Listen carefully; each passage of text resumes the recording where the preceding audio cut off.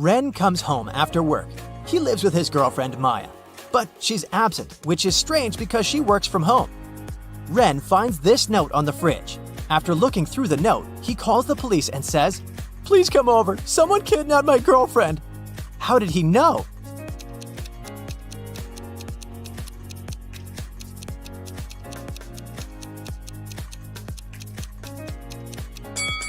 Maya left an encoded hint in this list of products. The number shows which letter you should take away from each word. I from fish, A from apple, M from watermelon, and so on. And finally, we'll get, "I am kidnapped." The police search Ren's apartment for clues. They find a fresh postcard from Maya's ex-boyfriend Frank among her documents. There's a weird poem on the back of the postcard. Frank is a literature teacher. He was always good at writing, and he couldn't make such mistakes. The officer reads the poem and realizes that Frank kidnapped Maya. How did he know?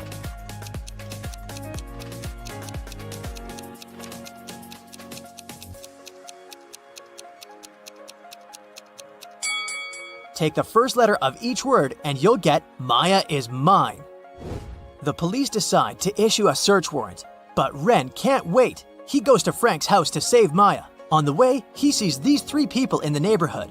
Can you spot who's suspicious?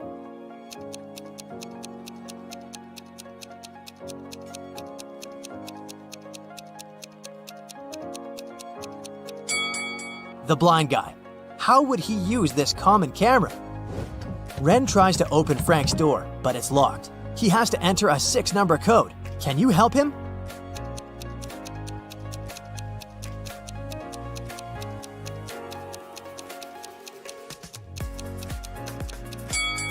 This picture is a hint. If we count all the points of intersection of the circles, we'll get the code 237640. Ren enters Frank's house and spots 3 odd details right away. Can you see them too?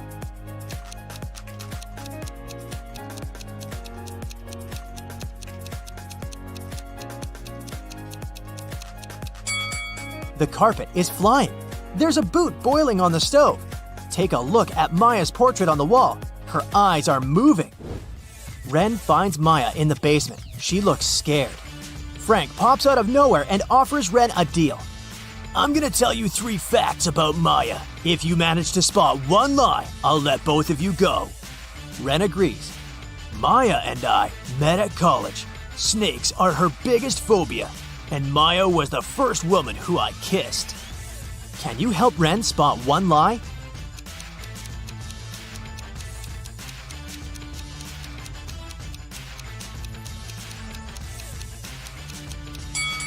Maya is wearing snake earrings. It's unlikely that she would wear them if the second fact was true.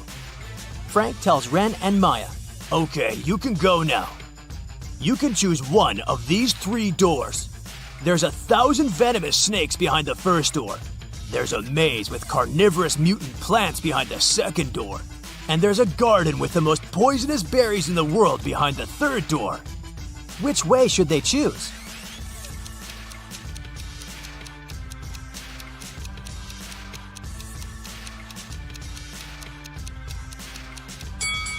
The third one, nobody said that they have to eat the berries. Maya and Ren come home. Suddenly, a ball breaks their window. They look outside and see 5 teenagers playing basketball. One of them broke the window. Each makes 3 statements. 1 is false and 2 are true. Ken says, "I didn't do it. Jessica will tell who did it. One of us is in big trouble." Love says, "Mia did it. I didn't do it. I don't even like to play basketball." Victoria says, "I didn't do it. Mia and I are good friends. Jessica doesn't know who did it." Mia says, "Love lied when she said I broke the window. I had never seen Victoria before today. I've never broken a window in my life." And Jessica says, "I saw Mia break it. I didn't break the window. I want to go home." Who broke the window?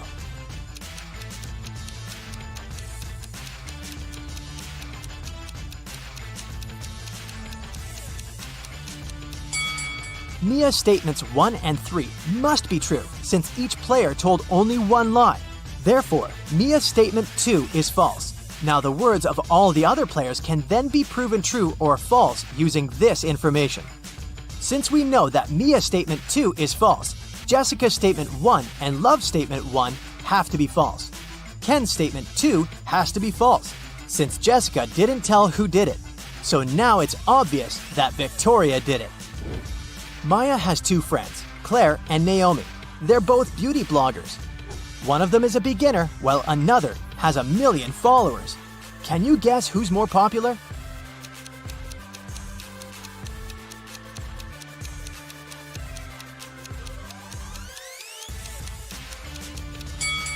Naomi has more subscribers. She has a 1 million gold award from YouTube hidden on her shelf. Also, take a look at Claire's phone. She's watching Naomi's video and repeats after her. Ren invites Maya on an unusual date. They go to a farm. He takes these 2 pictures. Can you see any difference between them?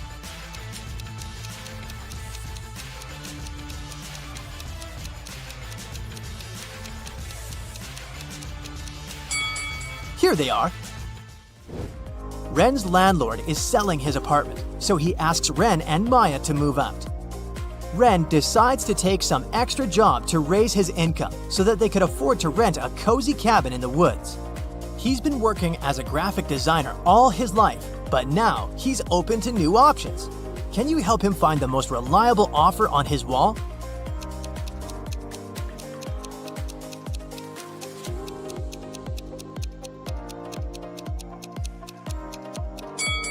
He doesn't have experience to become a firefighter, and the second offer is for ladies only. The remaining options are good, but only the job of a forester is ideal, because it provides a free cabin, just what Ren wanted. Ren and Maya begin to pack their bags. Maya can't find these 3 items. Can you help her?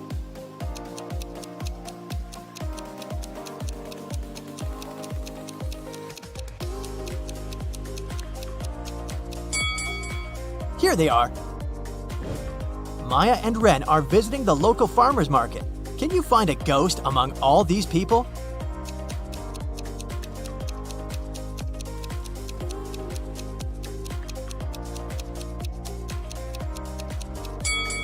This lady with transparent legs. Finally, Ren and Maya arrived at their new cabin, but it's locked. They find this weird note on the door. Can you help them solve this mystery?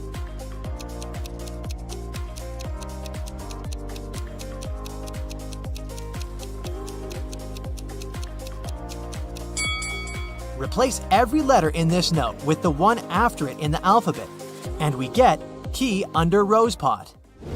Ren, Maya, Rose, and Mike are best friends. They gather to celebrate Thanksgiving at the cabin. They agreed to buy gifts for each other. Ren buys a little statue, Maya buys a bottle of perfume, Mike buys a watch, and Rose buys a phone. The gifts were packed in identical boxes.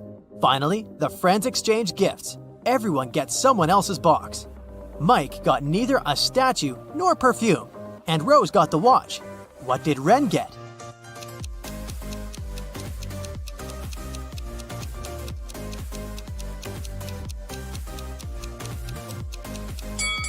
Rose got the watch, so Mike could only get the phone. It means that Ren got the perfume and Maya got the statue. In the middle of the party, Ren goes to the toilet. He leaves his phone on a table. In a while, he returns and finds out that his phone is missing. Ren asks everyone just one question. "What did you do when I was in the toilet?" Rose says, "I was watching a movie in the living room. The story is so sweet." Mike says, "I was decorating the living room. I think I heard your phone vibrating, but I didn't bother." And Maya says, "I applied makeup in the bedroom. Do you like it?" Can you guess who stole the phone?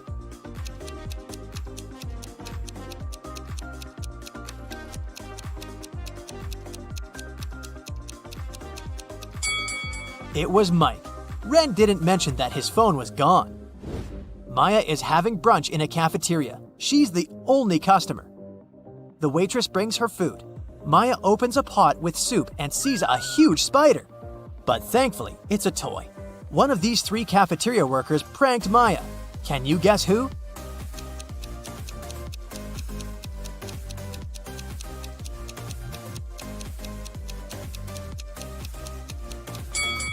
It's the guy on the left. He's the only one who doesn't hold a phone.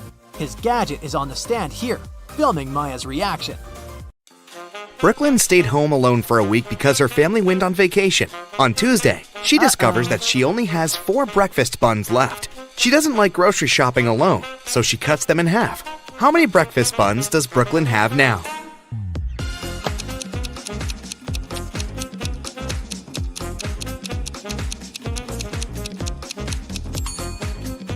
Brooklyn might now have 8 pieces, but it's still just 4 buns. Mrs. Palmer has 3 daughters, Iris, Lily, and Rose. She's about to have another girl. What do you think she'll name her? Alice, Hannah, or Poppy?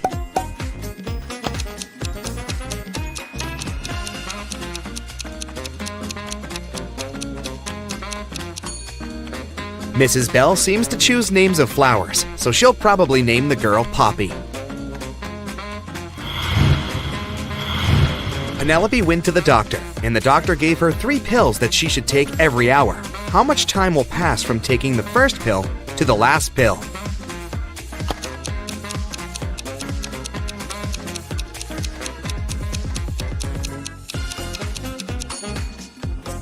Just 2 hours. Penelope will take a pill, then she'll take a second pill in 1 hour, and the third pill 1 hour after that. So, just 2 hours will pass.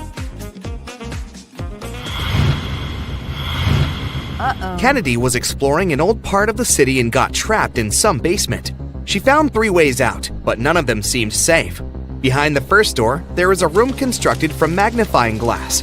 The blazing hot sun outside will instantly fry anything or anyone that enters. Behind the second door, there's a lava floor that melts anything.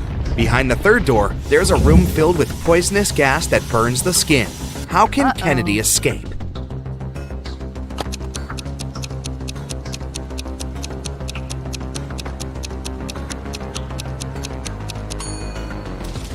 Kennedy should wait until night and then walk out the first door. Amy goes hiking alone and gets lost. She only has 2 options: to spend a night in a zombie town or in Werewolf Village. What should she choose?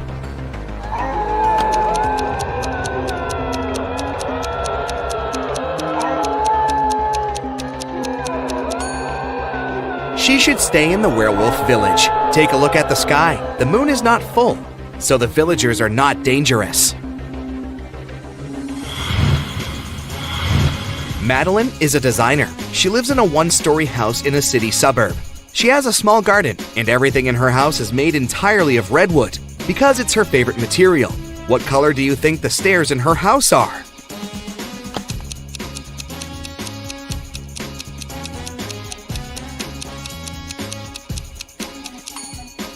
It's a tricky question. You should remember that she lives in a 1-story house, so she simply doesn't have any stairs there. Okay, here's a little riddle for you to think. I have 1,000 ribs, but only 2 backbones. What am I?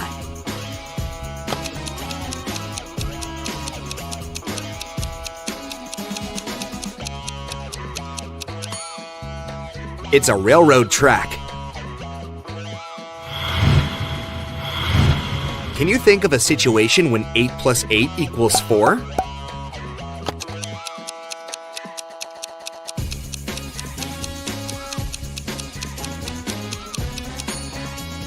Yes, it's true when we talk about time. If it's 8 o'clock, then in 8 hours, it'll be 4. Ruby and Scarlet are sisters, and they always play tricks on one another. Today, Ruby came to Scarlet and said, "I'll bet you $1 that if you give me $2, I will give you $3 in return." Should Scarlet accept the bet?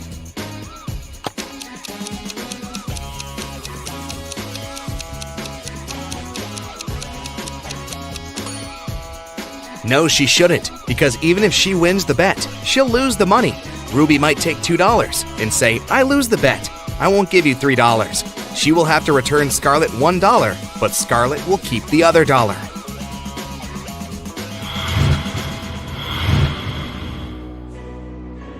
Esme was having a walk in the forest and got lost. Instead, he found a witch's house. walked in, patted a cat, and asked the witch to take her home. But the witch had a problem, and she asked Esme to help her. Last week, the witch bought a rabbit. The seller told her that the rabbits breed every month and delivers 5 rabbits with 60% chance and 7 rabbits with 40% chance. How many rabbits will the witch have in a year?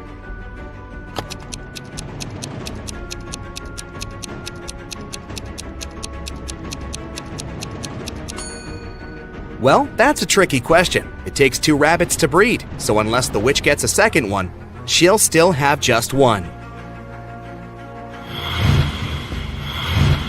Which of the following statements are true and which are false? 1. Only one of the statements is false. 2. 2 of the statements are false. 3. 3 of the statements are false. 4. 4 of the statements are false. 5. All 5 of these statements are false.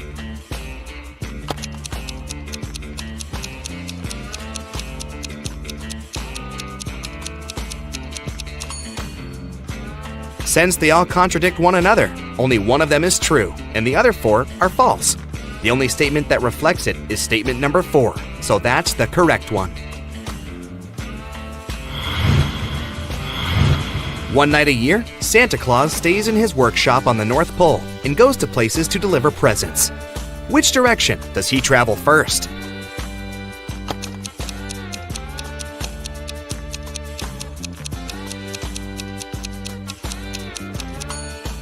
Santa lives on the North Pole, and wherever you go, the only way to travel from there is south.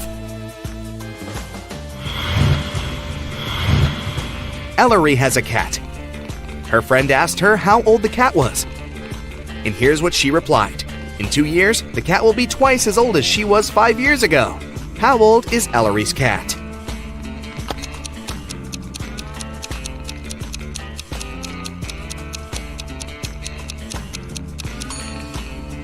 The cat is 12 years old.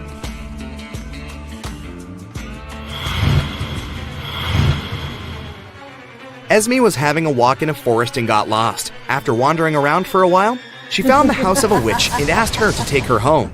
The witch shrugged and gave her a bottle with a key in it. The key will open this door, and the door will take you home. Take it out, but there are 2 rules. You can't pull the cork, and you can't break the bottle. How can Esme get the key?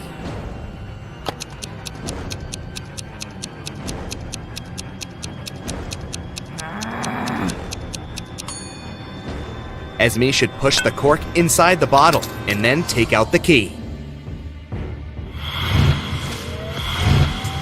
Now I'll show you some photos, and your task is to figure out what's wrong with them. Ready? Yeah. Here's the first one.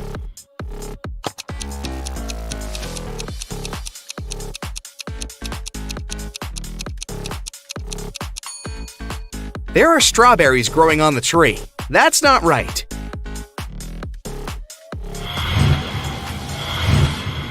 What about this one? Do you see a mistake?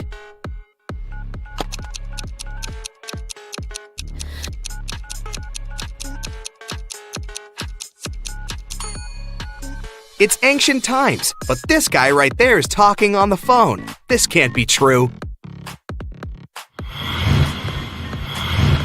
Next one. Keep your eyes wide open. Do you see what's wrong in this picture?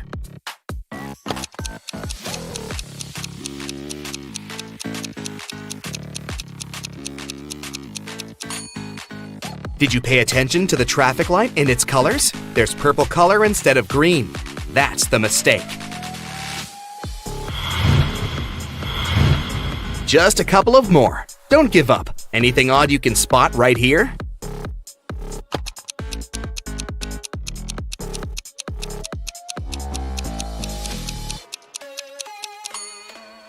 It's night, but there's the sun in the sky. That's odd.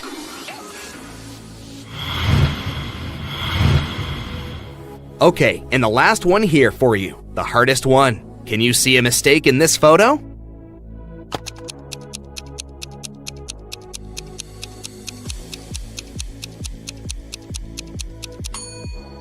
This woman doesn't get reflected in the mirror. Is it a mistake, or is she just a vampire? Ava, Beth, and Chloe are best students in class, and they are participating in the end of a semester tournament. Here's how the rules go. Before hearing the question, a girl chooses a target, one of the other two girls. Then the question is read, and the girl gives her answer. If the answer is correct, the target gets eliminated. If the answer is wrong, then the turn goes to the next participant, who will then choose her target and will get her question, and so on. A subject was drawn randomly: history. Ava isn't very good in history, and her odds of giving the right answer are 1 in 3. Beth is a bit better, and her odds are 2 out of 3. Chloe is a history ace, and her odds of responding correctly are 3 out of 3. Everyone knows each other's odds. To be fair, Ava starts, and then the turn will pass to Beth, then to Chloe, and then back to Ava, and so on, until there's one last person left. What should be Ava's strategy to have higher chances of winning?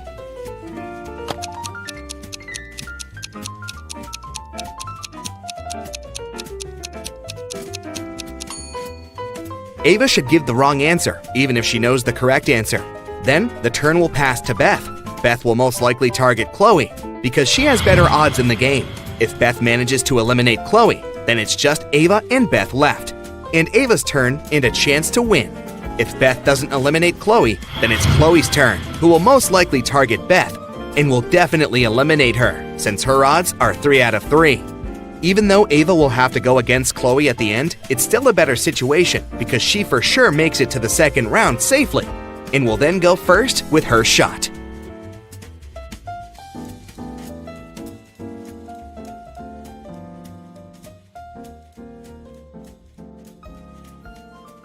Sarah was in her hotel room when she heard a knock on the door. When she looked through the peephole, she saw a man standing outside. "Sorry for bothering you. I'm the hotel manager," he said. "Our database has crashed, and I need to recheck some information." Sarah said she would be back in a moment, got away from the door, and called the hotel security. She said there is a man trying to rob her. How did she know?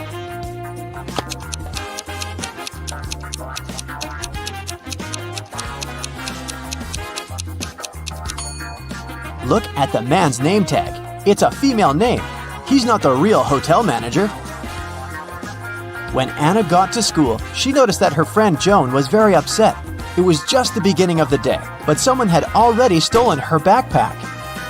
Joan left the classroom to go to the bathroom, and at that moment, someone must have got inside and stolen her things. Anna started her own investigation. Jenna from the robotics lab said she'd been fixing a robot that morning.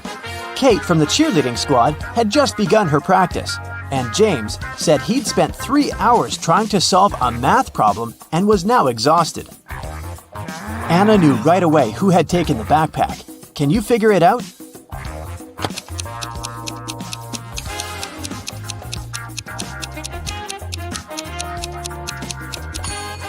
It was James. The school day had just started. How could he have been there for 3 hours already? On a beautiful morning, Michael and Christina went on a hike. At some point, they saw a river they had to cross. Both of them needed to get to the other side. However, the boat could only make one trip back and forth and take one of them at a time. Still, both of them managed to get across. How?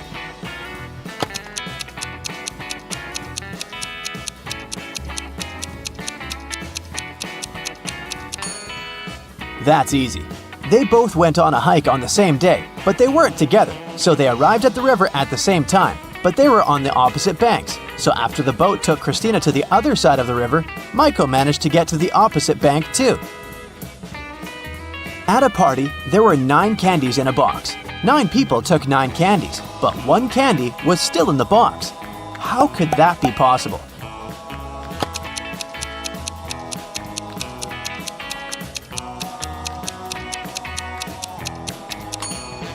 The last person took the candy that was still in the box.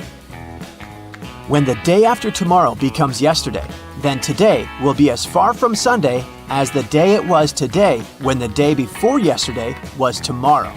Which day is it?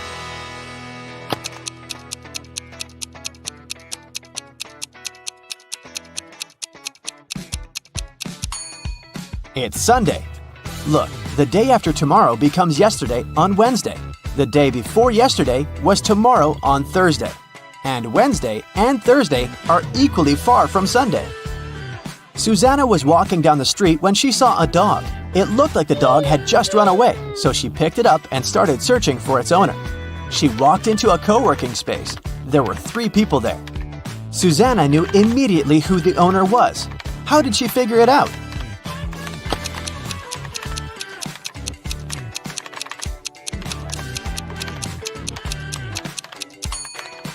Look at the guy in the middle. He's sitting on top of a dog leash. It was Brian's birthday, and he organized a game for his friends. He placed 2 cards, 1 yellow and 1 red, inside a box.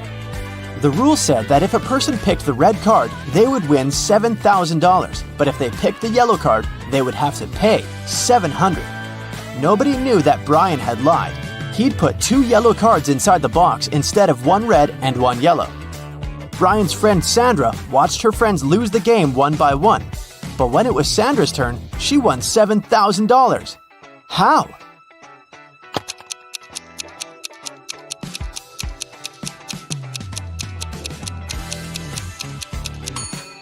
When it was her turn, she picked one of the yellow cards, not showing it to anyone. Then, she picked the remaining card, which was also yellow, and showed it to her friends. Brian had to admit that the first card she'd drawn and hidden was red. Otherwise, all his friends would know he was a liar. Way to go, Sandra. Amy has to escape from a high-security room, but to do so, she has to solve a riddle. There are 2 strings in the room, and the only information she has is that each string takes exactly 1 hour to burn. She needs to time exactly 45 minutes with the help of the strings. How can she do it?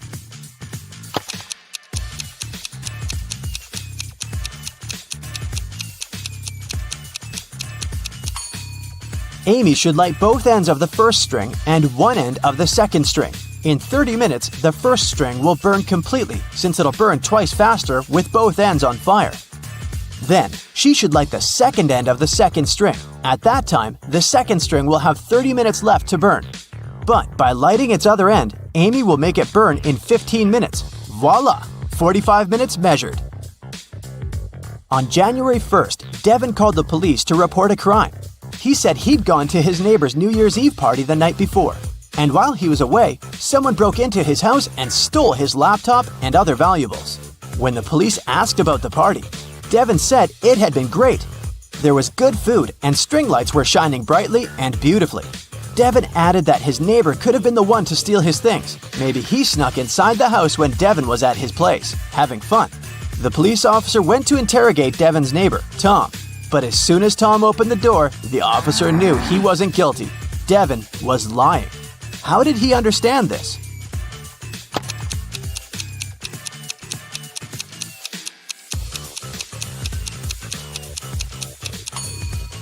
Look at the string lights on the tree. They're missing 3 bulbs. It means they couldn't be working the night before. Devin is lying. Matthew was on an expedition to the South Pole. He had been exploring the area for days when a storm began. Looking for shelter, he managed to find 2 caves. In the first cave, there was a very hungry-looking polar bear. In the second cave, the air was filled with toxic gas. Which cave should he choose?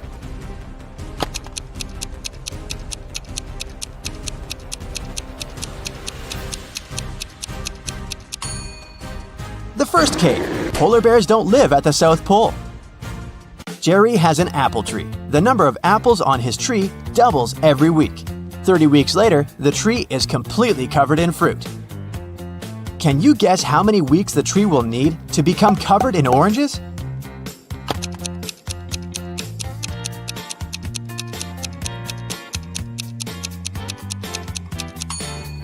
Oranges don't grow on apple trees, but if I asked you about apples, the answer would be 29 weeks, because, as we know, the number of apples doubles every week. Nobody has ever walked this way. What way is it?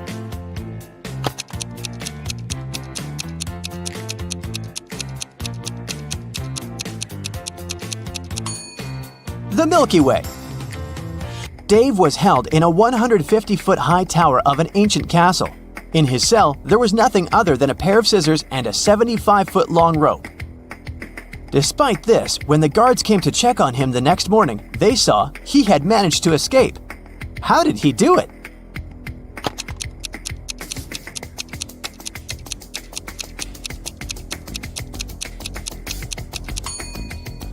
He cut the rope in the middle, but rather than cutting it across, he cut it along. Then, he tied both pieces of the rope together and safely got down to the ground. Genius, huh? On the outskirts of the town, there was a haunted house. A group of friends decided to check it out. They went there at night, but as soon as they got there, one of the friends, John, refused to go inside and tried to stop the others. But they just laughed at him and went inside, leaving him behind. There were several terrible crashing sounds coming from the house. And then everything went still. John never saw his friends again. How did John understand that there was something seriously wrong with the house?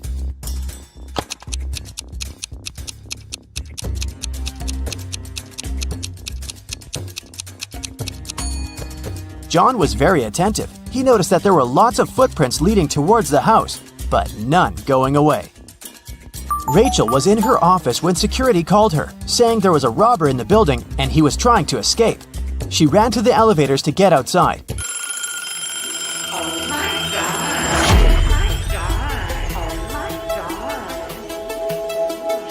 But two elevators arrived at the same time. In each of them, there was a man that looked suspicious and could be the robber. How can Rachel understand which elevator is safe to take?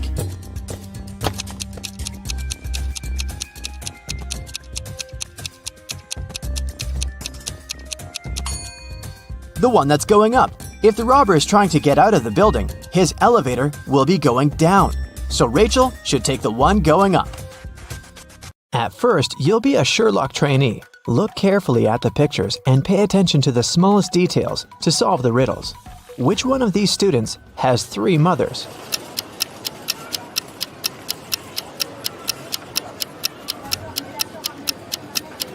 It must be this guy right here, the one with the 3 sandwiches. The guy with 3 glasses got them from the cafeteria. He must be very thirsty, but it's not a sign of 3 mothers. But this one definitely brought sandwiches from home, so I bet it's him. Let me know if you disagree. Let's move on. One of the girls has a pet at home. Can you guess which one?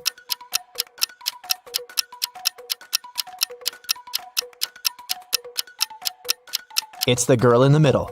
Look, her hands and arms are scratched. She must be living with a cat. Okay, look at these 3 people. Who is a vampire?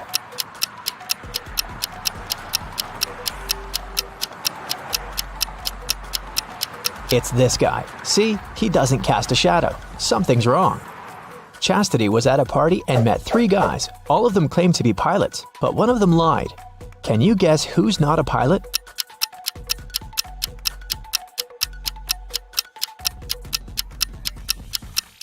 Pilots must have perfect eyesight. This guy is wearing glasses, so he's not a real pilot. Look at these 3 students. One of them is left-handed. Can you figure out who exactly?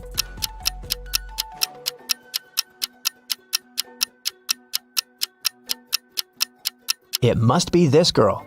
The outer side of her left hand has some ink stains. It happens when she writes. Since we write from left to right, her arm covers everything she's just written. 3 best friends met for a coffee in the evening. Can you tell which one of them has a pet?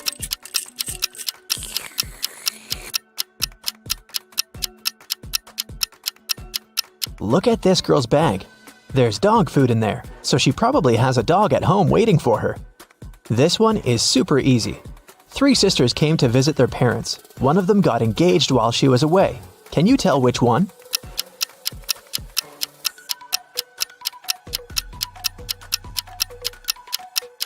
It's this girl who's wearing a ring. 3 men came to a job interview. The company didn't want to hire fathers because they needed full commitment for the first year. All men said they were single and had no families, but one of them lied and actually had a daughter. Which one?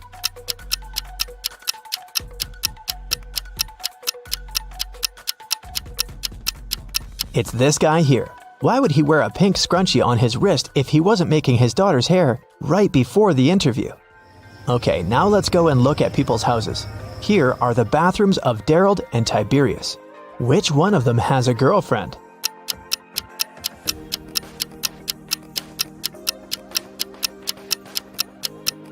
It must be Tiberius. Look, there are 2 toothbrushes in his bathroom. Nevaeh and Nicolene are students.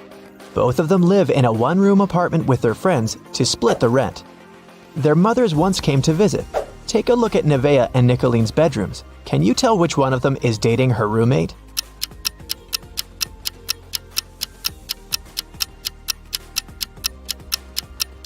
It must be Nevaeh. In Nicolene's bedroom, there are 2 single beds, and in Nevaeh's bedroom, there's just one big bed. Look at these 3 friends. One of them isn't really a human, but which one?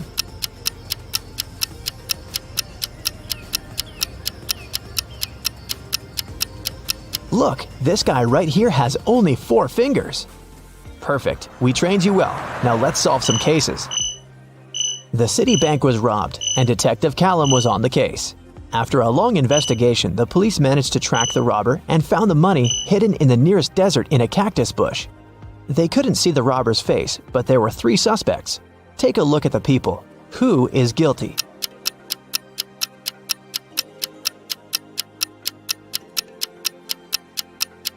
It's this man. Look, he has many scars on his arms and hands.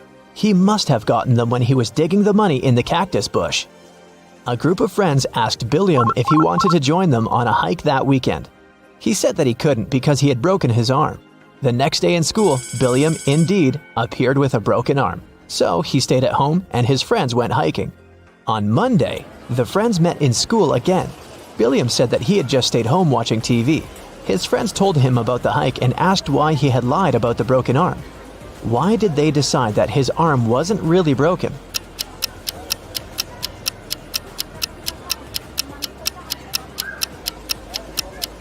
Last week, Billiam's right arm was broken. On Monday, it was the left one. He must be faking it. Mr. Tucker called the police and reported that he had been robbed. Detective Callum arrived at his place and found Mr. Tucker tied up to a chair. Mr. Tucker said that he had been sleeping when someone wearing a mask had broken into the room. They took him right out of the bed, tied him up to the chair, and then took all the savings he was keeping in the wardrobe. When they left, he managed to call the police because his cell phone was in his pocket. Still, Detective Callum didn't believe him. Why?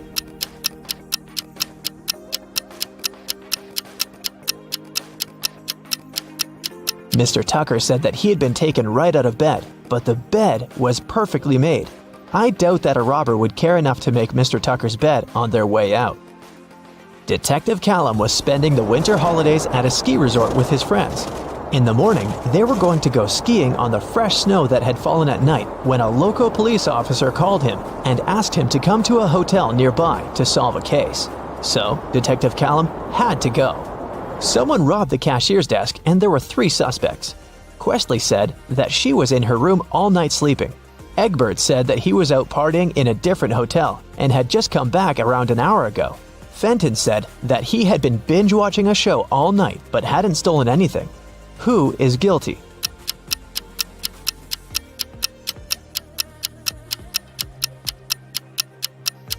It was Egbert. If he had just returned, he would have left his footprints on the fresh snow, but there were no footprints leading to the hotel as Detective Callum was walking there. And the name Egbert will make anyone suspicious. There was a car accident in the suburbs, and police arrived to investigate the case. The driver went into a cliff right where the road was taking a dangerous turn. The car turned around, and he was pushed out of it and got stuck nearby. He had his cell phone on him, so he was able to make a call. A police officer helped the driver out and asked him to show what was in the trunk. The driver gladly opened it with his keys. In the trunk, there was his suitcase, some instruments, and a spare tire. The police officer said that the accident had been staged. Why?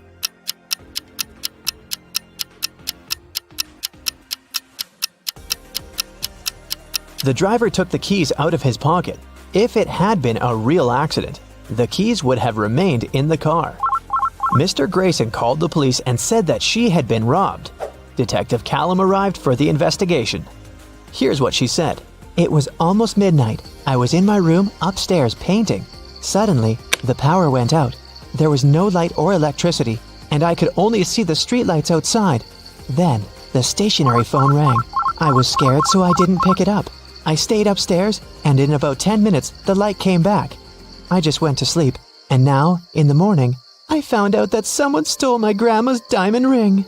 Detective Callum didn't believe her. Why?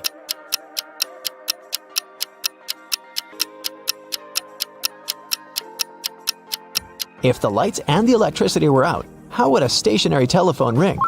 This lady is making things up. Gavin drove to get some groceries and parked his car in front of the store. Of course, he forgot where he had parked and couldn't find his car. Luckily, he had taken a picture of his parked car and he opened it to look up the number of the parking lot. The problem is that his parking lot number is covered and the number of the lots nearby doesn't make any sense. Can you figure out what's Gavin's parking lot number and where he should search for his car?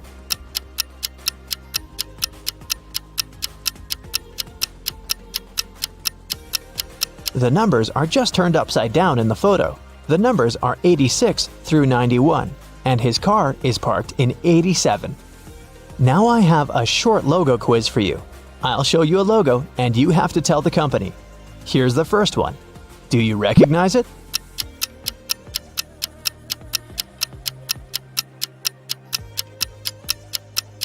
It's Honda, a Japanese car brand. This one is super easy. What is it?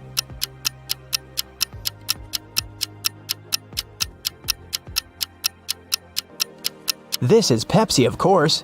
What about this cute crocodile? Does it ring a bell?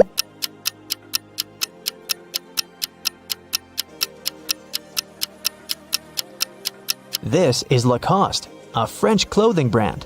Another easy one. I bet you have it on your phone.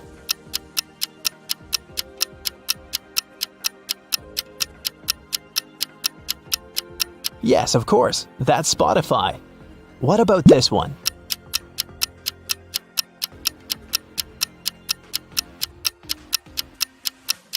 Yes, it's Nike.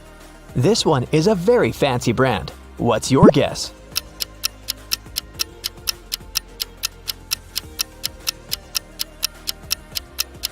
That's Louis Vuitton. Okay, another one for you. It's harder, but you've got this. What's your call?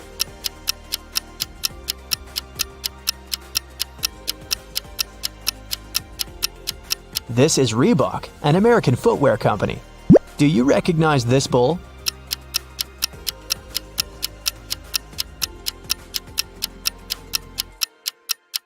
Is a Lamborghini logo. This is a painfully familiar yellow rectangle. Where is it from?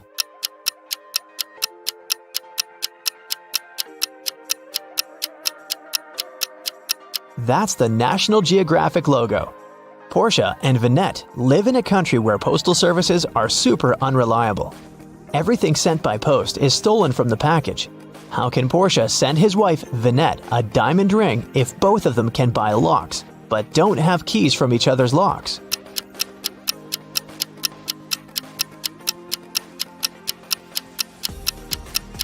Porsche can lock the box with the ring and send it to Vinette.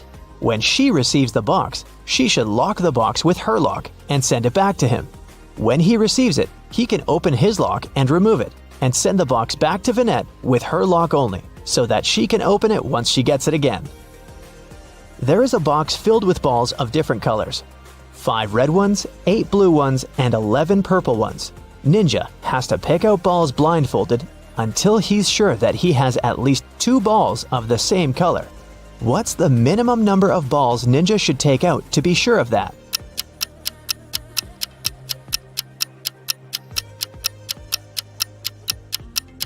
Worst case scenario, he'll be picking out the balls of a different color every time. There are 3 colors, so if he picks out 3, they might all be different.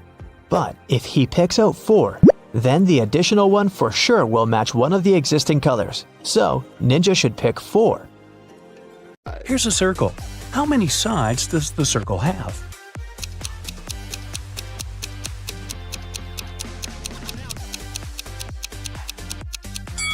There are 2, the inside and the outside. It was Aviana's birthday, and she went to buy herself an ebook she'd been dreaming about. The ebook and the case cost $150 in total. If the ebook was $100 more expensive than the case, how much did each item cost?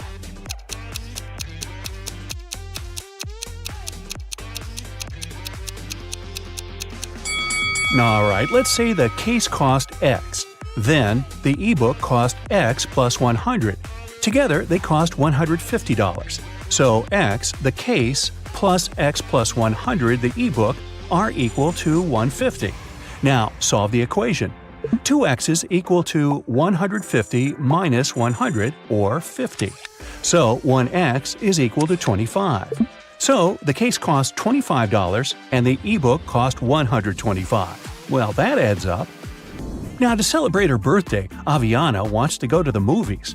She has 2 friends whom she wants to take with her. A movie ticket costs $8. What is cheaper?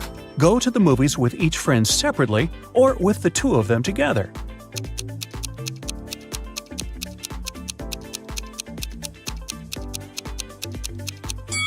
Of course, it's cheaper to go with the 2 of them together. If she goes there 2 times separately with each friend, she'll have to buy a ticket for herself twice. So she'll buy 4 tickets. But if they go together, she will only buy 3 tickets. Yes! 5 friends met for the first time in 5 years. Each one shook hands with each person in the group, but only once. How many handshakes were made?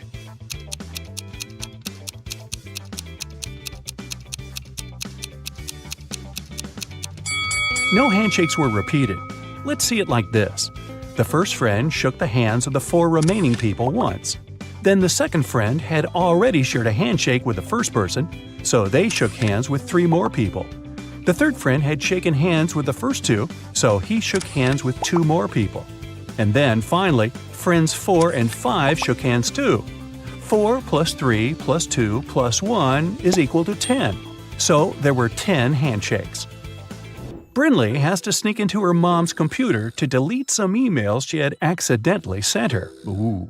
Mom has a poor memory, so she always has notes with her passcodes. Luckily, the note is right on the desk again. What's the passcode?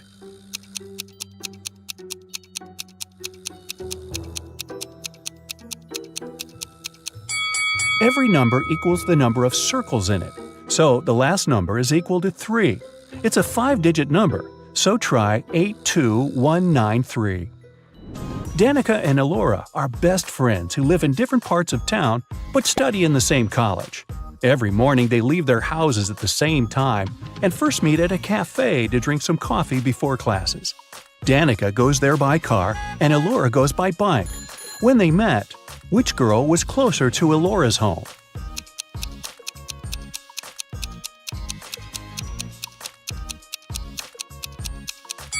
When they meet, they're in the same spot, so no one is closer than the other one. Mrs. Marshall owns a factory that produces office desks. 4 workers can build 4 desks in 4 hours. If she hires 4 more people, how many desks will 8 workers produce in 8 hours?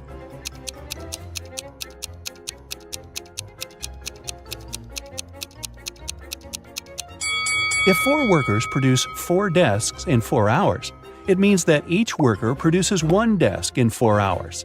So 8 workers will produce 8 desks in 4 hours, or 16 desks in 8 hours. Maya has 4 pens, a blue one, a black one, a red one, and a green one. They lay on the table in some order. Here are some hints. 1. The green one is somewhere in the middle. 2. The blue one is to the left of the black one and to the right of the red one. 3. The red pen is right next to the blue one. So, what's the order of the pens?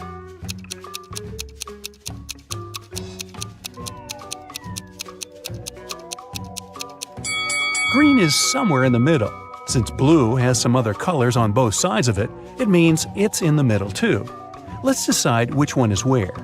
If the green pen is in position 2, then the blue one takes position 3. We know that the blue one is on the left of the black one, so black takes position 4, and red must be in position 1. But it doesn't fit, because the last condition is that the red and blue ones are next to each other. So, let's switch the green and blue. Now blue is right next to red, but is still to the left of black. So the right order is red, blue, green, black. Yvonne cuts one baguette into 4 pieces in 12 seconds. How much time will she need to cut the same baguette into 8 pieces?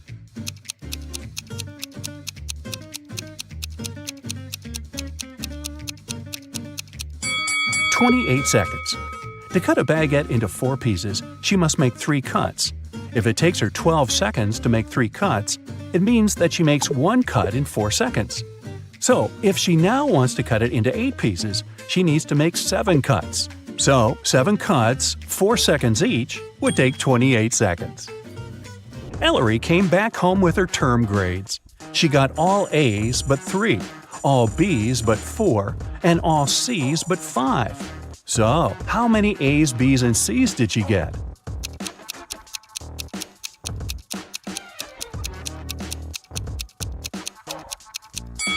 Let's start with A's. They are all but 3, so there are 3 B's and C's together, which is either 2 C's and 1 B or 2 B's and 1 C.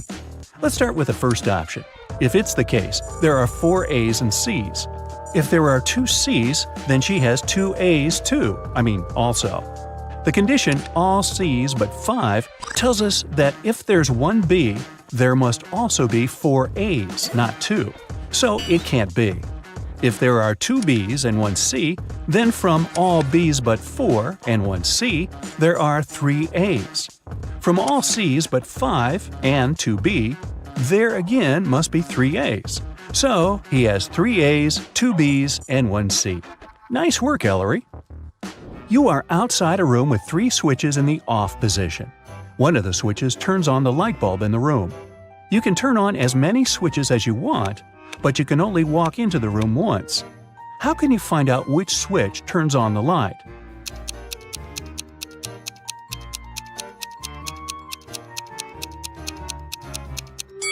Turn 2 random switches on and wait a couple of minutes. Then turn one of them off and walk into the room. If the light is still on, then the controlling switch is the one you left in the on position. If there's no light, touch the light bulb. If it's hot, then the controlling switch is the one you just turned off. If the light bulb is cold, that switch is the one you didn't turn on. Every Sunday, Mrs. Adams gives her daughters pocket money. Half of the whole amount goes to the oldest daughter, Stella. The second sister, Ashley, gets half of the amount Stella gets. Eleanor gets 1/6 of the total amount, and the remaining $10 goes to the youngest daughter, Sierra. How much money does Mrs. Adams give away?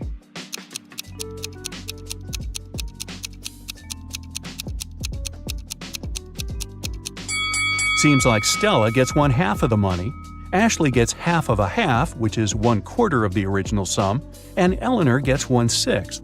They're all a fraction of 12s. So Ella gets 6 12s, Ashley gets 3 12s, and Eleanor gets 3 12s. Together, it's 11 12s, which means that Sierra gets 1/12, which is $10. So Stella gets $60, Ashley gets $30, Eleanor gets $20, and the whole sum is $120. Hey, if I were Sierra, I would complain. Annabeth is going by train to visit her best friend, Brooke. The train is 500 feet long, and it's moving at a speed of 500 feet a minute, and it's now traveling through a 500-foot-long tunnel. How long will it take for the train to go through the tunnel?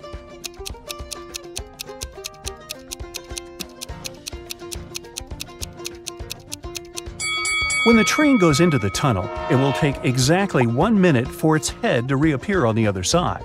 But the rest of the train should get out of there too. Once the head of the train is out, the back of the train just entered the tunnel, and it'll need another minute to travel through the tunnel. So the train will need 2 minutes in total. An elf hired a fairy to take care of his garden for a week. As a daily payment, the fairy takes 1 inch of a candy cane. The elf has a 7-inch candy cane in one piece, but the fairy wants to be paid every day because fairies don't trust elves. The elf has a knife that can only make 2 cuts. How can he manage?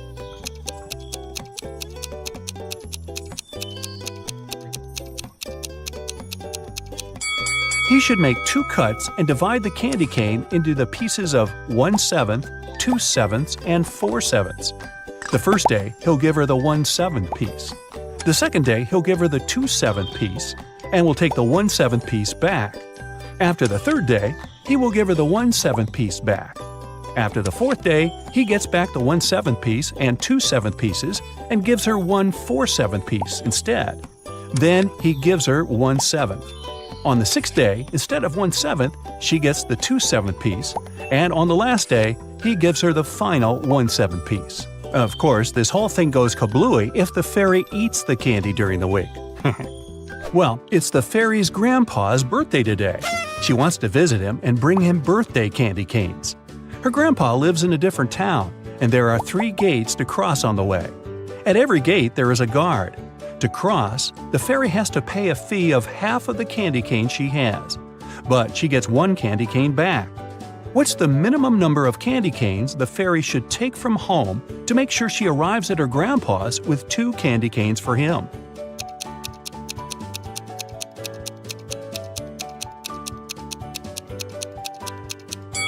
She should take just 2. At every gate, she'll have to give away half, which is 1, and she'll be getting that one back. Ooh, tasty! A new ice cream parlor opens up in Matt's neighborhood. He goes there to check it out. It's pretty crowded because they offer 1 free ice cream serving to each customer. Matt meets a pretty lady named Kitty in the line. He falls in love with her right away, but unfortunately, she's already married. Can you find her husband among these guys?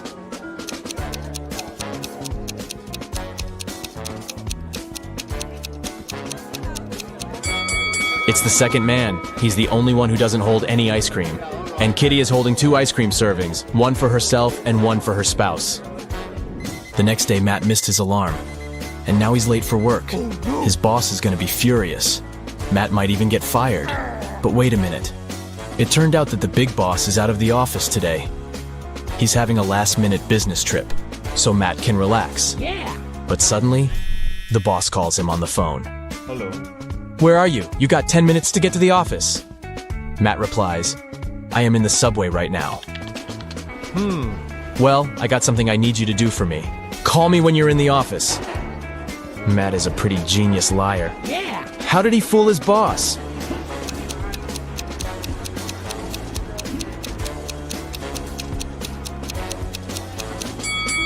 Matt had a subway noise track on his computer.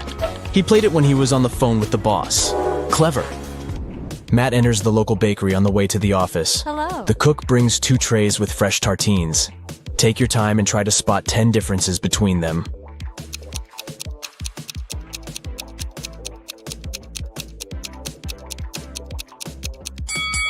Ready to see the answer? Here they are. What about these 2 breakfasts? Can you find 10 differences?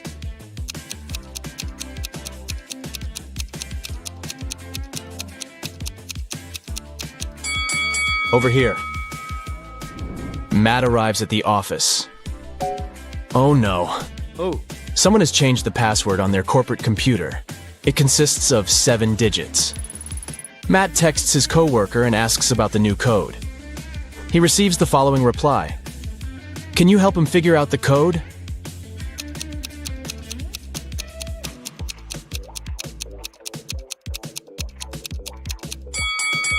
The number of fingers implies the right digit in the password. So Matt should enter 1, 0, 5, 2, 3, 1, and 0. Matt is an illustrator. His boss sends some files and asks him to separate the images and add some colors. Unfortunately, all the layers are merged.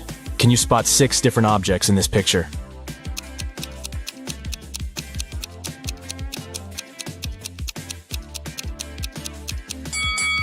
Here they are. What about this one? Can you spot 11 objects?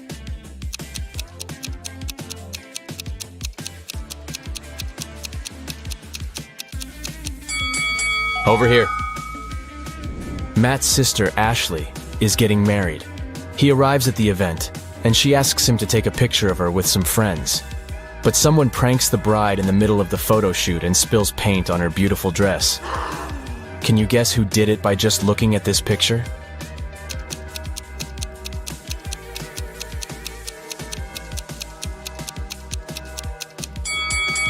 It's the man on the right. He has a rope in his hands, and it's tied to the bucket. Ashley changes and the wedding goes great. After the ceremony, they throw a party in a restaurant.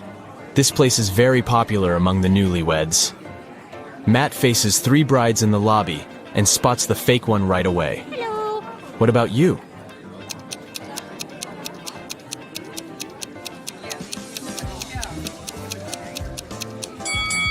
It's the third lady. She's wearing regular jeans and sneakers under her dress. And also, she's wearing a wig. She must be just trying on a costume. The wedding dinner begins, and the waiters serve the first course. But suddenly, the lights turn off for 15 seconds. When the power is back again, Matt finds out that his golden watch is gone. He questions 4 suspects. Karen says, "I was eating the wedding cake when the light turned off. It was delicious." Nick says, "I was talking on the phone with my grandpa. When it got dark, I just continued our conversation." David says, "I was washing my hands in the bathroom." And Stella says, "I was taking pictures of the food for my Instagram. The local cuisine is so fancy." Who's lying?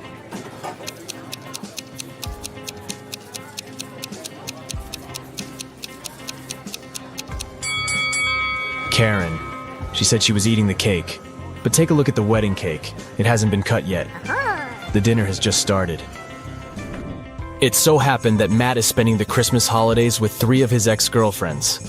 They go to a fancy ski resort in Alaska. It was the first day of vacation when Matt was found poisoned in his bedroom. The police interrogate his ex-girlfriends. All the 3 ladies went away that day, and Matt stayed in the hotel for a nap. Megan says, "I was shopping all day long." Lola says, "I went to the beach to sunbathe and swim. When I returned, I found Matt lying unconscious."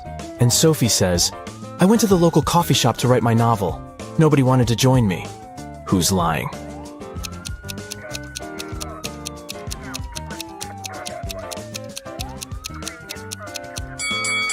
Lola, it's Christmas time, so it should be very cold in Alaska. She couldn't swim and sunbathe outdoors. Finally, Matt gets better and leaves the hospital. Yeah. He returns to the ski resort and takes a look at the mountains. What are they doing wrong?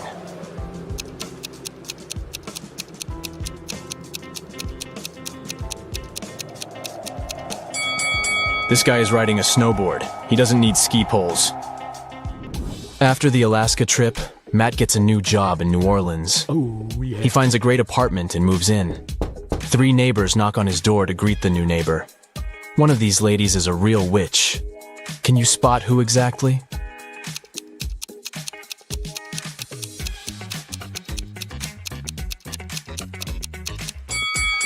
The first lady brought a cake. It looks pretty innocent. The third lady brought a plant.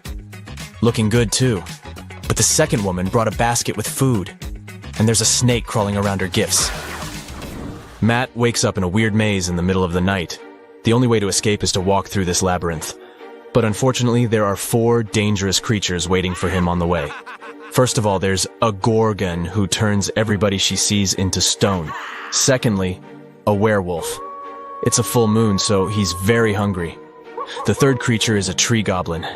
He can grab people with his strong branches, and it's impossible to get out. And finally, there's a siren who can use her singing to make you do anything she wants. Luckily, Matt has 4 magic potions which can be helpful. Each potion has a 24-hour effect. If you spill the first potion on anybody, they'll become silent. The second potion will make any creature very weak. The third potion turns anyone into a vegan. And the fourth potion causes blindness. Can you help Matt distribute the potions among the creatures correctly?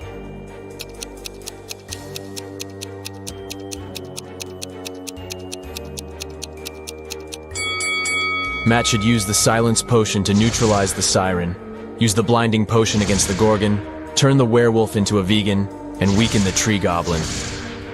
Brad has recently downloaded a dating app and found 3 beautiful ladies right away. Fiona is an art dealer from San Francisco. She has never had a serious relationship before, but she would like to settle down. Mary is a vegan, yoga teacher, and human rights enthusiast. She loves French cheese and enjoys watching sunsets on the pier. Betty is a firefighter. In her spare time, she writes songs and performs them with her music band. Brad likes them all equally. Can you give him advice on who he should invite on a real offline date?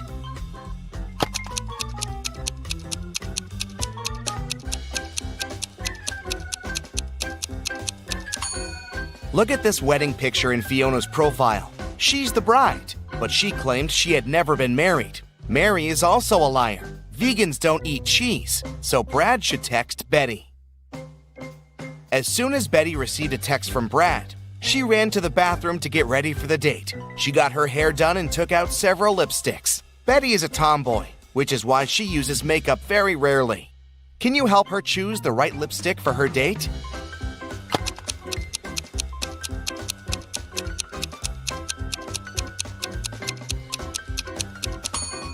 This lipstick is way too old. Look at the date. It was made in 1999 and expired a long time ago. And there's a spider inside this lipstick. Betty should choose the second one. Meanwhile, Brad took a shower and prepared to put on his favorite white shirt. But when he pulled it out of the closet, he discovered that someone had stained it with chocolate. Brad questioned his 3 brothers. Jim said he'd been cooking dinner in the kitchen. He didn't even come into Brad's room that day. Bill said that he entered Brad's room about an hour before to borrow a charger for his phone. And Mike said he'd been partying with his girlfriend all day and had just returned home.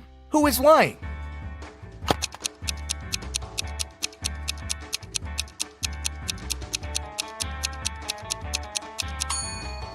Bill.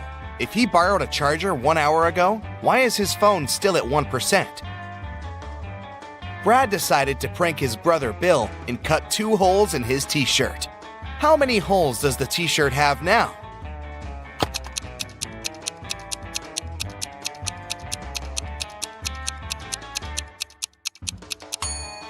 Eight. These 2 holes are cut through the t-shirt. That makes 4 holes in total. Plus, there are 2 holes for the arms, 1 for the head, and 1 at the bottom of the t-shirt. Betty and Brad met in a restaurant. It was love at first sight. A waiter came over and said, "Good evening. What would you like to eat?"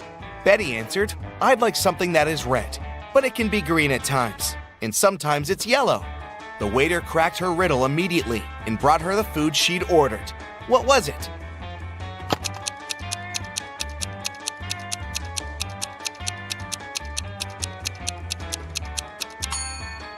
An apple. Brad liked the game and offered the waiter one more riddle. It can be red and it can be green. It can be black or it can be white. It tastes delicious with other dishes, but not on its own. In a minute, the waiter brought Brad his order. Have you guessed what it was?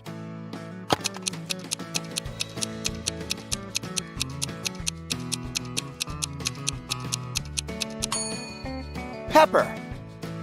After dinner, Brad and Betty went for a walk in the park. They were so focused on each other that they got completely lost. They began looking for a way out and came to this weird crossroad.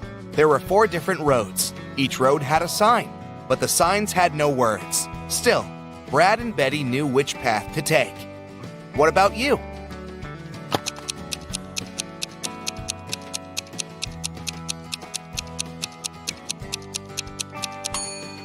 This one. It's the only right hand. 5 months later, Betty moved in with Brad. They shared a family house with Brad's 3 brothers. One day, Betty got a new longboard as a gift for Brad's birthday. It was a surprise, so she locked it in a basement and went to buy some groceries for dinner. When she returned, the longboard wasn't there. She realized that one of the 4 brothers must have pulled a prank on her.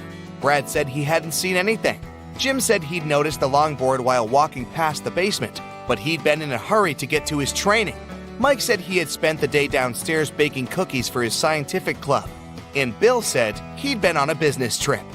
Who is behind the mysterious disappearance?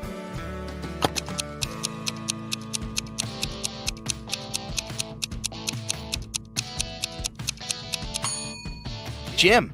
Betty locked the room. It means he couldn't see the longboard unless he broke in. Brad's brothers came home after work and met Brad in the kitchen.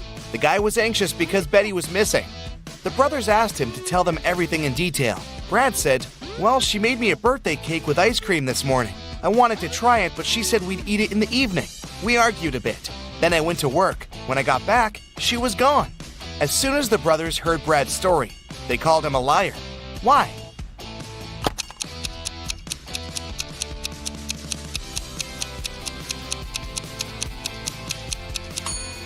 He said Betty had made the cake in the morning. Then why hasn't the ice cream melted yet? Brad got a job as a chemistry teacher. Wait, who stole his money? Brad found only one person's fingerprints on the wallet, his own. He questioned his 3 colleagues. Math teacher Jennifer said that she'd been having lunch. History teacher Becky said, "I didn't feel well yesterday, so I went home early." And English teacher Sam said that he'd been checking his students' homework in his classroom. Who is the thief?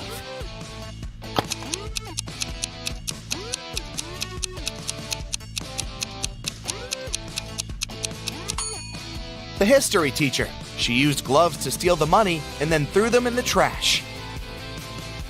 Betty and Brad were walking down the street. Suddenly, they met a weird-looking guy. He introduced himself as a magician and asked, "Do you guys want to get rich? Crack this 3-digit code, and the money is yours." He gave them a heavy suitcase with a combination lock and a piece of paper with this riddle. A. 548.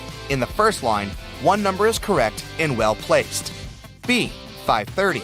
In the second line, nothing is correct. C. 157. In the third line, 2 numbers are correct but in the wrong places. D. 806. In the fourth line, 1 number is correct but in the wrong place. E. 647. And in the fifth line, 1 number is correct but in the wrong place. Can you help the guys?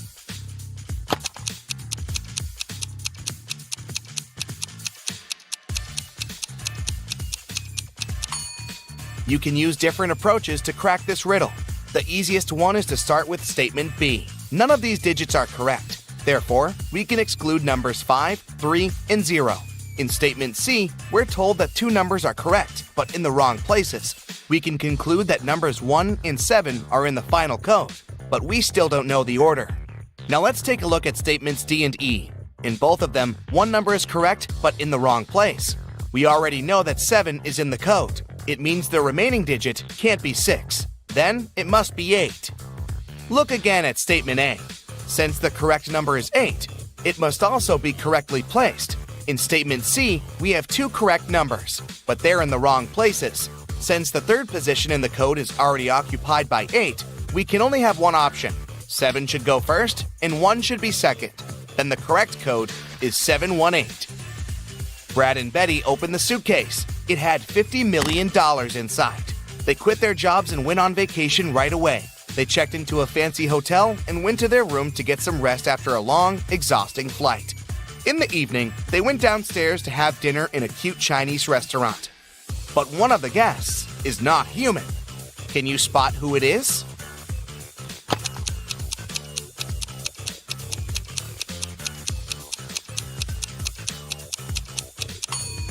Take a closer look at this guy's plate. It doesn't look like human food at all.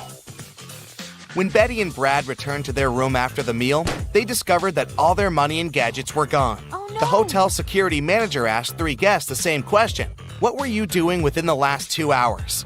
Dan said that he had spent all evening in the swimming pool area. Courtney said she'd been chilling in her room with her besties and had nothing to do with the robbery. And Henry said he had just returned from a party in another part of the city. Who's the thief?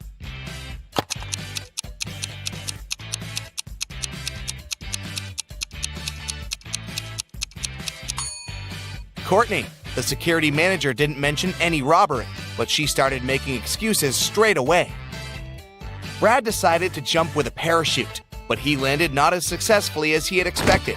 As soon as Betty found out about the accident, she rushed to the hospital. In the room, she saw an unconscious person, completely in bandages.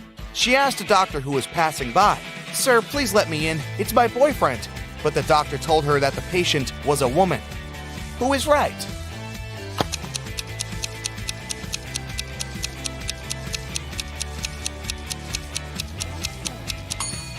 It's a man. Look at the name tag on his bed. Brad got well pretty quickly, and Becky took him on a romantic trip to an ancient castle. They were walking around the place and taking pictures, but suddenly, all the doors slammed shut. The guys were trapped inside. Brad found a door with a 4-digit combination lock, and Betty found this piece of paper on the floor. Can you help the guys crack the code and escape?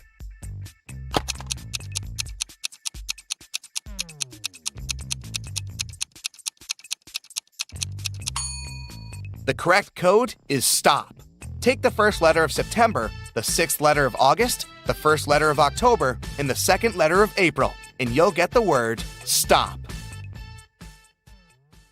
Nancy and Mike were going to the Carnival of Riddles, which was scheduled to be in their town during the weekend. It was a very popular carnival that was traveling the country, and everybody was so excited. So, when they arrived, they saw a very long line, and it seemed like they had to wait for many hours to be able to get in. But the ticket salesman left his booth and walked in front of the crowd. He said that he was going to give a riddle to everyone. Since this was the Carnival of Riddles, those who could answer correctly would be able to get inside earlier than others. The riddle was this: I am the beginning of eternity. I am the end of time and space. I am the start of every end. I am the end of every place. What am I?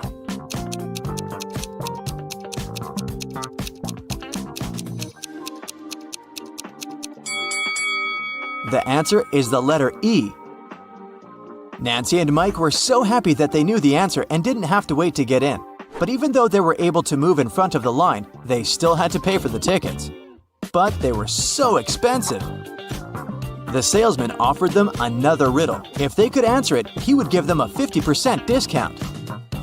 I have an X number of candy apples. If I count them by threes, the remainder is 2. If I count them by fives, the remainder is 3. If I count them by sevens, the remainder is 2. How many candy apples do I have?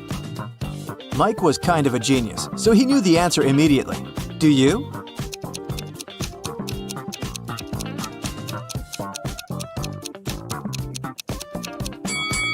The answer is 23. Nancy and Mike were glad to have been able to save some cash to buy snacks. Nancy wanted to get something sweet for herself and her brother, so they went to the candy booth. They had 3 options to choose from. They could either buy cotton candy, candy cane, or a candy apple. Which one should they pick?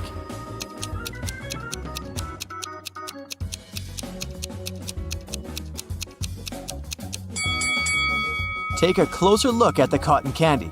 There's a teeny tiny spider stuck inside. Yikes!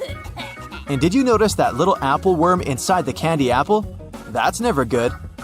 So, they should buy the candy cane. Before leaving the candy booth, Mike wanted to get a gumball too. However, when he inserted his coin into the gumball vending machine, he realized that something was strange. Hey! Do you see it too?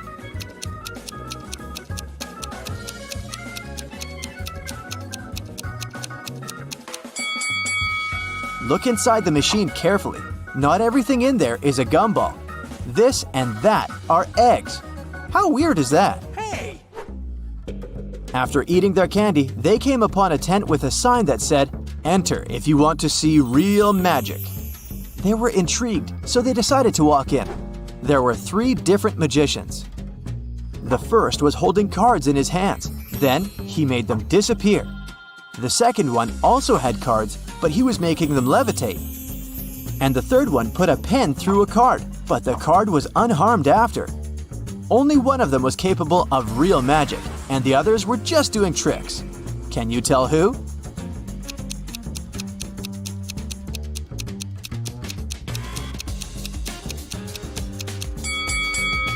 Take a closer look at the first magician's sleeves. You can see a corner of the card. He didn't make them disappear, he just hid them. The second magician's cards are attached to a clear thread. You can notice it from where the sunlight hits.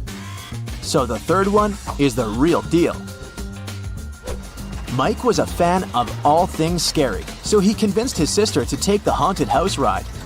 As their cart moved inside the dark tunnel, they encountered 3 different monsters along the way. A zombie, a ghost, and a mummy. Little did they know that one of them was a real monster. Can you tell which one?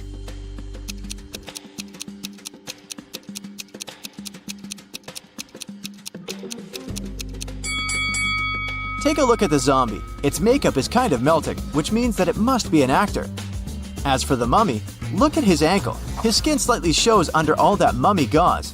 So he must be a dressed-up actor as well. That makes the ghost the real monster. So creepy. Nancy didn't enjoy the haunted house ride. She wanted her next ride to be something relaxing, so she chose the carousel. Mike decided to skip this one to explore the carnival more. They agreed to meet later. When Nancy arrived at the carousel, she saw that all the horse seats were taken, except 3. But only one of them looked safe to sit on. Which one is that?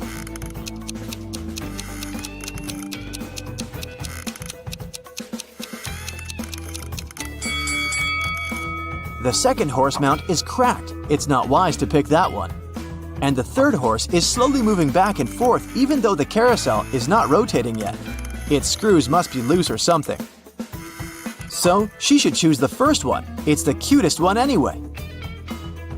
As Nancy was enjoying the carousel, Mike decided to check out the Hall of Mirrors. The information board said that only one person was allowed inside.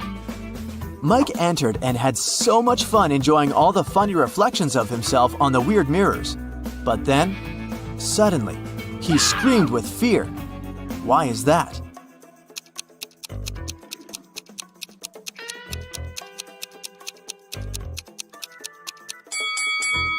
Take a closer look at the mirror reflections. One of them doesn't belong to Mike, so he is apparently not the only one inside, even though the sign said he would be. Mike was so scared of the unexpected reflection. He ran out of the Hall of Mirrors immediately, but as he did, he tripped on a stone and twisted his ankle. So he decided to visit the first aid tent to get some ice. When he walked in, he saw that the nurse was in panic and in no condition to help him out because there were 3 pregnant women sitting in front of her, all claiming they were going to give birth now. However, Mike noticed that one of them was lying and faking her pregnancy. Can you tell who?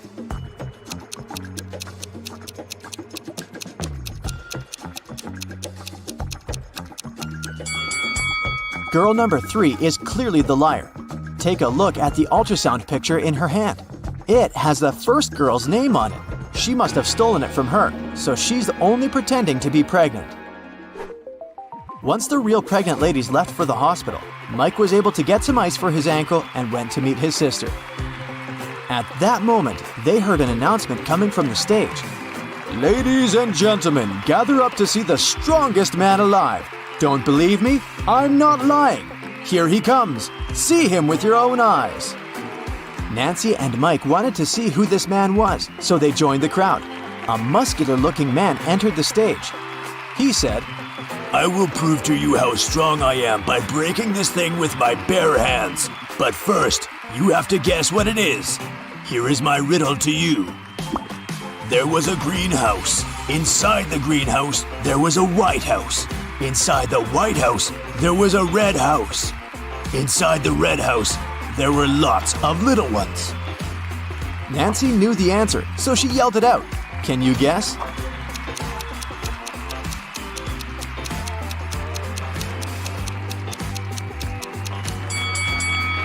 It's a watermelon, and the strongman was able to break it with his bare hands indeed. So cool! Nancy and Mike were tired, so they decided to call it a day and go home. But before that, they wanted to get a souvenir from the carnival. They picked a beautiful fridge magnet. When they paid for it, the gift shop salesman put 3 cups upside down on the table and placed their money under one of them. He said he would give their money back and the magnet for free if they could guess which cup had their money after he performed his trick. Watch carefully. Nancy knew where the money was immediately. How about you?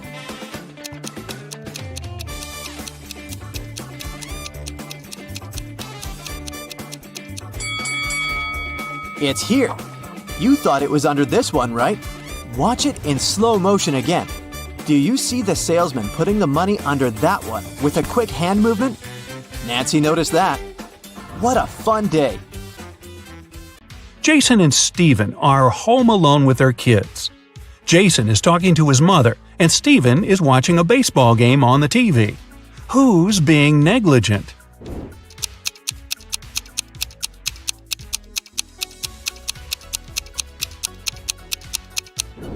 Jason.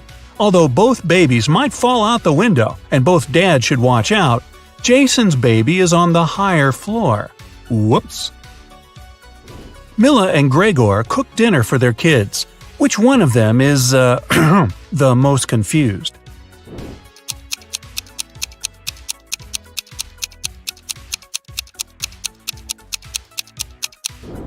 Milla. She accidentally mixed up the plates. She gave the dog her daughter's food and is about to feed her daughter dog food. Yum. Sabrina and her son went to the mountains to spend the day sliding. Adam is barbecuing in the backyard while watching his daughter. Who's not watching their child properly?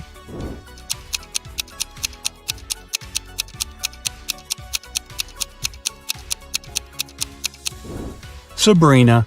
Her son is sliding right into a big hole in the ice. Rebecca and Natalie took their kids to the lake. The boys are about to jump from the cliff. Whose child is in danger?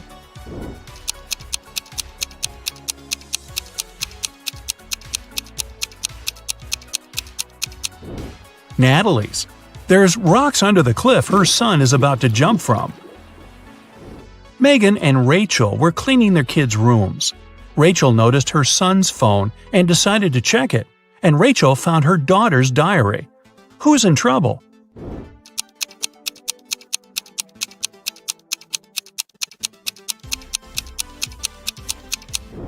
Rachel.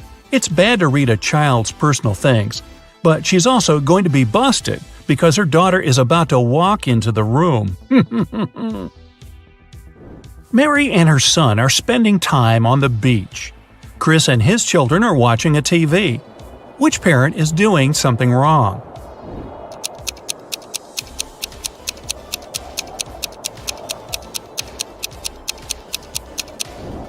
Mary.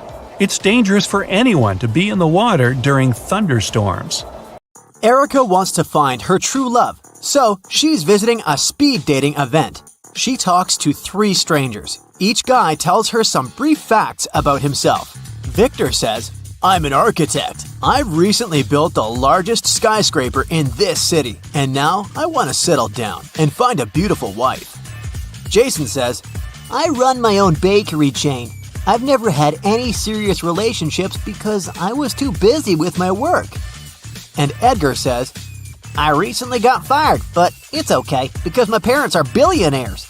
I'd like to find a soulmate to travel the world." Who should Erica choose?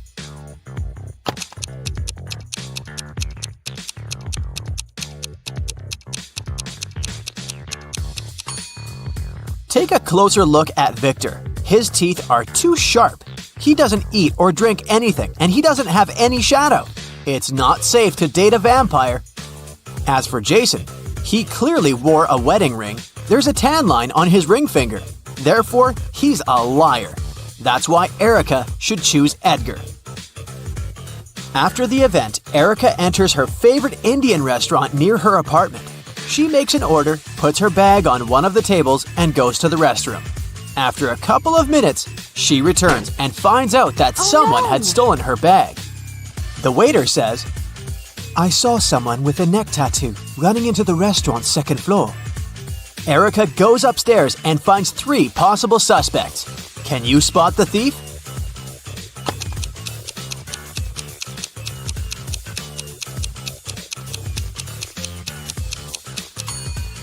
This lady is the only one who has a big enough paper bag to hide Erica's bag, and there's also a wig inside her bag. The next day, Edgar calls Erica and invites her on a date. He offers her to pick the place. Erica wants to test Edgar's logical skills, so she sends him this rebus. Can you help Edgar show up to the right place?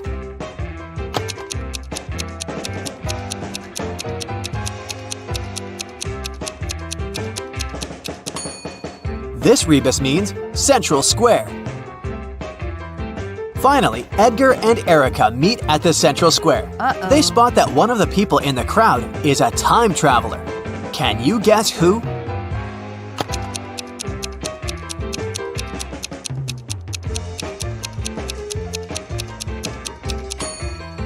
It's this guy, who's jogging in wooden shoes in the 21st century. Edgar invites Erica to an exclusive party, but unfortunately, the guard refuses to let them in without a password. Edgar says, "Oh, come on, give us a hint." The guard says, "Okay, what time of the day reads the same backward and forward?" Can you help the guys crack the code?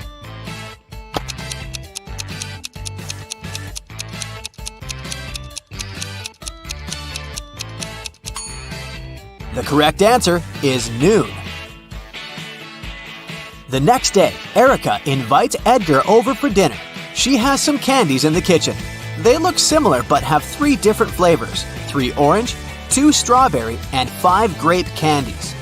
Suddenly, the lights turn off in the entire building. Now the kitchen is completely dark. How many candies must Erica take out to make sure she has at least 1 candy of each flavor?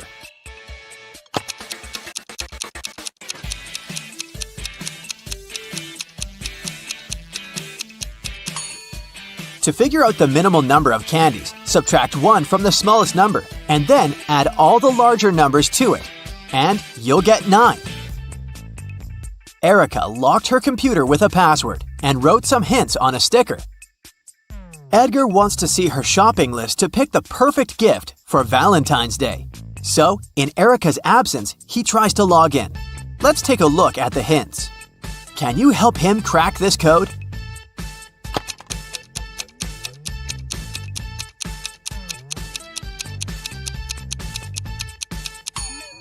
It's not just a list of products, see?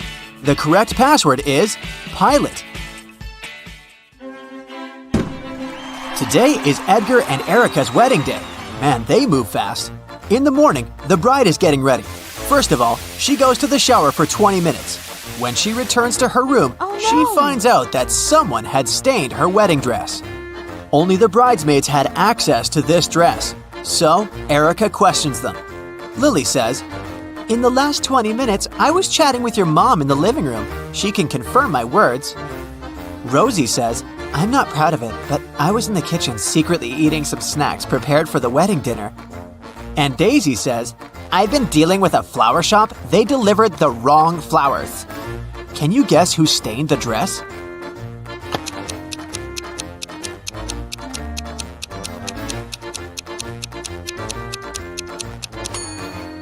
It was Rosie. There's the same mud under her shoes. It's time to start the ceremony, but Edgar is missing. His mad ex-girlfriend Zoe is a witch. She sneaked into the wedding, caught Edgar, and cloned him. Erica finds Zoe and 6 different Edgars in the basement. Zoe says, "I wanted to make some copies of Edgar to keep him with me. Now I have enough. You can take your husband back." Unfortunately, I don't remember who's the original. Can you help Erica spot the real Edgar?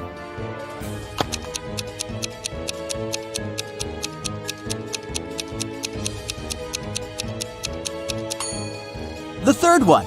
All the others have paranormal powers.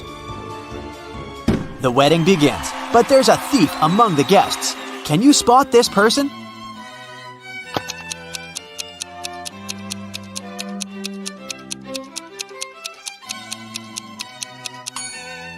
It's this innocent-looking lady with 2 purses.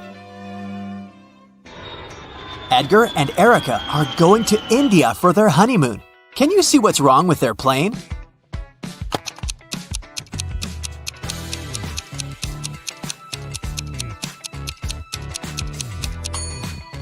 Open fire is prohibited on board. The stewardess must know that. After landing, Edgar and Erica take a taxi and go to their hotel. Suddenly, they see a family of ducks crossing the road. Erica takes a picture, but unfortunately, it's unfocused. Can you count the exact number of ducks?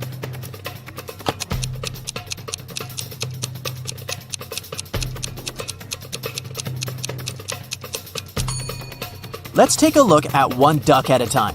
We can see 2 beaks, so there's another duck behind the first one. And here we have 2 little ducks near the bigger one. And this duck is single. So far, the overall sum is 6. This guy is not a duck, it's a goose. But there's 1 more duck hiding behind him, and 3 more over here. So the overall number is 10. Erica and Edgar arrive at their hotel. 4 employees greet them in the lobby, but one of them is an imposter. Can you guess who?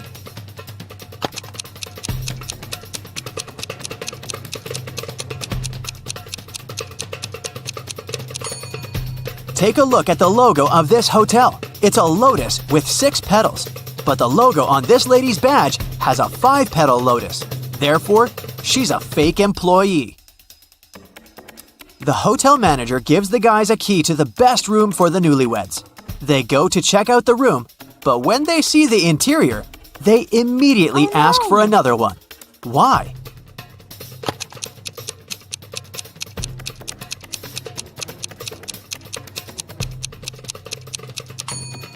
There's a transparent lizard crawling along the curtains. This potted flower has teeth, and someone is clearly peeping at them through the eyes of this portrait on the wall. Erica, Edgar, and their tour guide go hiking. They have 3 backpacks, one with sleeping bags and a tent, one with warm clothes and camping gear, and the heaviest one, a backpack with food. Each has to choose one backpack to carry. Erica readily agrees to take the heaviest one. Why?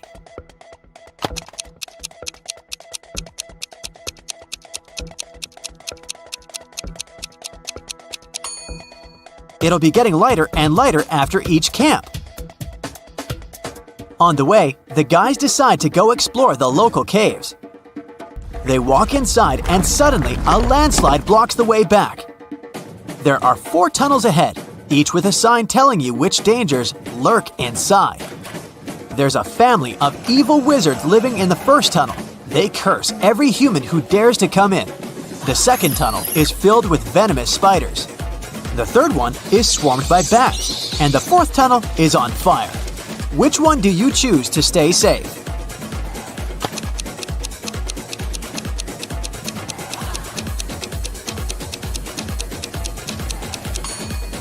They should pick the second tunnel. Spiders don't hurt people for food. Finally, the guys get outside and see a tree with many beautiful parrots. Can you count the exact number of birds in this tree?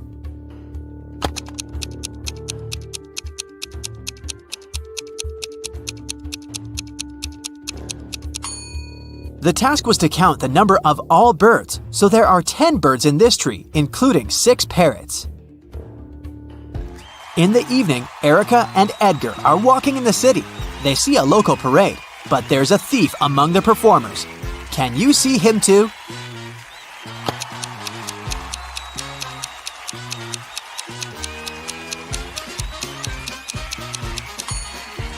This guy is sneaking her bracelet.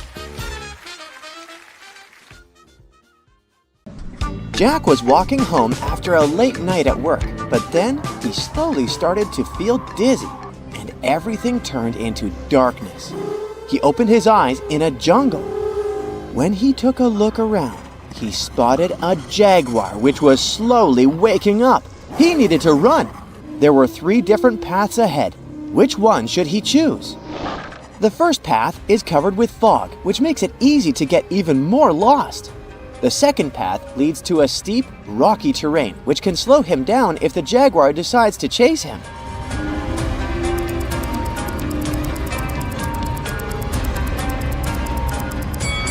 So he should pick the third path. But hey, maybe you're a true adventurer, unlike Jack. So let us know in the comments if you would choose another road. Jack followed the road and arrived at a riverbank. Something was not right. What did Jack see? And here's a question for you, which is also a hint. What is the weirdest thing you found in the water?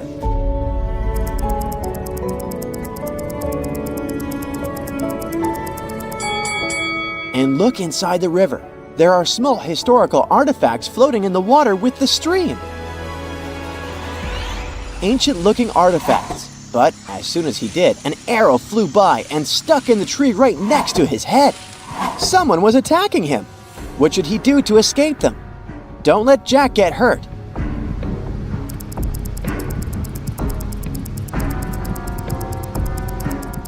See these giant flower leaves here? They're actually covering the entrance of a cave. Jack should go and hide in there. The cave was pitch black, but fortunately, Jack had a lighter in his pocket. As soon as he walked further inside, he tripped over something. When he checked out what caused this, he saw a 3-digit combination padlock covering a secret door to an underground tunnel. There was also a note next to it, hinting at the right combination. Take a look at it. Can you help Jack crack the code?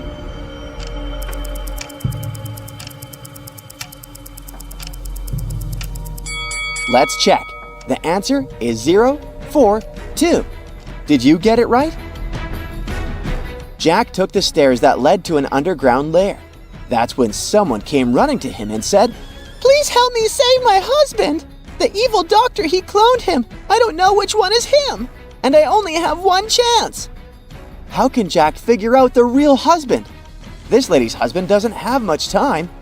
Identify him in the comments before it's too late.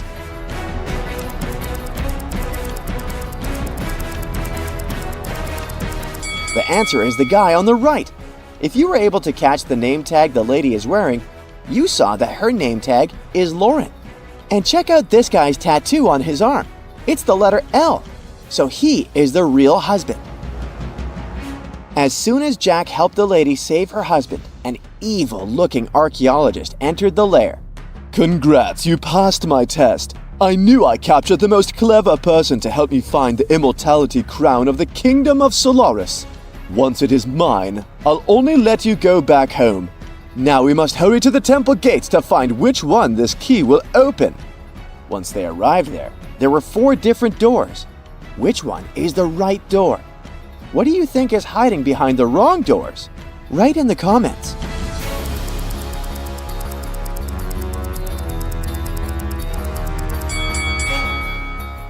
The key they have will open the 3rd door. The door led them to an empty room.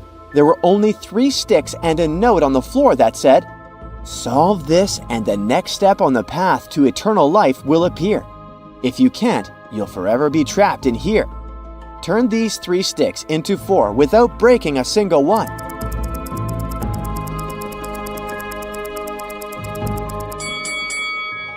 They just need to make the shape of 4, and 3 sticks are enough for that. Suddenly, the walls began to move apart, expanding the space into a much larger area. Jack realized they were in a maze now. Then, a giant ball appeared behind them, which would crush them if they couldn't find the exit. Take a look at the labyrinth from the bird's eye view. Can you help them find an escape? Let us know in the comments how many seconds it took you.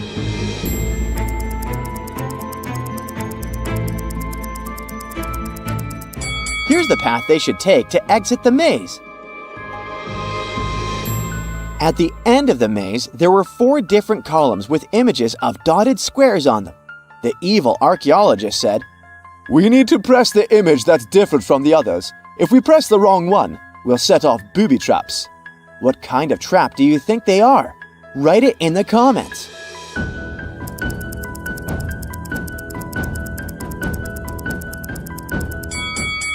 The 4th one is different. After pressing the correct image, a secret passage opened, leading them to a circular room covered with 4 different mirrors on each wall. In the center, there's a pedestal with an ancient scroll that read, "You'll find the path to the immortality crown only behind the true reflection. But pick the wrong one, and you'll end up in the tombs." Which mirror should they pick? Who among your friends can spot the differences fastest? Write it in the comments.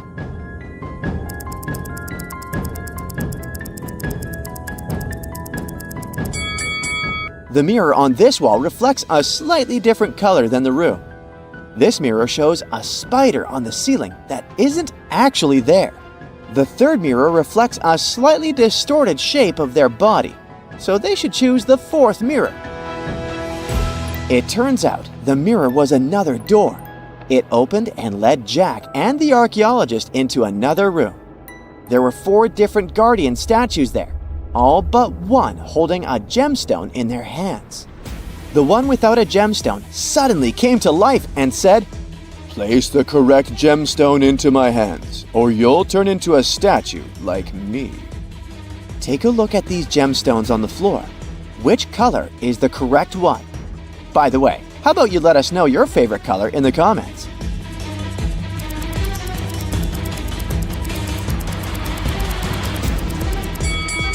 So to pick the correct color, you need to take a look at the pendant around each statue's neck. The first one holding the red gemstone has the fire symbol. The second one holding the green gemstone has the earth symbol. And the one holding the yellow gemstone has the air symbol. So, since the fourth statue has the water symbol, that means it needs to be holding this blue gemstone. Once Jack placed the correct gemstone, all the guardian statues started moving around, revealing the statue of a king, wearing the crown of immortality. It came to life and said, "Answer my riddle, and show your worth to wear my crown. Never resting, never still, moving silently from hill to hill. It does not walk, run, or trot. All is cool where it is not. What is it?"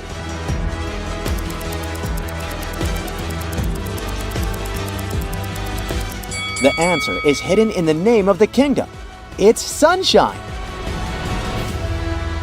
Once Jack gave the correct answer, the statue of the king handed the immortality crown to him. But before Jack could grab it, the archaeologist attacked him and took it for himself. That's when the room started filling with water and 3 doors appeared. The first one led to a cliff with sharp rocks. The second one led to a room filled with toxic gas. And behind the third one, there was a lion which hadn't eaten anything for 3 months. From which one should Jack escape? Come on, write your answer in the comments before the water fills the room.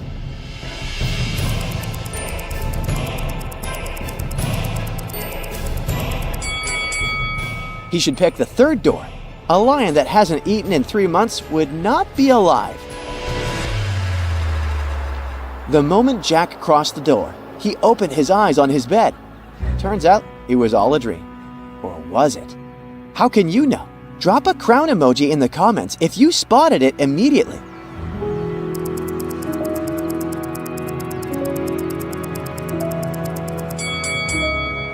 Look, the immortality crown is here behind the curtain. It wasn't a dream. Now, Anna had just graduated from college and was in the process of searching for a job. She was going to apply to a few companies, and she wanted her CV to be perfect to increase her chances. So she checked it once again before sending it. There were 3 mistakes in her CV, including typos. Can you help the girl spot them?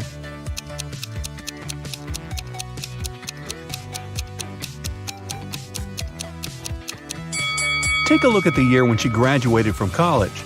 In her CV it says 2922, but that's not possible. So she must have typed 9 instead of 0 here. Now look at the education section.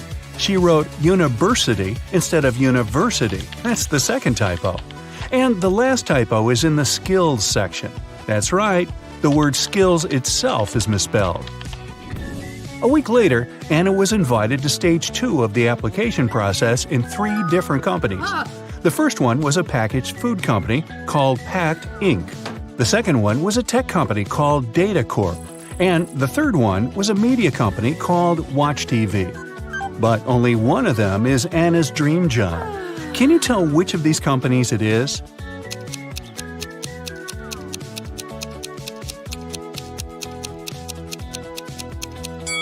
Take a look around her room. You'll notice that there's some merchandise from Data Corp. Anna has their sticker on her laptop, and there's a Data Corp mug on her table. But most importantly, do you see that Post-it note on her mirror that says goals? Her number 1 goal is to get a job at Data Corp. If the first 2 hints didn't convince you, this certainly will do. The talent recruiter of Data Corp soon called Anna. She said the girl would pass stage 2 of the application process if she guessed her name correctly. But of course, I will give you a hint, she said. My name is 2 of 7 Chicago, 2 of 6 London, and 1 of 9 Edinburgh. What? Can you tell what the talent recruiter's name is?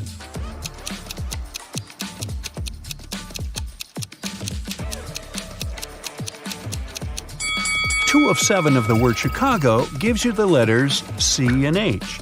2 of 6 of the word London are the letters L and O. 1 of 9 of the word Edinburgh gives you the letter E. So, her name is Chloe. Chloe informed Anna that she had passed stage 2 and the company was inviting her to San Francisco for a face-to-face interview.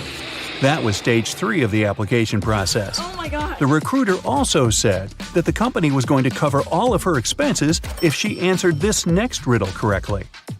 There is a house. One enters it blind, One leaves it seeing. What is it?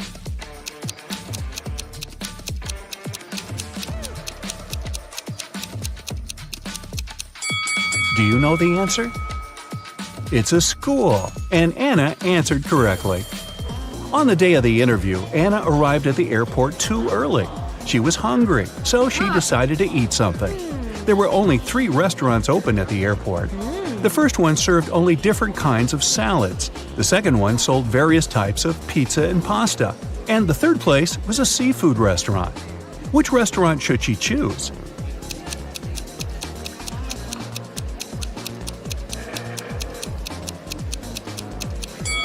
Take a look at their displays. There are ants inside one of the salad bowls that are on display in the first restaurant. Pass. A few of the fish in the third restaurant's display look rotten. It's probably not a good idea to eat there. So, she should choose the pizza and pasta restaurant. Anna entered the place and ordered meatballs and spaghetti. As she was waiting, 3 friends who were eating at another table caught her eye. They all looked like very rich people. But Anna could tell that only one of them was so rich that she could literally buy anything she wanted. Can you tell how Anna figured that out?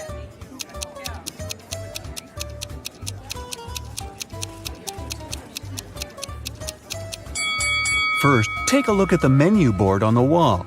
All the prices are listed there. And now, look at what each girl is eating. The first one is munching on Neapolitan pizza. The price for this dish is listed as $25. The second girl is eating pineapple pizza, which costs $39.99. The third girl, though, is trying Pizza Royale, which is made with 24-karat gold topping. Look it up, it's a real thing. And its price is $4,000. That's a lot, even for an airport restaurant. So the third girl must be the richest one. It was time to board the plane. The company spared no expense to get Anna to San Francisco with comfort. So she was going to fly business class. As one of the flight attendants showed her to her seat, she told Anna that she was very lucky to be on this flight because there was a very famous actor on board, and he was sitting next to her. Oh my God. Can you tell which of these people is the actor?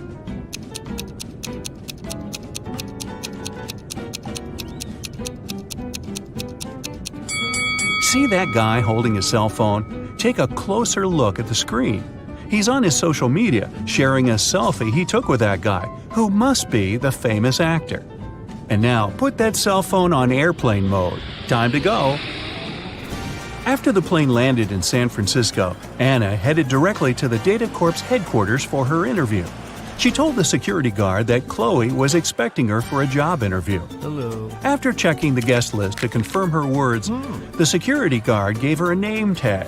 "Here, take this. All guests have to wear it," he said. Then he gave her a card. "You need to go to the 7th floor to meet her.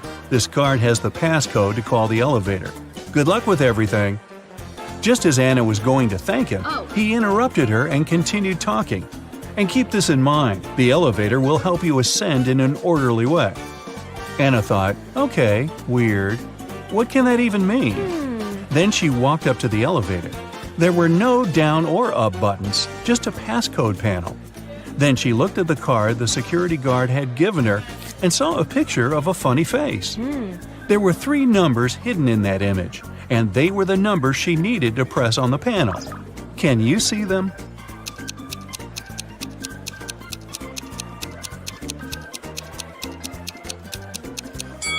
There's a 7 here, a 3 is here, and here's number 1. Okay. But in what order should she press them? Can you help her?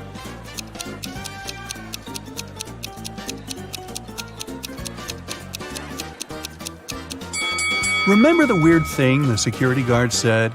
He actually gave Anna a hint. The elevator will help you ascend in an orderly way. Ascend, order. So, she needs to enter the numbers in ascending order from the lowest to the highest. It means that the passcode is 137. Ah, here comes the elevator. Anna pressed the button for the 7th floor, but the elevator stopped on the 2nd floor. 3 people were going to get in. Anna was excited to see some Data Corp employees, but one of them didn't actually work there. Can you tell who?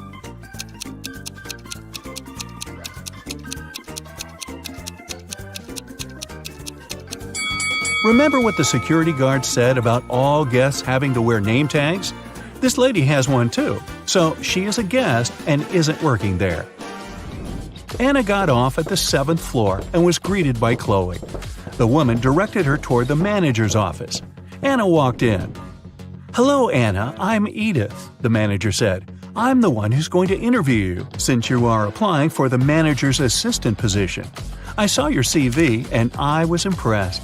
You've been solving all the riddles correctly, too.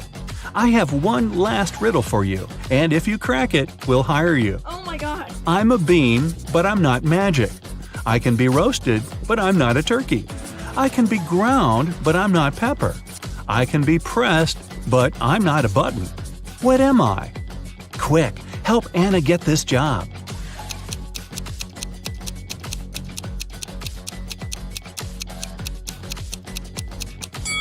The answer is coffee. And you're going to be bringing me a lot of it. Welcome to Data Corp, Anna, Edith said. Wow, it's one weird job interview. Hey, how about some tricky riddles that will put your brain to work? Ready? How fast can you solve this one? Grace has 7 sons and each of them has a sister. How many children does Grace have in total?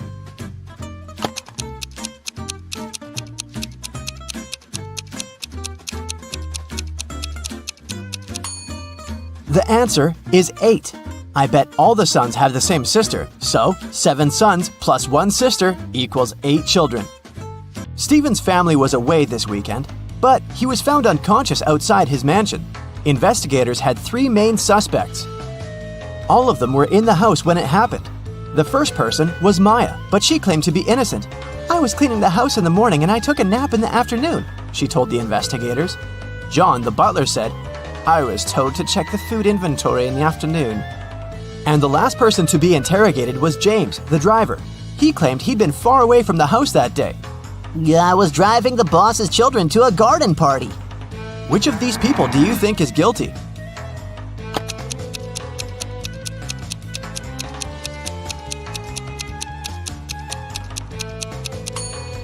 It was James. All family members were away that weekend, so his alibi can't be true. What English word has the same pronunciation even after you take away 2 of its 3 letters?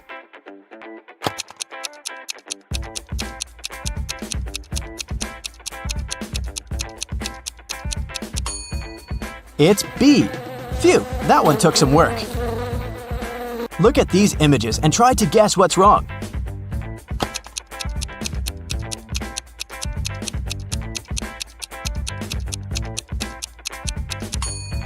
Duh! In the last picture, the woman is trying to eat soup with a fork. Like that would work. On a lazy Sunday afternoon, 7 friends decided to go to the mall. Esme, Evelyn, and Elise grabbed a cup of coffee each, while Ava, Ella, and Emma decided to drink some refreshing soda. Using this logic, can you figure out if Esther chose to drink coffee or soda?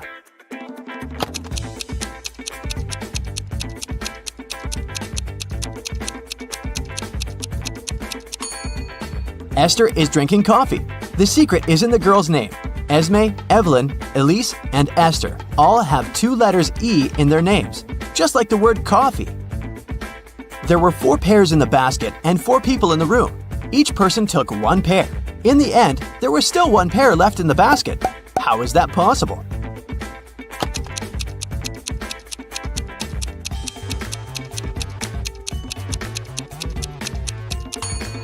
The last person took a pair that was still lying in the basket. Mary's birthday was coming up, and she decided to treat herself to a relaxing day at the spa. During a massage, Mary dozed off. When she woke up, the money she had in her purse was missing. Oh no! Mary had 3 suspects. The cashier, Erica, claimed, "I was having lunch in the back." Catherine, the masseuse, said, "I went to the back of the store to get some extra oil." The last person was Monica. She was another customer. She said she hadn't seen anything and had just been waiting for her appointment. Can you tell which one is the culprit?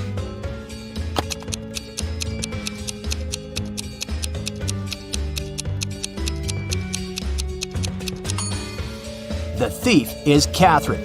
She must have waited for Mary to fall asleep and then took her things. Look at the money hidden behind the oils. Hey, it's time for a hair appointment to trim those split ends. But in this scenario, there are only 2 hairdressers in town who can cut your hair. This guy or this girl. Which one should you choose?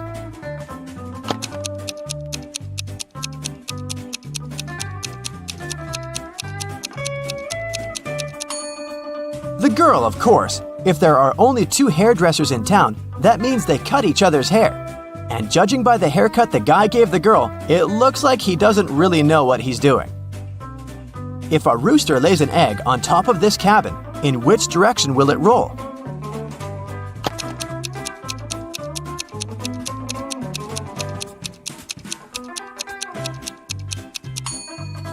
Aha! Roosters don't lay eggs, so it wouldn't roll anywhere. The shopkeeper of an expensive skincare store called the police because someone had robbed his business. He didn't notice the culprit, but according to the security camera footage, there were 3 customers in the store at the time of the robbery. Police officers questioned each of them. Michael said he'd been buying some stuff for his pets. The second suspect, Kayla, was looking for ointments and some aloe vera gel. The last person, Rachel, told the interrogators she'd been busy looking for lotions. Can you tell who's lying?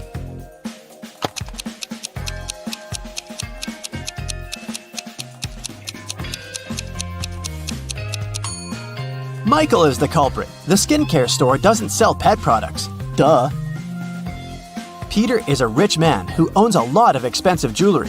One day, he woke up and noticed that all of it had been stolen. Uh-oh. He called a private detective to solve this case.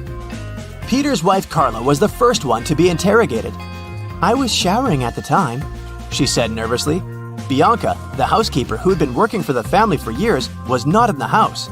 She said, I was cleaning the garage. The last suspect was Barb, the house chef. I was making lunch for the family, she told the detective. Can you tell who stole the jewelry?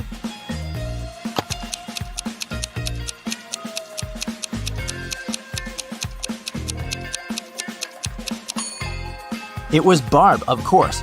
She claimed she was cooking lunch, but the crime happened at night. A man lives on the 80th floor of a high-rise building. On rainy days, he takes the elevator all the way up. But on sunny days, he only takes the elevator halfway to his floor. And then, he takes the stairs the rest of the way. Why does he do this?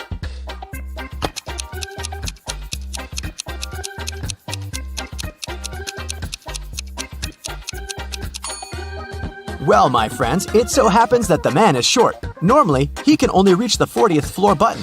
But on rainy days, he manages to push the 80th floor button with the help of his umbrella handle.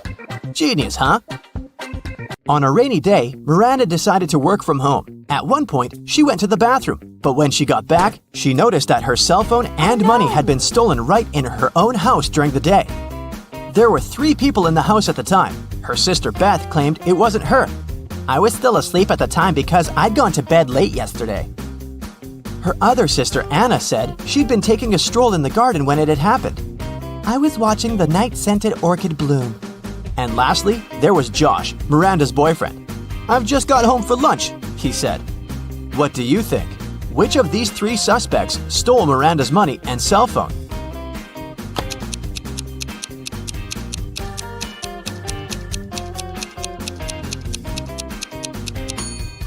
Anna is the culprit, of course. Night-scented orchids only bloom at night, so she probably sneaked in and grabbed Miranda's things while the girl was away. A farmer rode into the village on Monday. He stayed in the village for 4 days and rode out on Monday. How is that possible?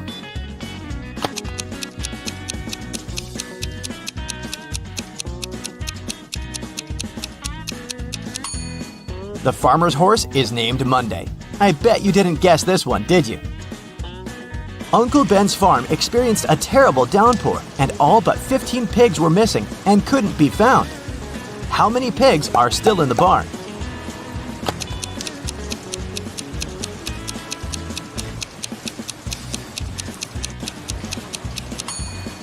If you said 15, you got it right. So, there are 3 important rooms in a house. The first one is a library full of rare books. The second room stores piles of money and gold. and the third room has boxes full of expensive jewelry in it. In case of a fire emergency, in which room will the police try to extinguish the fire first?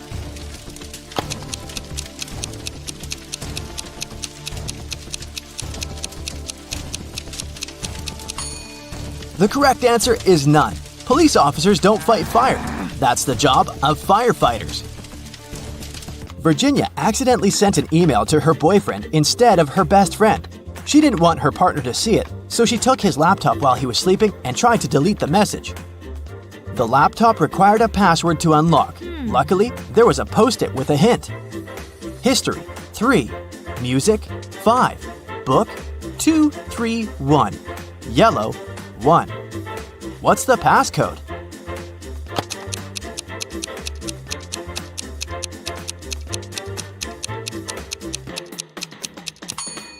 Each number indicated the letter Virginia had to select in the corresponding word.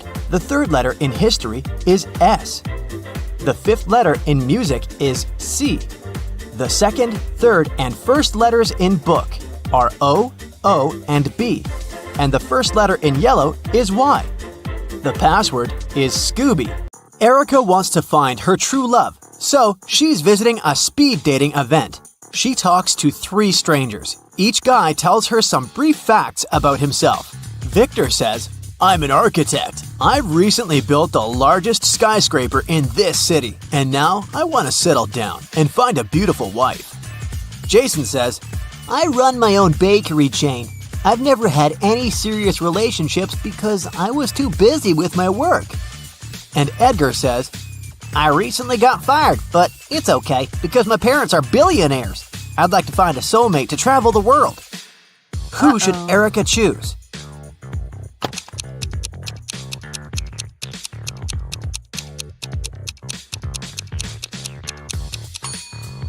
Take a closer look at Victor. His teeth are too sharp. He doesn't eat or drink anything, and he doesn't have any shadow. It's not safe to date a vampire. As for Jason, he clearly wore a wedding ring. There's a tan line on his ring finger.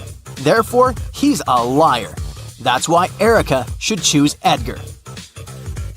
After the event, Erica enters her favorite Indian restaurant near her apartment.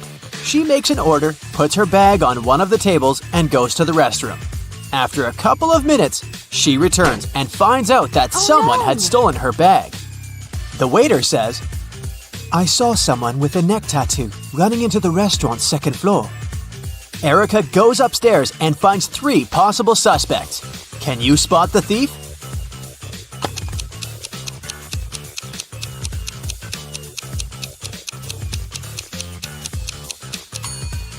This lady is the only one who has a big enough paper bag to hide Erica's bag, and there's also a wig inside her bag.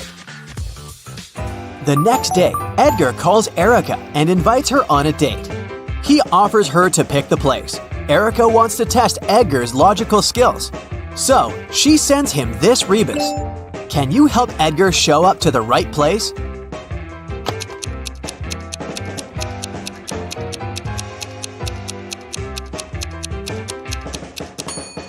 This rebus means Central Square. Finally, Edgar and Erica meet at the Central Square. They spot that one of the people in the crowd is a time traveler. Can you guess who?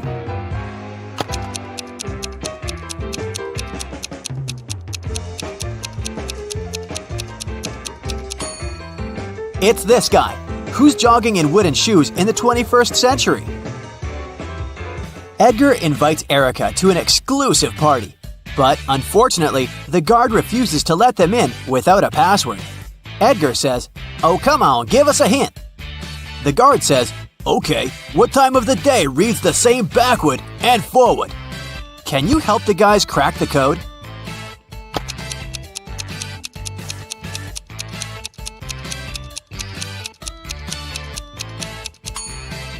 The correct answer is noon. The next day, Erica invites Edgar over for dinner. She has some candies in the kitchen. They look similar but have 3 different flavors: 3 orange, 2 strawberry, and 5 grape candies. Suddenly, the lights turn off in the entire building. Now the kitchen is completely dark. How many candies must Erica take out to make sure she has at least one candy of each flavor?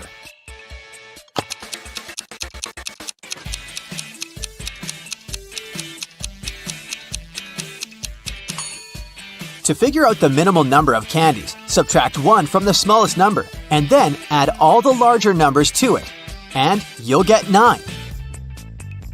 Erica locked her computer with a password and wrote some hints on a sticker. Edgar wants to see her shopping list to pick the perfect gift for Valentine's Day. So, in Erica's absence, he tries to log in. Let's take a look at the hints. Can you help him crack this code?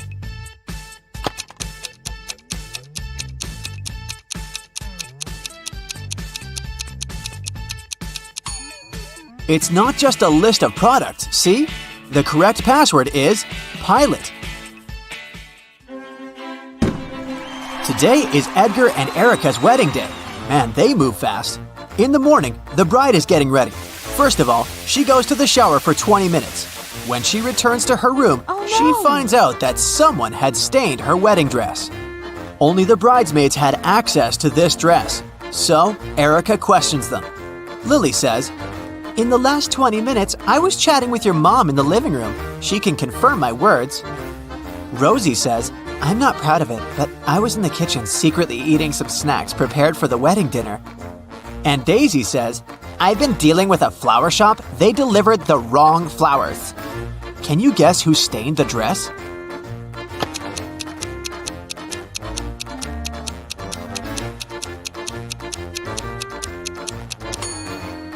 It was Rosie.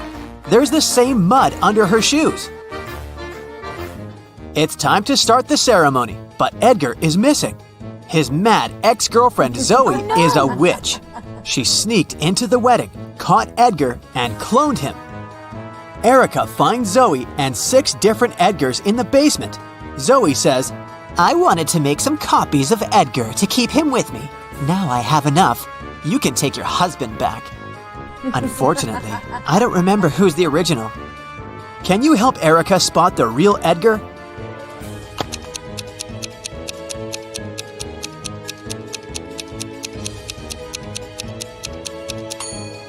The third one. All the others have paranormal powers. The wedding begins, but there's a thief among the guests. Can you spot this person?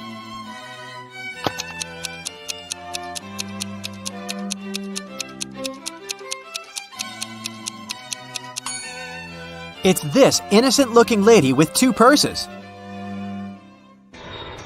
Edgar and Erica are going to India for their honeymoon. Can you see what's wrong with their plane?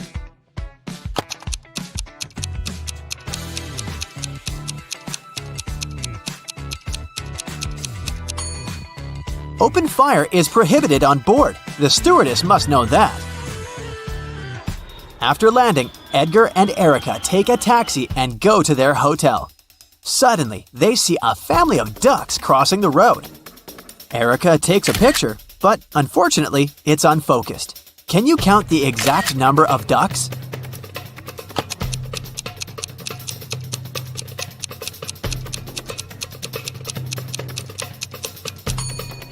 Let's take a look at one duck at a time. We can see 2 beaks, so there's another duck behind the first one. And here we have 2 little ducks near the bigger one. And this duck is single. So far, the overall sum is 6. This guy is not a duck, it's a goose. But there's 1 more duck hiding behind him, and 3 more over here. So the overall number is 10. Erica and Edgar arrive at their hotel. 4 employees greet them in the lobby, but one of them is an imposter. Can you guess who?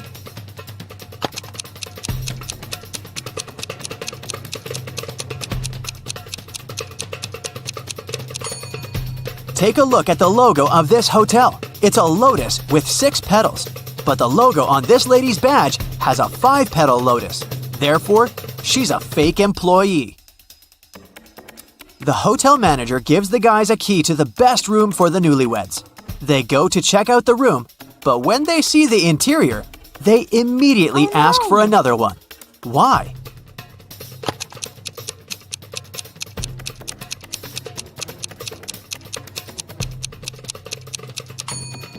There's a transparent lizard crawling along the curtains. This potted flower has teeth, and someone is clearly peeping at them through the eyes of this portrait on the wall. Erica, Edgar, and their tour guide go hiking. They have 3 backpacks, one with sleeping bags and a tent, one with warm clothes and camping gear, and the heaviest one, a backpack with food. Each has to choose one backpack to carry. Erica readily agrees to take the heaviest one. Why?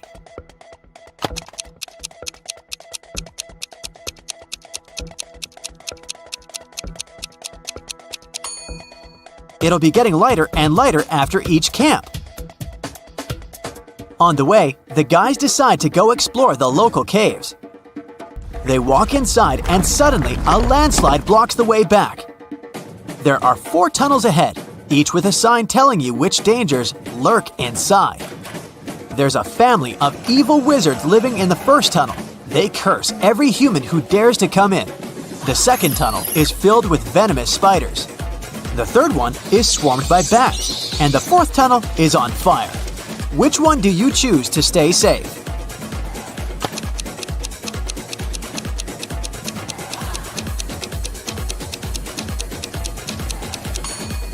They should pick the second tunnel. Spiders don't hurt people for food. Finally, the guys get outside and see a tree with many beautiful parrots. Can you count the exact number of birds in this tree?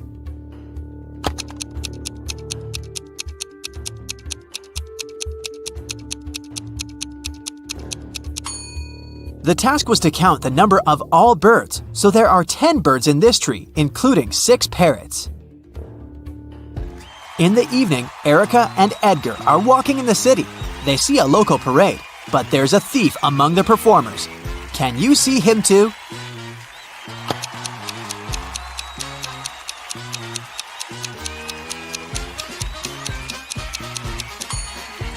This guy is sneaking her bracelet.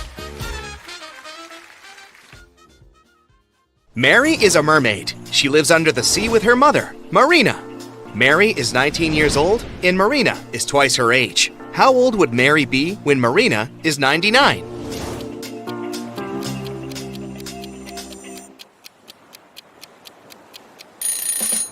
$80, because Mary is 19 years younger than Marina. Mary is hanging out at her favorite spot in the ocean. Both of the following facts are true.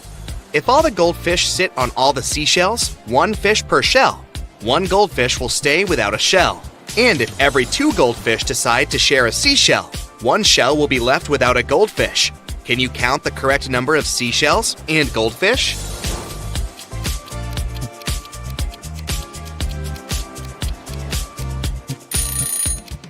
There are 4 goldfish and 3 seashells. Mary has a crush on Carl. He's a human. Can you find him among these 3 guys?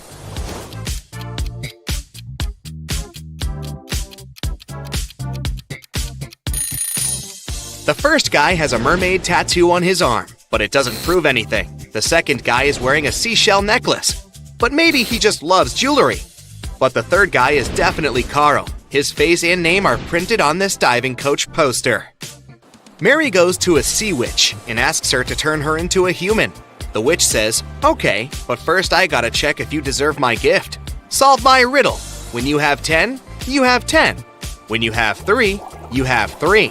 And when you have 1, you have none. What is it that you have?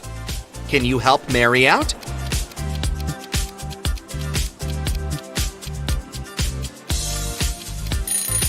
The correct answer is choice.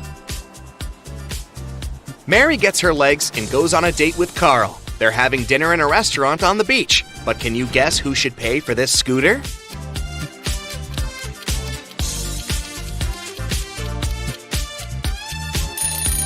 Mary. Only her footprints lead to the scooter. Therefore, she arrived at this vehicle, and Carl walked from the other side.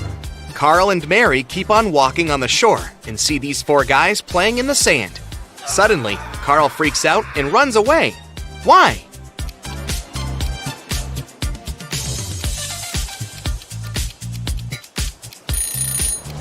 This guy is a ghost. He doesn't have a shadow. Carl invites Mary to a birthday party. He introduces her to his best friends, Bob, Elle, Otto, and Hannah. Can you guess what's so special about them?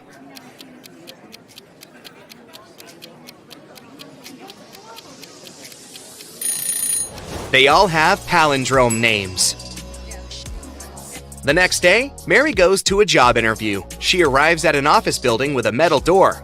It's locked, but there's a note next to the combination lock. It only has 4 words: starfish, pearl, fire, and turtle.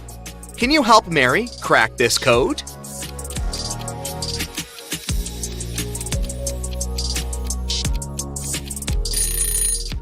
All things in this list can be found underwater, except for the fire, so the password is fire. At the job interview, the HR manager shows Mary 4 identical glasses with water and different objects inside them. He asks her to find a glass which contains the most water. Can you help her out?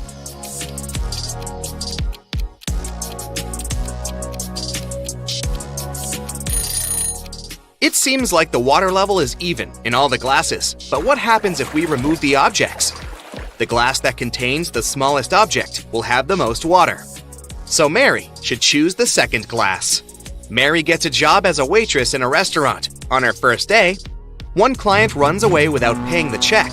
The manager says, "No worries, I know him." He has 4 sisters, and he's probably hiding in one of their houses.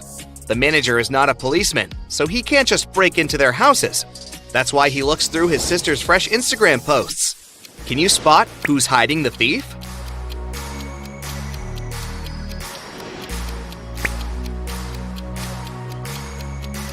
Take a closer look at the second and fourth pictures. Both selfies reveal fragments of male hands, but only this guy is wearing the same ring as the thief. Gotcha! The next day, a group of 6 friends celebrates their birthday in a restaurant.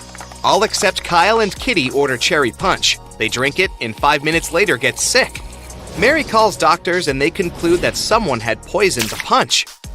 She suspects Kyle and Kitty, so she asks them just one question. Why did you order other drinks? Kitty replies, I ordered tea because I'm allergic to strawberries. Even one small bite gives me a red rash. And Kyle replies, I'm not proud of it, but I'm really broke. I took coffee just because it's cheaper. Who's lying?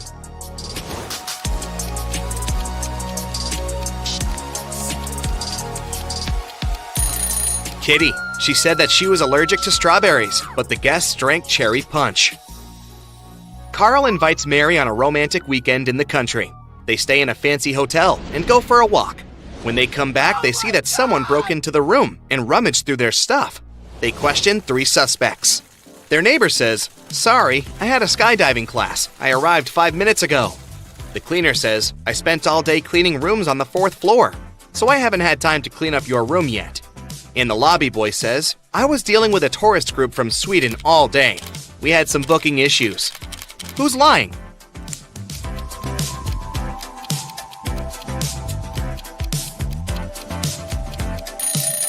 The cleaner. This hotel is a 3-story. Carl and Mary go on a boat trip and face a huge storm. They end up on a deserted island. After a while, they get really hungry and go for a walk to find something to eat. There are 4 options: cornfield with fresh harvest, a garden with wild sweet potatoes, oranges from this tree, or berries from this bush. Can you help the guys make the safest choice?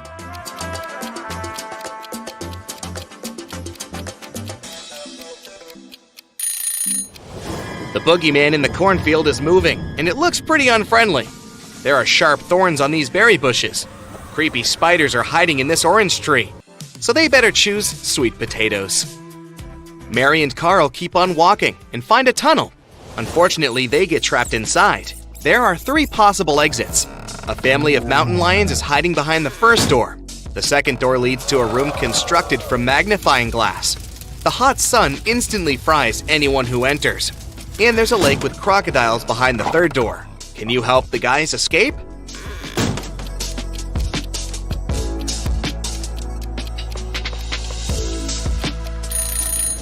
They should wait until nighttime and go through the second door. Mary and Carl find 2 identical basketballs in the field. They have the same diameter and weight, but one of them is solid and the other one is hollow. How can they identify the solid ball without picking it up or bouncing it?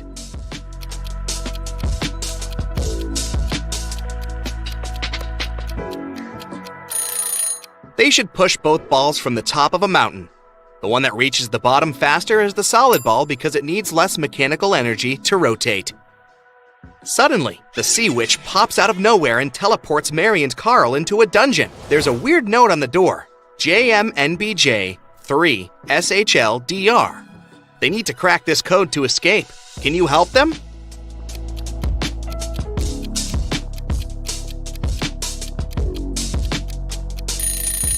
Replace every letter in this note with the one before it in the alphabet, and we get knock 3 times. They knock 3 times and the door opens. The guys enter a spacious hallway with 3 tunnels leading outside. Hungry leopards are waiting in the first tunnel. In the second tunnel, there's a tank with piranhas. Nobody can cross it and stay alive. And there's a giant fire-breathing pterosaur behind the third door. Which route is more or less safe?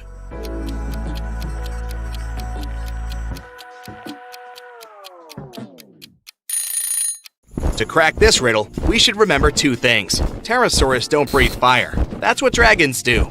Moreover, they got extinct many millions of years ago, so this third door is the best choice.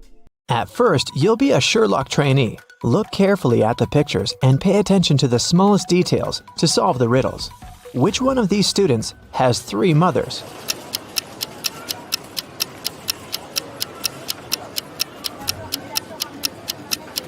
It must be this guy right here, the one with the 3 sandwiches.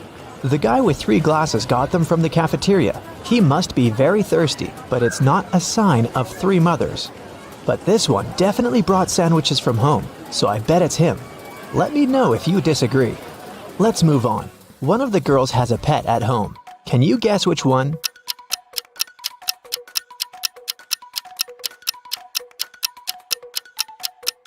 It's the girl in the middle. Look, her hands and arms are scratched. She must be living with a cat. Okay, look at these 3 people. Who is a vampire?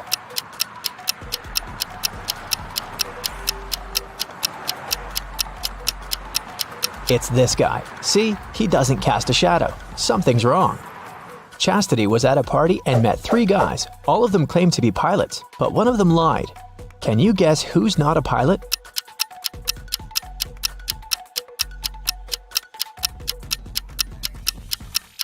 Pilots must have perfect eyesight. This guy is wearing glasses, so he's not a real pilot. Look at these 3 students. One of them is left-handed. Can you figure out who exactly?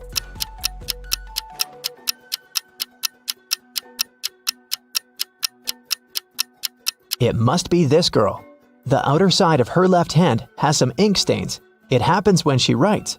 Since we write from left to right, her arm covers everything she's just written. 3 best friends met for a coffee in the evening. Can you tell which one of them has a pet?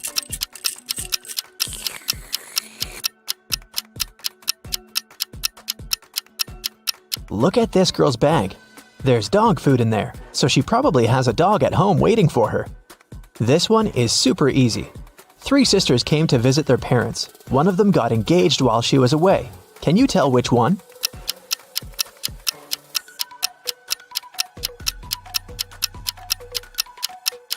It's this girl who's wearing a ring. 3 men came to a job interview. The company didn't want to hire fathers because they needed full commitment for the first year. All men said they were single and had no families, but one of them lied and actually had a daughter. Which one?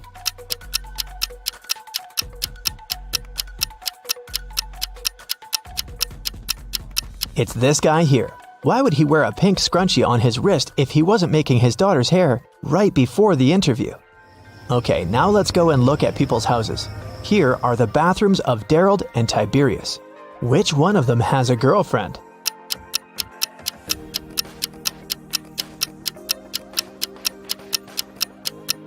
It must be Tiberius. Look, there are 2 toothbrushes in his bathroom.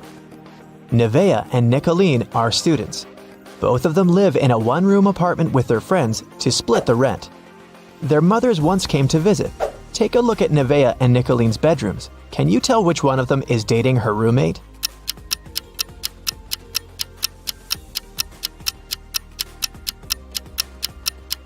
It must be Nevaeh. In Nicoline's bedroom, there are 2 single beds, and in Nevaeh's bedroom, there's just one big bed.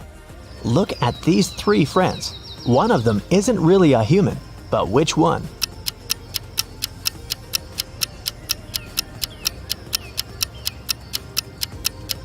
Look, this guy right here has only 4 fingers. Perfect, we trained you well. Now let's solve some cases. The city bank was robbed, and Detective Callum was on the case. After a long investigation, the police managed to track the robber and found the money hidden in the nearest desert in a cactus bush. They couldn't see the robber's face, but there were 3 suspects. Take a look at the people. Who is guilty?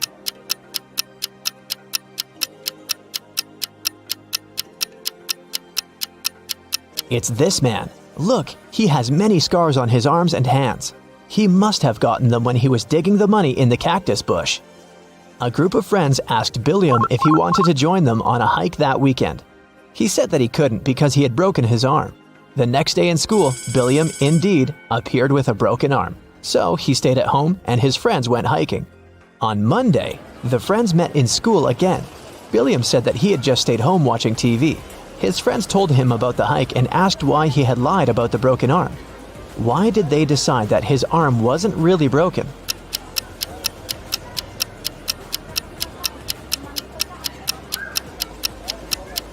Last week, Billiam's right arm was broken. On Monday, it was the left one.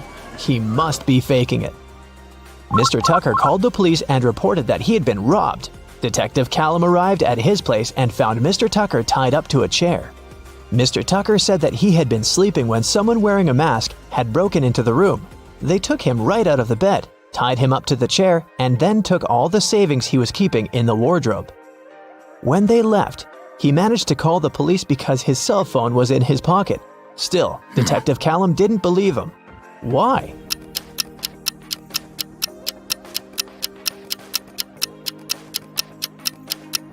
Mr. Tucker said that he had been taken right out of bed, but the bed was perfectly made. I doubt that a robber would care enough to make Mr. Tucker's bed on their way out. Detective Callum was spending the winter holidays at a ski resort with his friends. In the morning, they were going to go skiing on the fresh snow that had fallen at night when a local police officer called him and asked him to come to a hotel nearby to solve a case.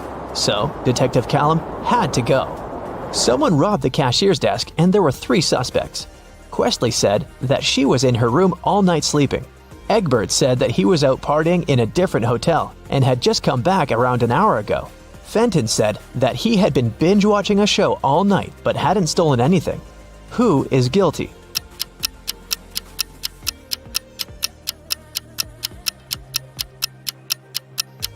It was Egbert.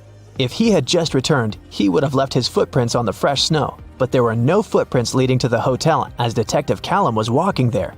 And the name Egbert will make anyone suspicious. There was a car accident in the suburbs, and police arrived to investigate the case. The driver went into a cliff right where the road was taking a dangerous turn. The car turned around, and he was pushed out of it and got stuck nearby. He had his cell phone on him, so he was able to make a call. A police officer helped the driver out and asked him to show what was in the trunk. The driver gladly opened it with his keys. In the trunk, there was his suitcase, some instruments, and a spare tire. The police officer said that the accident had been staged. Why?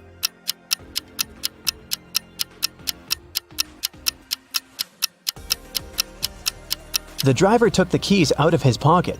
If it had been a real accident, the keys would have remained in the car. Mr. Grayson called the police and said that she had been robbed.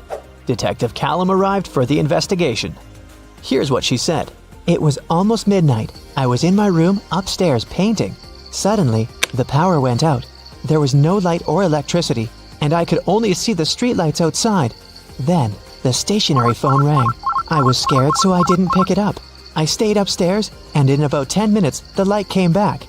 I just went to sleep, and now, in the morning, I found out that someone stole my grandma's diamond ring. Detective Callum didn't believe her. Why?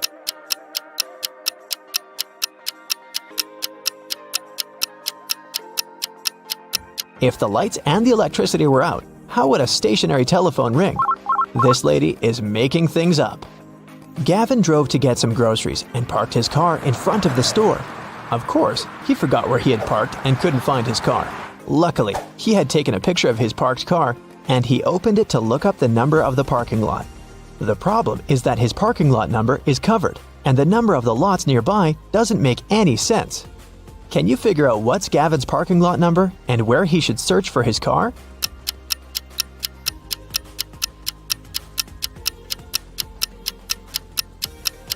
The numbers are just turned upside down in the photo. The numbers are 86 through 91, and his car is parked in 87.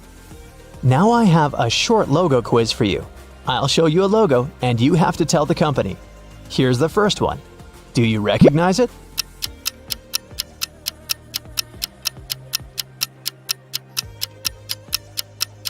It's Honda, a Japanese car brand. This one is super easy. What is it?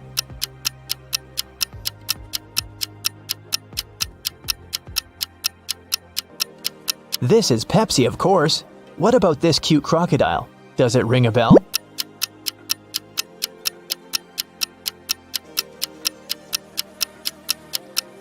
This is Lacoste, a French clothing brand.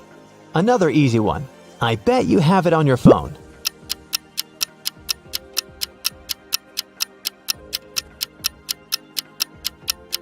Yes, of course. That's Spotify. What about this one?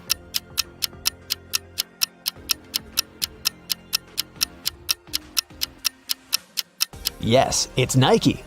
This one is a very fancy brand. What's your guess?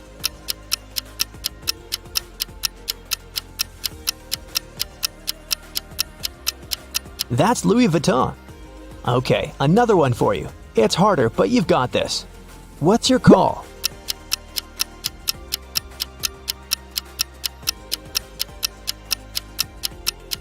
This is Reebok, an American footwear company. Do you recognize this bull?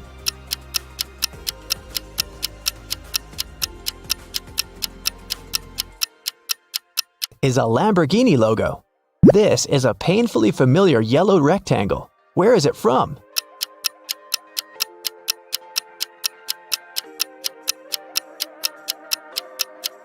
That's the National Geographic logo. Portia and Vinette live in a country where postal services are super unreliable. Everything sent by post is stolen from the package. How can Portia send his wife, Vinette, a diamond ring if both of them can buy locks, but don't have keys from each other's locks?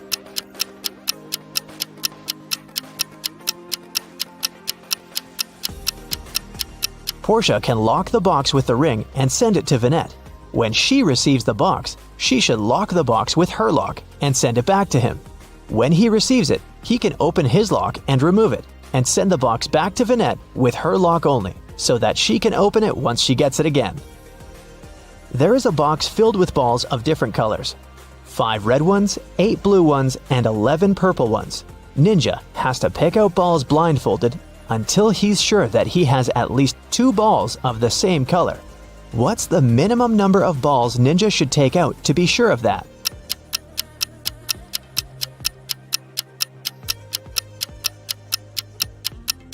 Worst case scenario, he'll be picking out the balls of a different color every time. There are 3 colors, so if he picks out 3, they might all be different. But if he picks out 4, then the additional one for sure will match one of the existing colors. So, Ninja should pick 4. Susan found out that her favorite pop band was playing a private concert for VIP clients in a luxurious club. She decided to sneak inside through the back door. But, unfortunately, Susan came across a strict guard behind the door. He refused to let Susan inside without a password. But, luckily for her, there was a hint on the guard's t-shirt. The hint was to infinity plus BD. Susan deciphered the hint and was allowed to enter. Can you guess what the password was?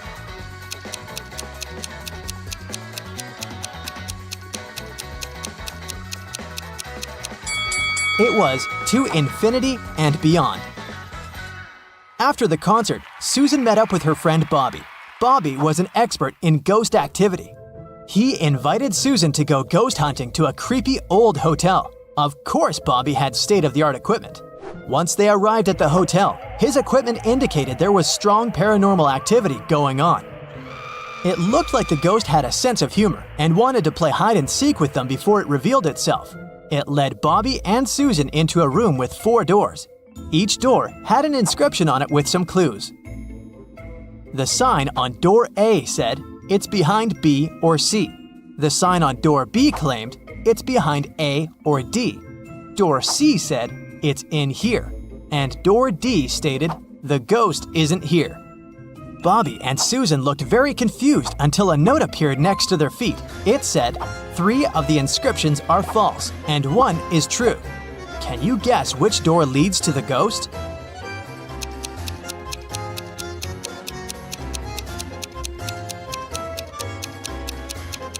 Let's see how this works.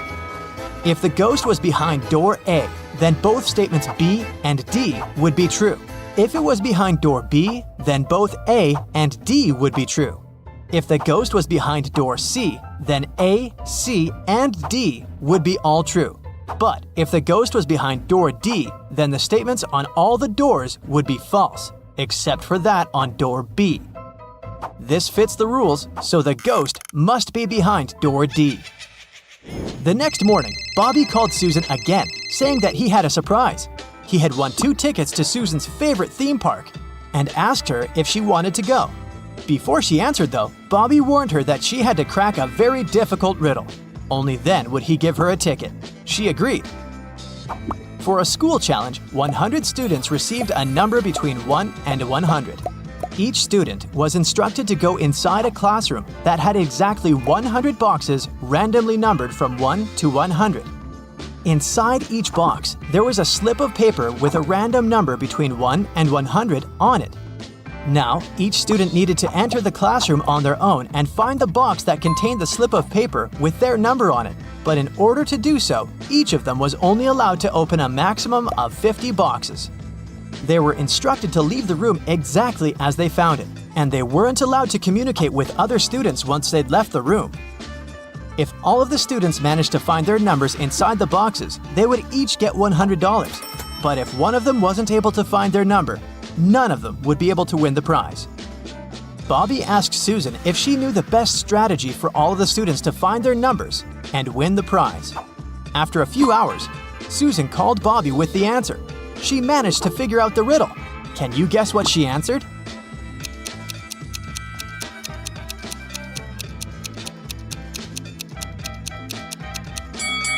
This riddle isn't obvious, but let's see how it works.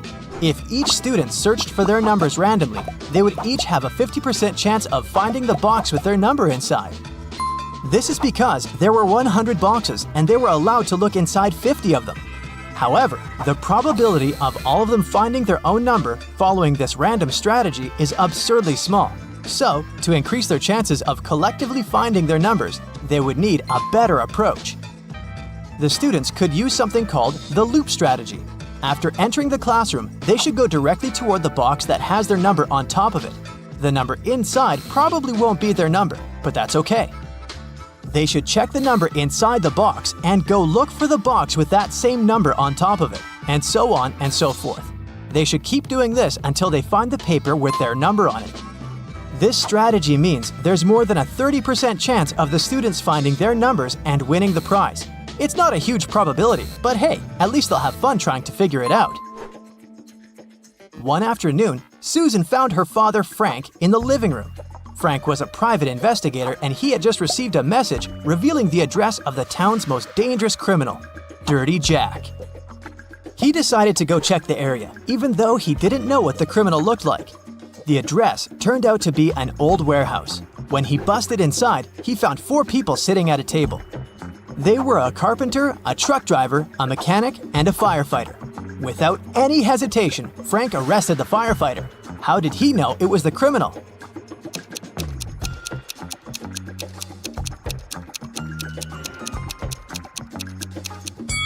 The firefighter was the only man in the room. The rest of the people were women. Bobby and Susan decided to go grab a cup of coffee. But when their orders arrived, Bobby's drink came with a fly in it. He called the waiter and asked him to change his cup. The waiter brought him another cup of coffee, but 2 seconds later, Bobby called the waiter again and said, "Hey, that's the same cup." How did he know?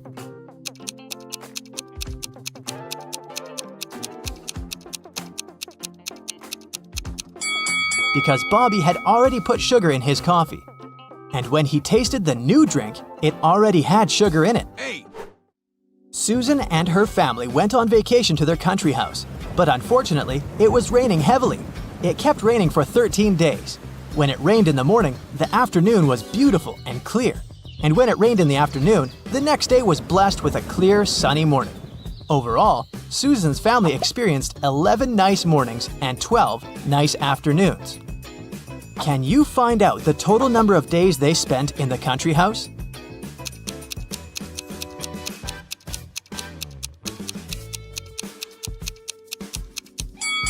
The total number is 18 days. Here's how you can figure it out. Let's call clear afternoons X, clear mornings Y, and periods of time with no rain O. This equation represents the number of days with rain, X plus Y equals 13. And here are the days with clear mornings, Y plus O equals 11. And this equation represents the days with clear afternoons, X plus O equals 12. If we solve these three equations, we'll learn that X equals 7, Y equals 6, and O equals 5. So the total number of days is 18. Bobby started his morning by jogging in the park near his house. When he returned, he got to know some very unpleasant news. Someone had stolen his car. He questioned 3 of his neighbors. Henry said, "I've been playing video games for the past 12 hours and haven't left my basement." Rosie said, I'm a gardener. I've been planting daisies in the public area all morning, and I think I saw a suspicious man who opened the car using a knife. Jack said, "I saw your car when I went out for groceries, but when I returned home, it was gone." Who's lying?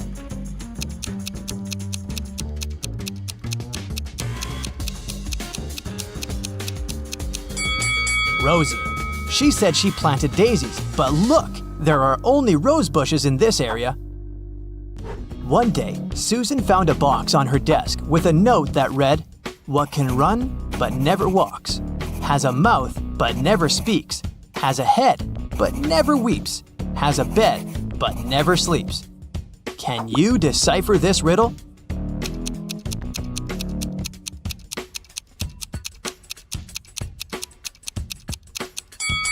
The correct answer is a river. So, Rick wants to become a famous chef, but the cooking school only accepts applicants over 18. Rick's brother Jeff is twice older than Rick. Rick's sister Ruth is twice younger than Jeff. She turned 18 this year. So, Sherlock, can Rick apply for his dream school this year?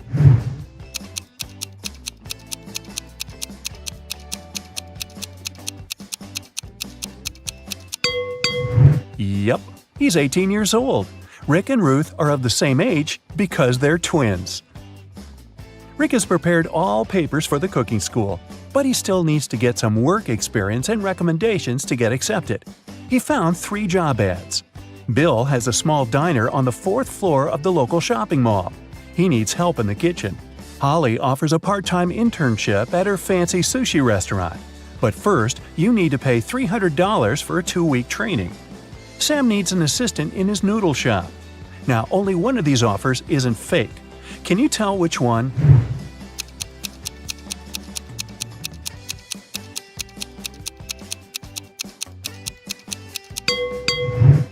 There's no 4th floor in this shopping mall. Holly's picture is hanging on the window of the restaurant, and it says scammer, so Rick should choose Sam. Sam liked Rick's skills and CV, but he wanted to test his intelligence before hiring him. That's why he gave Rick this list of ingredients and asked him to bring them from the pantry of the cafe. Unfortunately, Sam coded this list. Can you help Rick find all the products? Here's the first ingredient. I always try to catch up with my buddy Mustard. What am I? Have you guessed?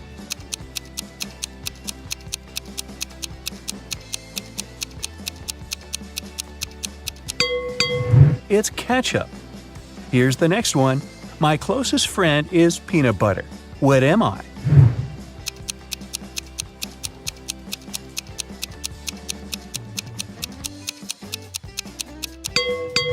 The second ingredient is jelly.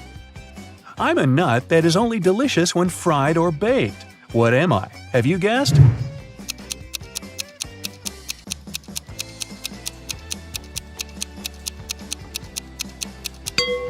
It's a donut.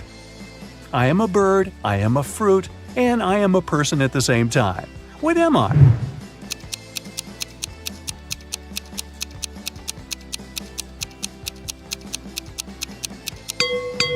A kiwi. I go along with most veggies and snacks beside me. What am I?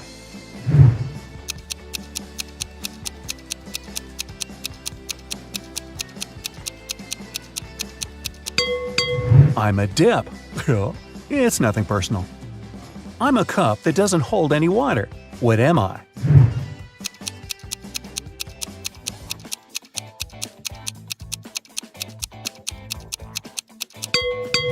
I'm talking about a cupcake here. A little pool with 2 layers of water around it. One is white and soft, and the other is dark and hard amidst a light brown grassy lawn with an outline of green grass. What's that all about?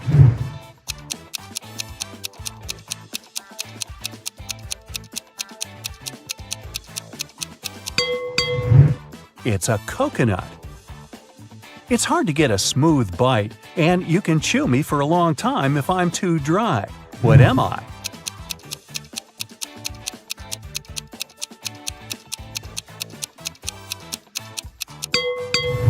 And the correct answer is jerky. I'm a green veggie that looks like a tiny tree. What am I? Can you guess?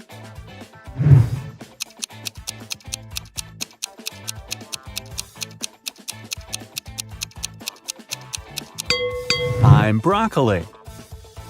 A time when they're green, a time when they're brown. But both of these times cause me to frown. But just in between, for a very short while, they're perfect and yellow and cause me to smile. What are they?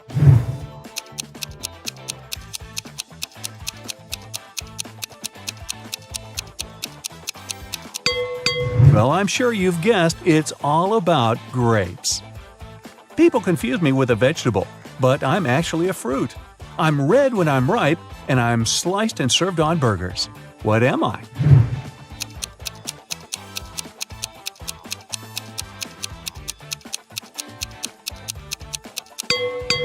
A tomato or tomato. I'm the type of room you cannot enter or leave. I raise from the ground below. I can be poisonous or a delicious treat. What am I? Can you guess?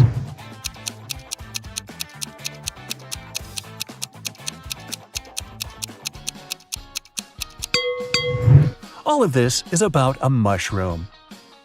You throw away my outside and you cook my inside. Then you eat me from the outside and throw away what's inside. What am I?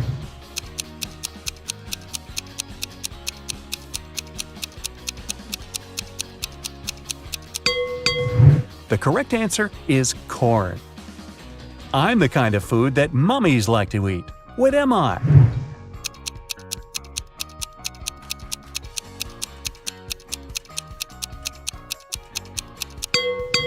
It's a wrap. Oh, really? Time for the final ingredient. I wear a red coat and have a stone inside my throat. Who am I?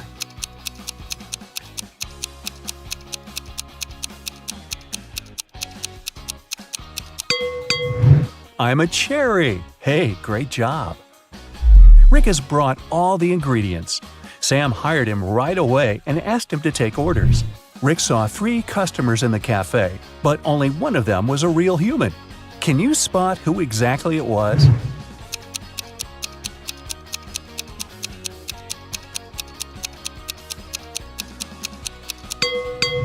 This woman has gills just like a fish. She's a mermaid. And this guy's wearing trousers instead of a shirt, and he's trying to pay with shells. It's pretty clear he's not from this planet. Someone had stolen a tip box from Sam's cafe. The police arrived almost at once. Rick said that he could only see the back of the robber.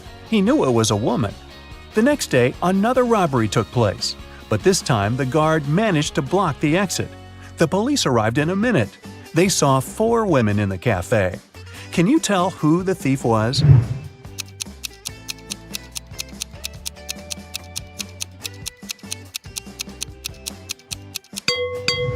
It was Pam. She's the only one whose shoes are good enough for running.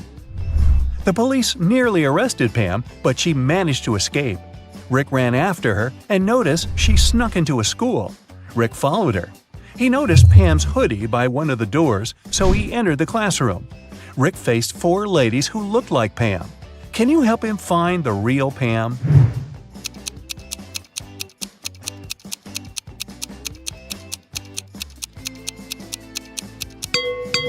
There she is. She has neither books nor pens on her desk. 2 months later, Sam gave Rick a good recommendation. Rick applied for cooking school, and now he has to take some exams. Rick's current task is to cook a delicious soup. 3 pretty ladies are taking the same test with him. He liked them equally, but only one of them was trustworthy. Can you tell which one?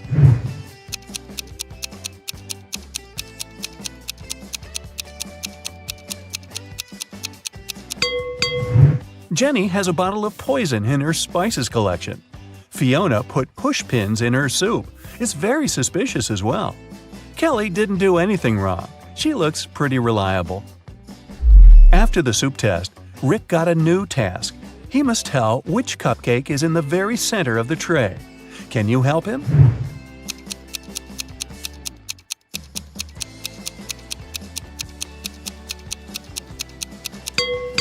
It's the pink one. Here's the next task. Which macaroon is in the very center?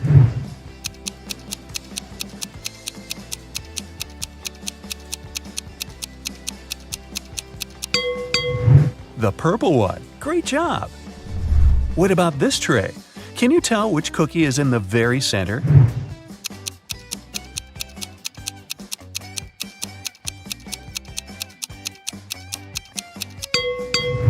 Ah, this one. Rick invited Kelly for dinner. It was their first date. He wanted to impress her and made dinner himself. He left all dishes in the kitchen and went upstairs to take a shower before Kelly's arrival. When Rick returned to the kitchen, he found that someone had eaten all the food. He questioned 3 suspects. Ruth said, "I'm on a diet. I don't eat after 5 p.m." Rick's dad said, "I've spent the entire evening outdoors removing dry leaves from the roof." Rick's brother Jeff said, "Bro, I've been training all day. The marathon is scheduled for tomorrow." Who's lying?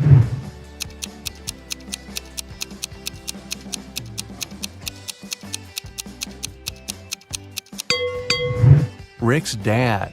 The roof is still covered with leaves, and Rick's dad is a pig. Kelly offered Rick to go for a picnic in the park. They found 3 cozy spots, but only one of them is safe. Can you tell which one?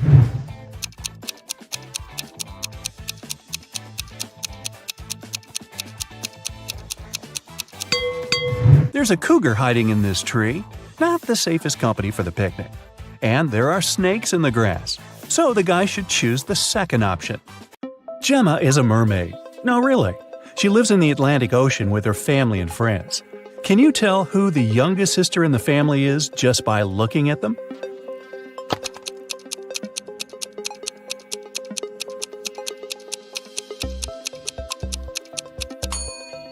Take a look at the granny mermaid. She has plenty of starfish on her tail. It's a hint. Each star symbolizes 1 year of life. That means that the second mermaid is the youngest. Her tail is decorated with 15 starfish, which means she's 15. And 2 other sisters are 18 and 22 years old, respectively. Now one day, Gemma went to a mermaid party, but one of the guests was not a real mermaid. Can you tell who it was?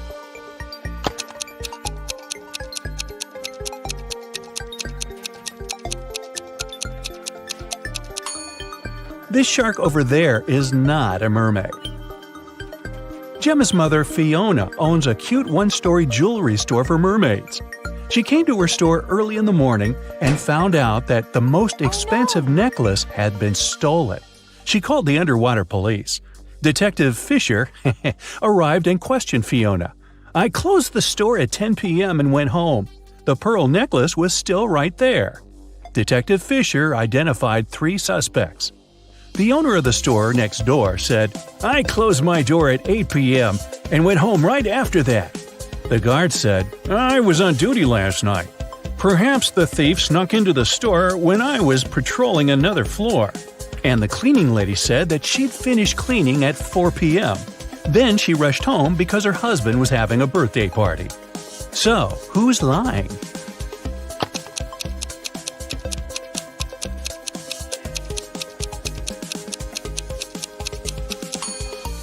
The guard. Fiona's shop is a 1-story building. He couldn't be on another floor when the necklace was stolen. There's no other floor. Gemma was swimming with dolphins and reached the surface of the ocean. Suddenly, she noticed 2 handsome guys, Nick and Rick, and they were both in trouble. Which guy should Gemma save first?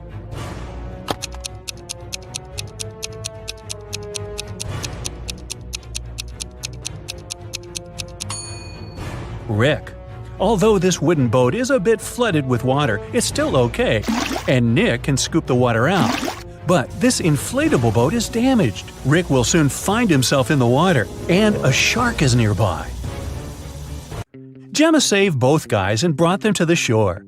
Nick grabbed his phone and took her picture without permission. Gemma asked him to delete the photo because merfolk didn't want people to know about them.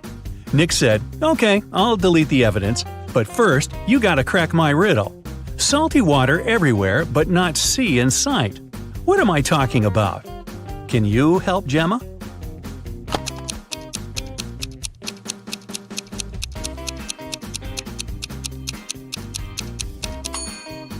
The correct answer is tears. Rick asked Gemma on a date, and she said yes. She went to a local witch doctor to buy a potion to get human legs for 24 hours. The door to the witch's house was locked, and the note said, "If you want to meet me, find the key first." Can you help Gemma find the key?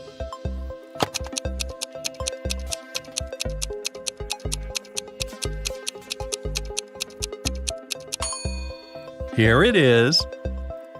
Gemma opened the door with the key and found another door that required a password. There was a note on the door. What has 88 keys but cannot open a single door? Can you help Gemma crack the code?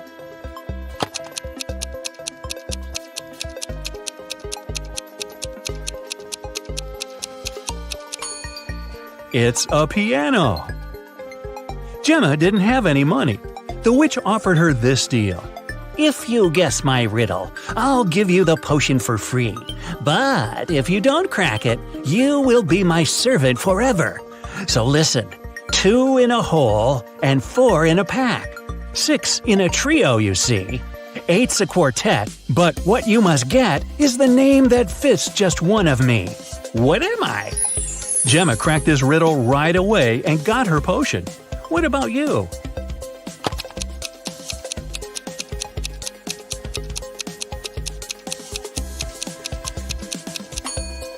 The correct answer is half. Gemma got the potion, drank it, and turned into a human. There were 3 routes she could take to get to the meeting point.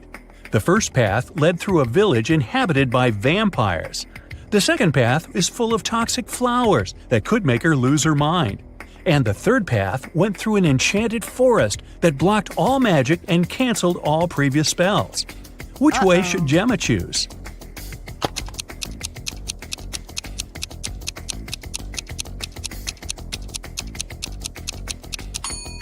The first option is the safest. It's a sunny day and vampires are probably sleeping. Rick and Gemma met at a restaurant called 3 Mermaids. But there are only 2 statues of mermaids on the porch. The owner of the cafe, Victor, is well aware of this and could easily fix this. But he doesn't. Why?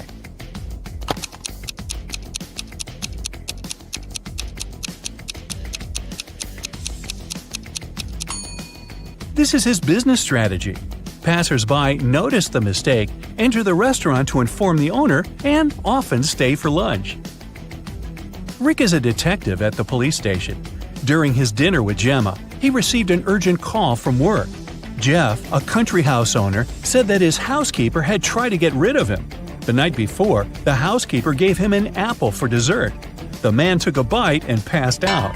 He woke up the next morning and immediately called the police. Rick and Gemma went to the crime scene. The housekeeper denied everything. Gemma didn't know who to believe, but when Rick examined the crime scene, he understood who was lying right away. Who's the liar, the housekeeper or the owner?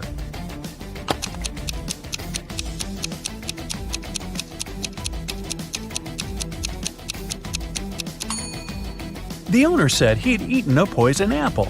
So if it happened the day before, this apple must be brown now. But it's not.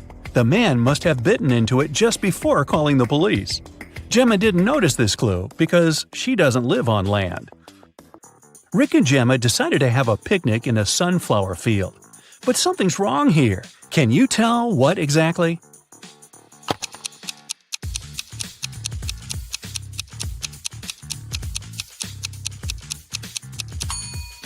The wind is blowing the clouds to the right, but the sunflowers are swinging to the left. That's impossible. Gemma fell asleep in the field. When she woke up, Rick was gone. She looked around and saw an evil elf. He said, "I have put your boyfriend in jail, Mermaid. If you want to see him again, solve my puzzle. I can be red, blue, purple, and green. No one can reach me, not even the queen. What am I?" Can you help Gemma save Rick?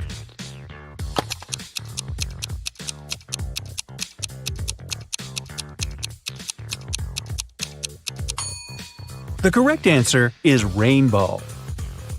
The elf took Gemma to his secret lab. He said, "I've cloned your boyfriend so we don't need him anymore. Now you may take him home. Unfortunately, I don't remember which of them is the real Rick, but you know better. Can you help Gemma decide which of these guys is her Rick?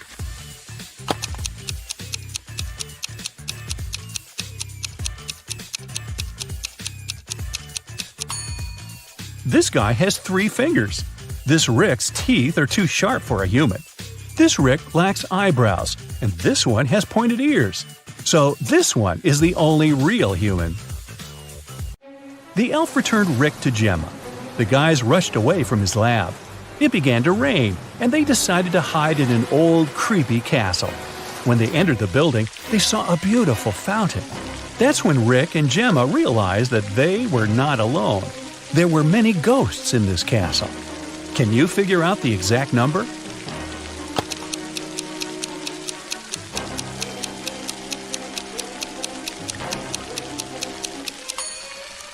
There are 7 ghosts in this picture. One of the ghosts is hiding inside the fountain. And the guy over there is not a ghost. He has feet and he's sweating. He's the owner of the castle. During a visit to an antique store, Rachel found a peculiar piece of gold. It turned out that the man who brought it to the shop mentioned it had once belonged to a pirate named Captain Benedict Jameson. He said he had hidden the rest of his treasures on an island. The map was hidden inside a cave that was located on a beach on the same island, but no one has managed to find the treasure yet. Rachel was intrigued, so she called her friend Jeremy and convinced him to set sail there to search for this treasure.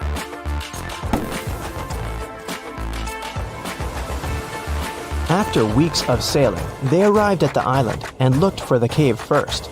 Can you spot it?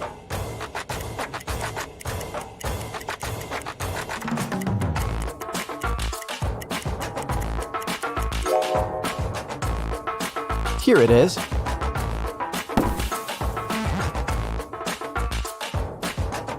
Three different paths within the cave led to the map. Which one should they choose?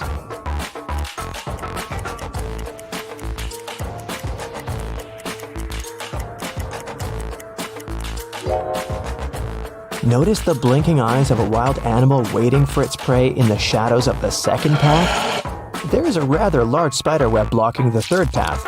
That must only mean there's a large spider that made it. So, the safest option is the first path.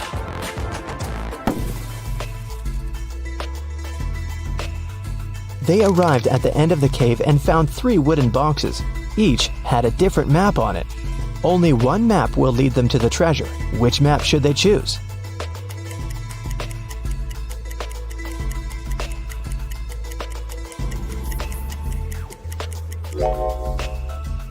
The area that the first map shows is surrounded by trees. The second map shows an area surrounded by the ocean. The area on the third map is surrounded by mountains. So, since they're on an island, they should choose the second map. On the back of the treasure map, they found a message written by Captain Benedict himself. Congratulations, traveler. You've picked the correct map. Now you're a step closer to finding the rest of my wealth. But I warn you, the journey ahead won't be simple. You'll have to solve every riddle that I have for you. And only then will you be able to find my treasure. According to the map, they had to enter the forest. Captain Benedict left another riddle on the map about it. My friend will accompany you from here on, but first, you have to find the tree that it lives on. Look for a fruitful palm tree. If you try to bite the fruit I'm talking about, you'll break your teeth. I guarantee. Take a look around. Which tree do you think that the captain is talking about?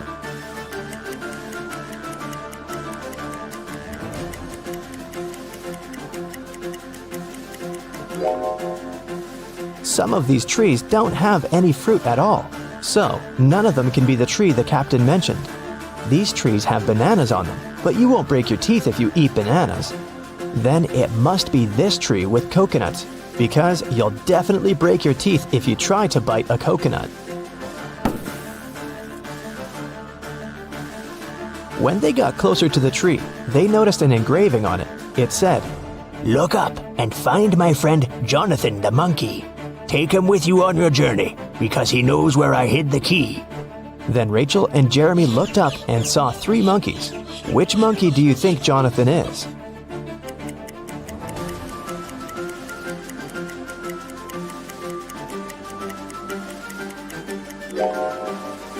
Notice that the third monkey is holding the same piece of gold as the one Rachel found at the antique store. This guy must have access to the treasure, so he must be Jonathan. Rachel and Jeremy tried taking Jonathan with them, but he refused to even move. How do you think they can convince Jonathan to come with them?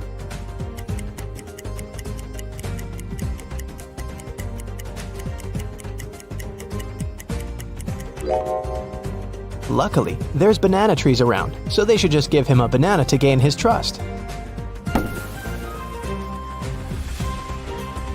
Jeremy wanted to climb one of the banana trees to pick a banana, but they were all very tall, and it seemed impossible to climb any of them. However, Rachel suddenly burst with excitement after seeing something that would help Jeremy. What did Rachel see?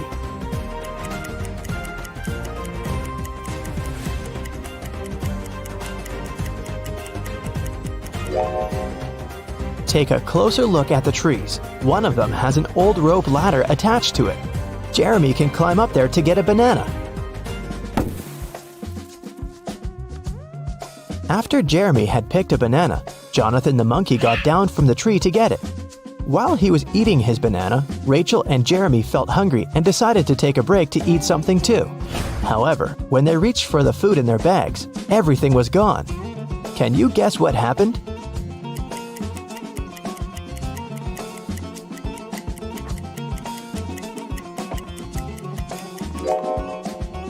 Did you notice something strange as Jeremy was climbing the tree? Let's rewind a bit to show you what happened. The monkeys were stealing all the food from Jeremy and Rachel's bags. Rachel and Jeremy had nothing else to eat other than the bananas off of the trees. But when Jeremy tried to climb up the rope ladder again, the rope broke. Now that they wouldn't be able to pick any bananas, they had to find something else to eat. They walked around and came across a waterfall. Rachel suggested that they catch some fish. Jeremy then caught 3 different fish, but only one of them was safe to eat. Can you tell which one?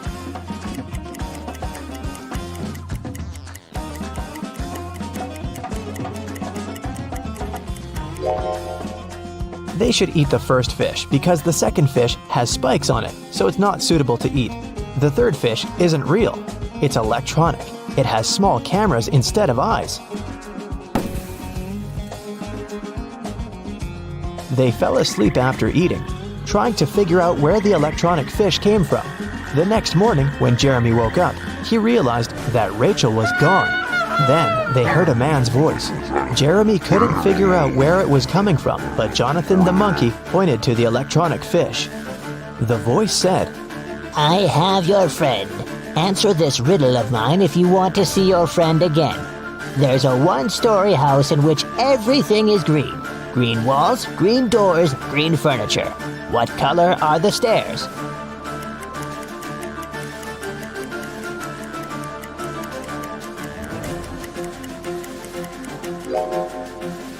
Since it's only a one-story house, there aren't any stairs in it. Suddenly, the waterfall stopped flowing, and the cave appeared behind it. The voice said, Enter. Inside, an evil scientist was waiting for Jeremy. He said that he was going to give him a chance to save his friend. He took Jeremy to a water tank with 3 different creatures in it. The scientist said, One of these creatures is Rachel, but the other 2 are not human at all. I will free your friend if you can guess correctly which one she is.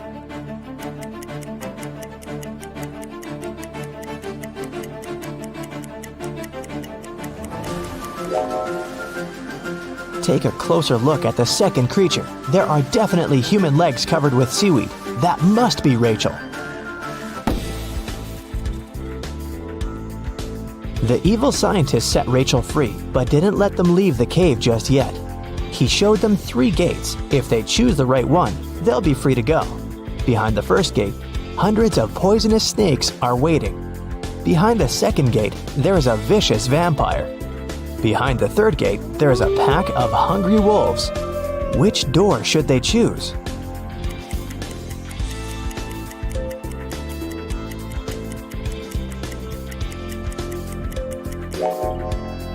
They should choose the second door. It's morning outside. The sun is shining bright, and vampires can't survive the sun.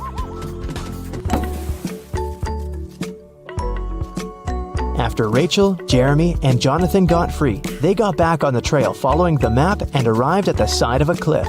There were 3 different bridges in front of them from which they could walk across to the other side. Which bridge should they choose?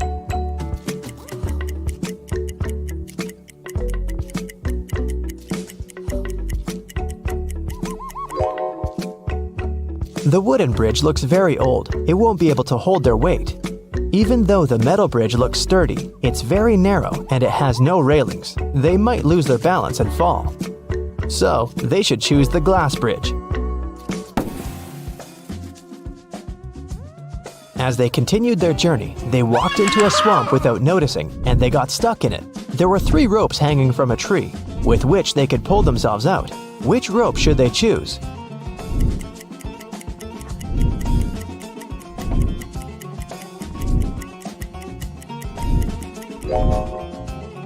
The first and the third rope are no ropes at all. One of them is a snake and the other is a tiger's tail, so they should choose the second rope.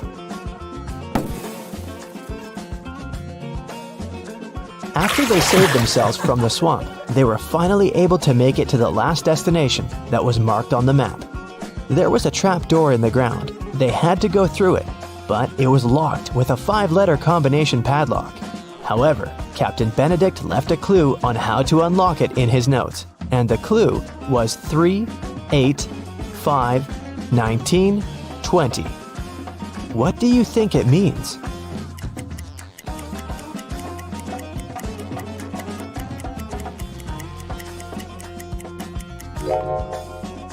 Each number represents its respective letter in the alphabet.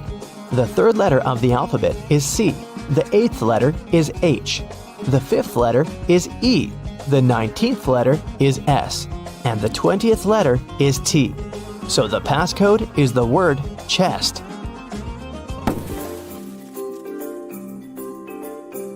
Once they opened the door, they saw a staircase leading to an underground room.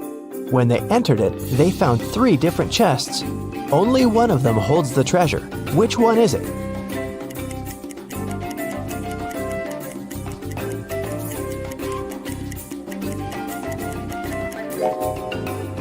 Can you see the ants coming in and out of the first chest carrying small pieces of food? And a sticky, slime-like substance is oozing from the 3rd chest. It must be filled with whatever that is. But there is a golden reflection coming from the second chest. That can only mean the gold is in there.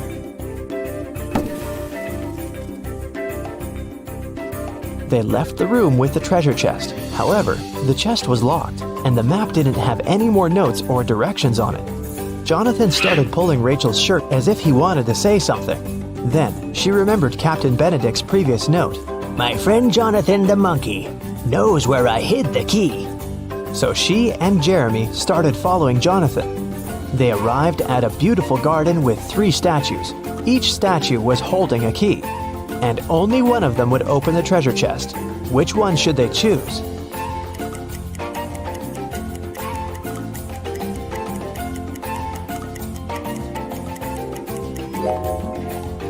Take a closer look at the treasure chest. The lock of the chest has a little emerald on it. The first key has a ruby on it. The second key is decorated with an amethyst.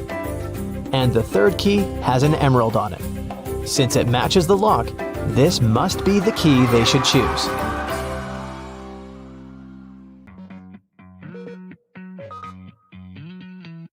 The evening before his girlfriend's birthday, Kevin arrived at her office quite late to decorate her desk. He pretended to be a pizza delivery guy to get past the security, but when Kevin finished with the decorations, he realized that the building had already been closed and all the guards had left.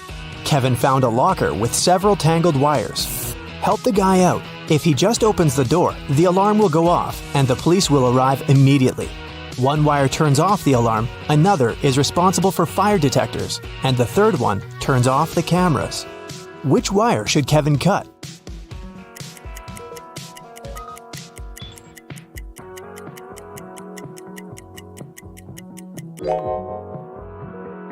The green one.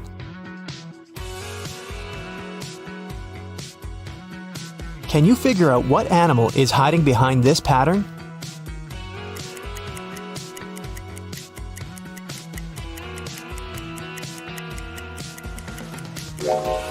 That's right, it's a dog. Now, let's make this task a bit more complicated. What animal is hiding here?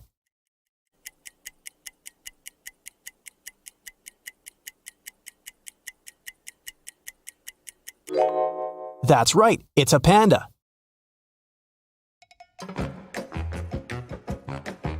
Police officers are chasing a thief who has just robbed a jewelry store, but he has managed to hide in a women's clothing store and put on a female outfit. Help the officers identify the robber among these women.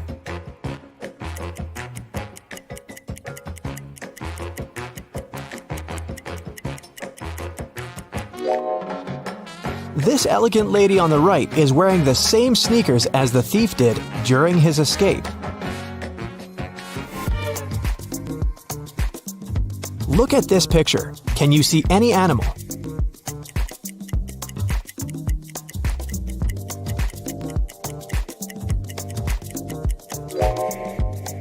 It's a crocodile. Great job.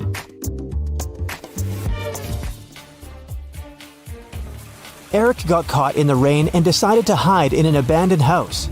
But as soon as he stepped inside, the front door disappeared. A mysterious voice said, "The only way to get out of here is to push open one of these doors." But the first door is covered with dangerous acid. The second door is unbearably hot. If he touches the third door, he'll get an electric shock. Which door should Eric choose?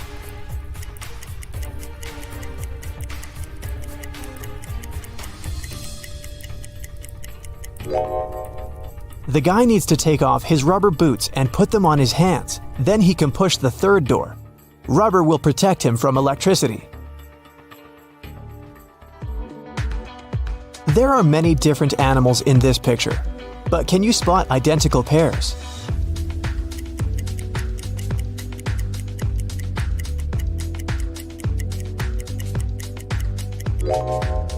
This couple of birds, these hares, and the owls. Other creatures don't have identical twins.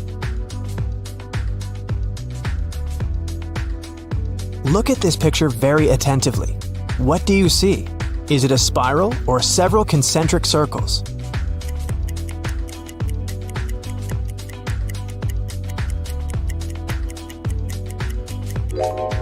These are black and white concentric circles. You probably saw a spiral, but this is just an optical illusion. Try to squint your eyes or move your finger around any of the circles. Daniel came home after work and realized his house had been burgled. The police suggested that the robbery probably took place around lunchtime. The officers questioned 4 ladies who lived next door. All of them told the police that they had had a road trip together. They had to stop to change a flat tire on their way back from another city, so they got home late at night. But then, the police officer decided to interrogate the ladies separately in different rooms. They heard their answers and arrested them immediately. What question did the officers ask?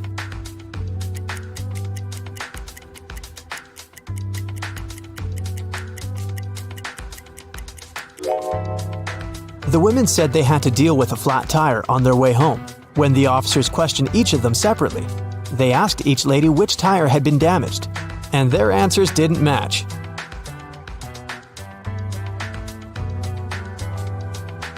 Supermarket manager Mike was counting daily revenue late at night. Suddenly, the fluorescent lamp above his head began to blink. Mike climbed on a chair to fix it. But when he touched the lamp, he burned his hand, fell from the chair, and lost consciousness for a while. When he came around, the guy noticed that all the money had been stolen. He called the police and told them his story, but when a police officer arrived, he arrested Mike. Why?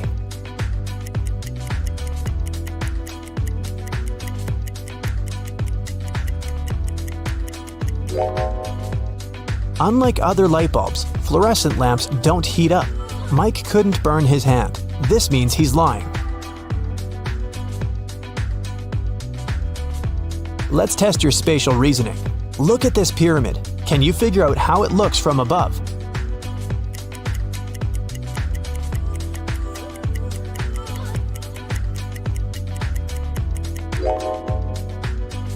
The third option is correct.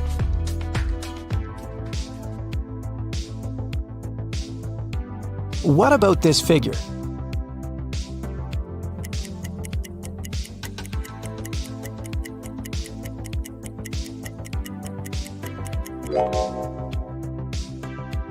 The second image is the correct one. Now look at this colorful cube. How does it look from above?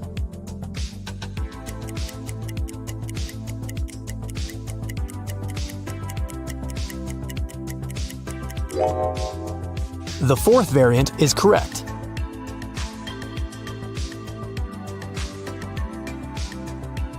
Jennifer worked as a manager in a large supermarket. One morning, she received a strange text message. "There's a thief among your customers. Beware." Jennifer ran out of her office and saw 3 people who looked suspicious. Can you find a thief among them?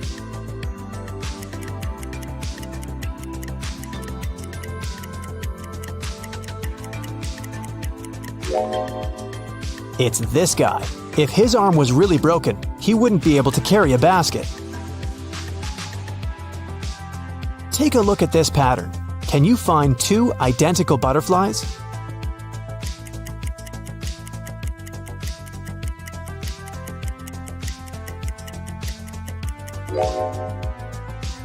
They're over there. Relax and take a look at these pictures. Choose the lighthouse you like most. This simple test will help you discover some of your curious personality traits.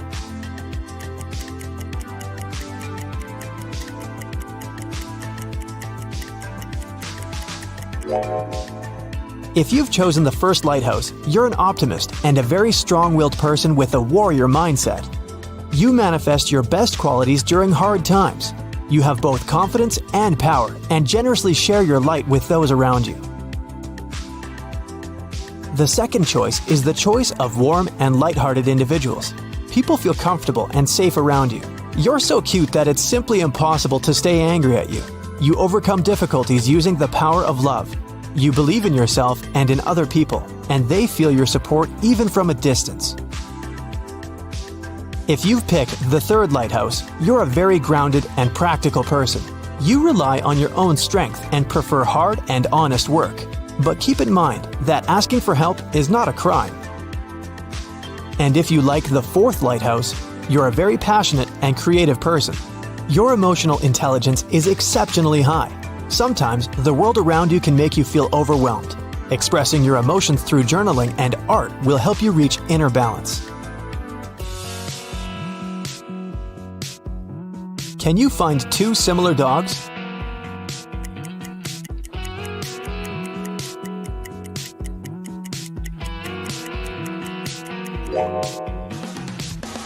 Here they are. Take a look at these pictures and choose your favorite moon.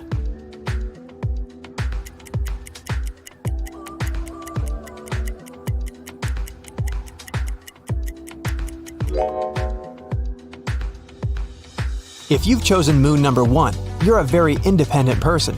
You might feel guilty when you ask for help. That's why you prefer solving problems on your own. But does it make you happy and fulfilled? If you've opted for moon number 2, you live in the moment and chase joy and adventure. But deep down, you might be suppressing the desire for a stable life.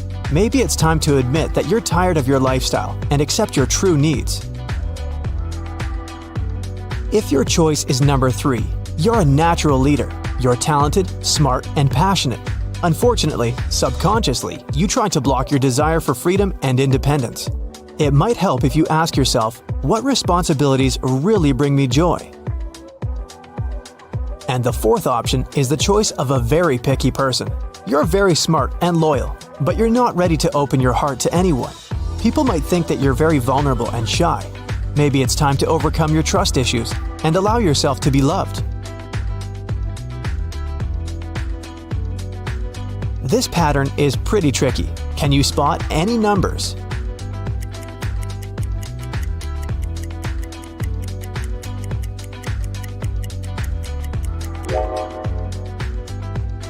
It's 82,175. Can you spot any numbers hidden in these symbols?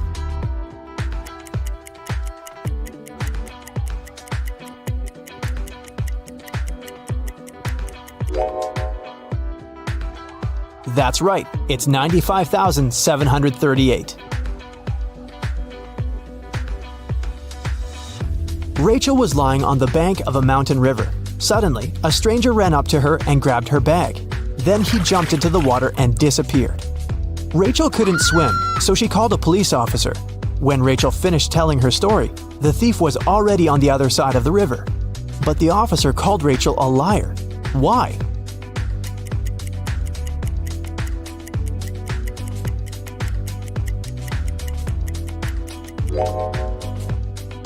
Mountain rivers are very fast. The stream would have carried the thief much further down the river. Look at this picture very attentively and find two identical giraffes.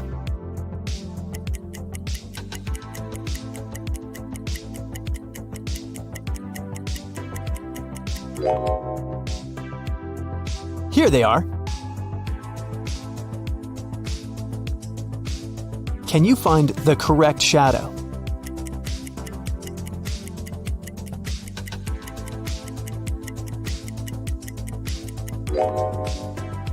It's over there. Look at these pictures very attentively. Can you spot 5 differences?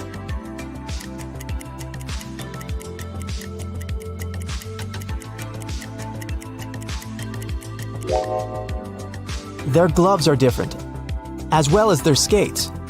The snowman on the left doesn't have a pom-pom on its hat. Their scarves have a bit different patterns. And finally, the snowman on the left has 2 buttons, while the guy on the right only has 1. A dangerous criminal ran away from the police. The detective saw him enter a scientific research center and followed him. They found only 3 people inside the building. All 3 claimed to be scientists working on a secret research project. Look at these people. Can you figure out which one is the criminal?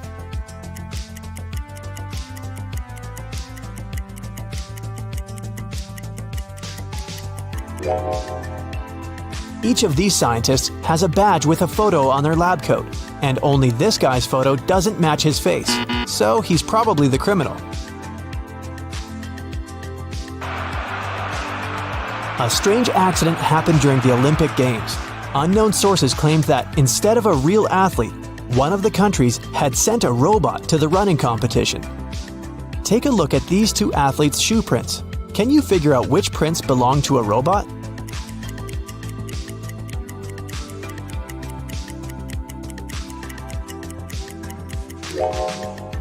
The third runner is the robot, only his footsteps are perfectly symmetrical. This brief personality test will help reveal your current mood.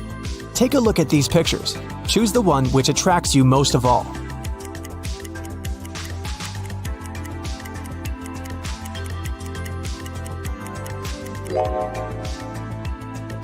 If you've chosen the first one, you're probably trying to reach a compromise in a difficult situation. No worries. Your diplomatic skills and big heart will help you bring back peace.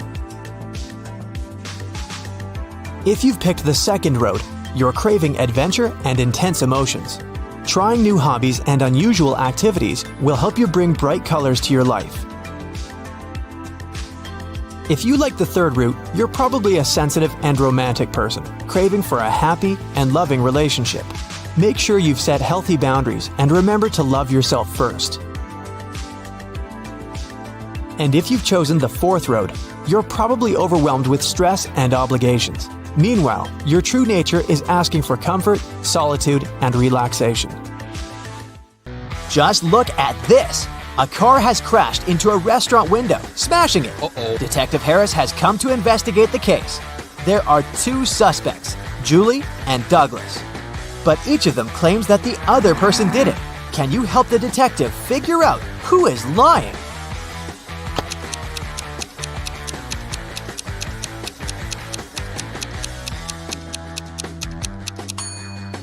It's Julie. The tire tracks on the ground belong to her car.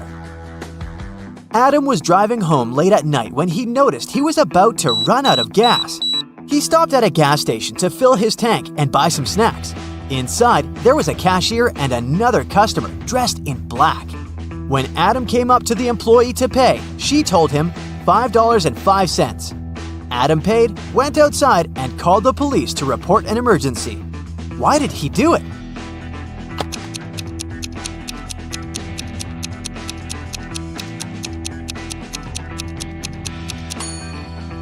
The cash register showed $18.35, but the cashier said $5.05, which looks like SOS. Detective Harris was walking along the street when he heard some noise. He decided to check out what had happened.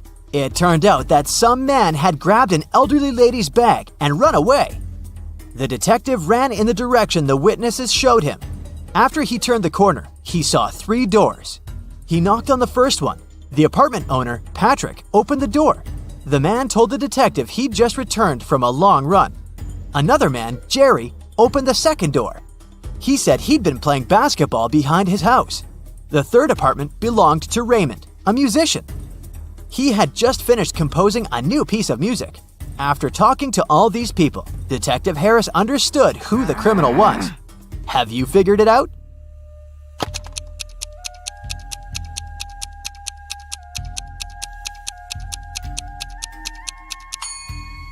The thief is Jerry. He claimed he'd been playing basketball, but he was holding a football while talking to the detective. Sarah and her sister Mary were doing some shopping. When they were leaving a grocery store, Sarah pointed at some young man and exclaimed, "Look, my nephew is over there!" Her sister replied, "Oh right, but it's not my nephew." How is it possible?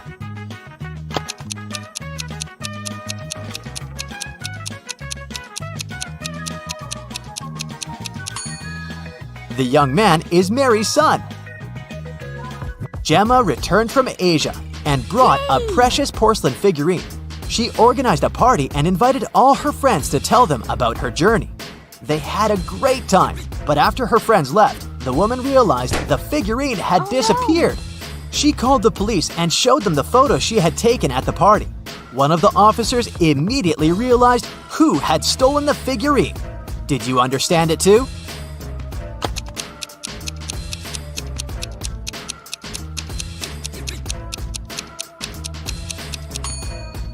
It was this girl. She hid the figurine under her hat. At 9 a.m., Ethan got a call from his friend, an owner of a large business. The man said that a very important document had disappeared from his office. It had been on his desk the evening before, but now it was nowhere to be found. Ethan immediately came there to question his friend's employees. Soon, he had 3 suspects. Walter said he'd spent the previous evening at the movies. Joan had dinner with her friends, and Zachary visited an art gallery. It didn't take Ethan long to understand who was lying. Do you know it too?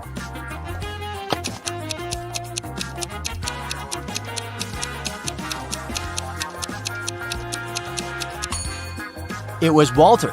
His ticket isn't torn. It means he didn't enter the movie theater. Now, look at these hands and try to figure out which person is married.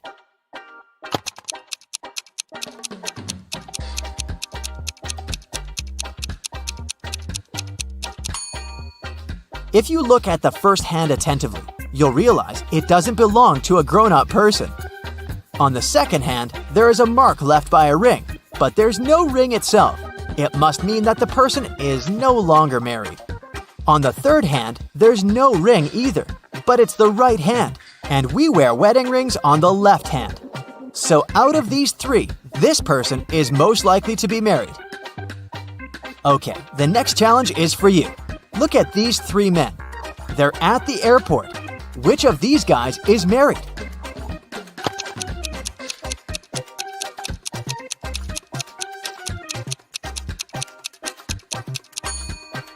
All of these men are holding their passports and tickets in their hands.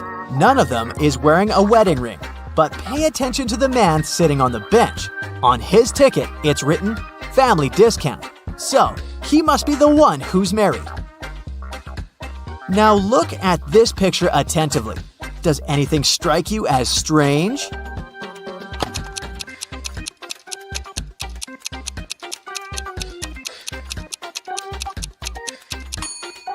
It's winter, but butterflies are flying around the snowman. Now, try to figure out what's wrong with this image.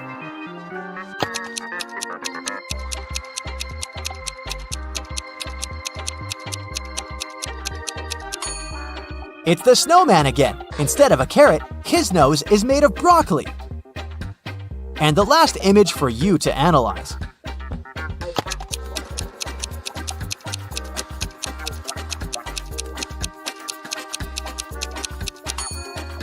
Why does the guy on the right need ski poles if he's going to snowboard? Marcus woke up in a dark basement with just one candle burning on the table. He saw 3 doors in one of the walls and 3 keys lying on the table. How many attempts will the guy need to figure out the key for each door?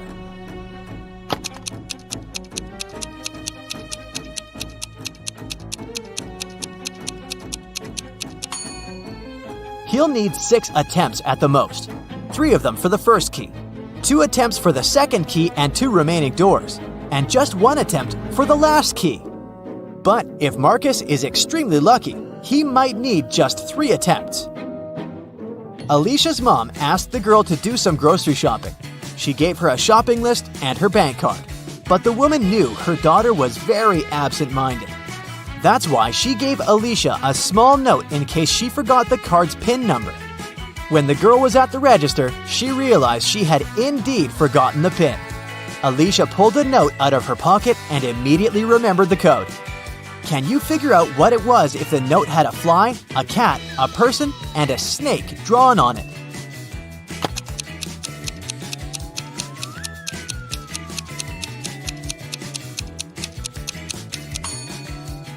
The PIN was 6420. Alicia just had to count the number of legs of each creature. A fancy restaurant in Los Angeles was offering a promotional deal. A married couple could eat at the restaurant for half price on their anniversary. To prevent scams, the couple would need proof of their wedding date. On a Thursday evening, a couple entered the restaurant and claimed it was their anniversary, but they didn't have any proof.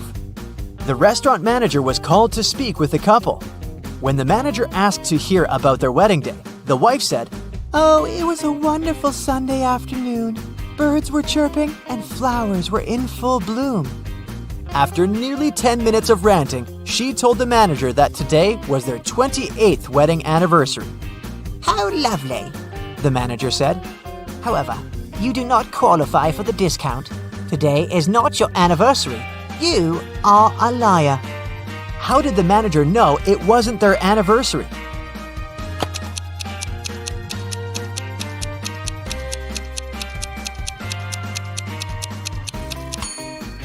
The calendar repeats itself every 28 years. So if they were married on a Sunday 28 years ago, the day they came to the restaurant would also have to be a Sunday.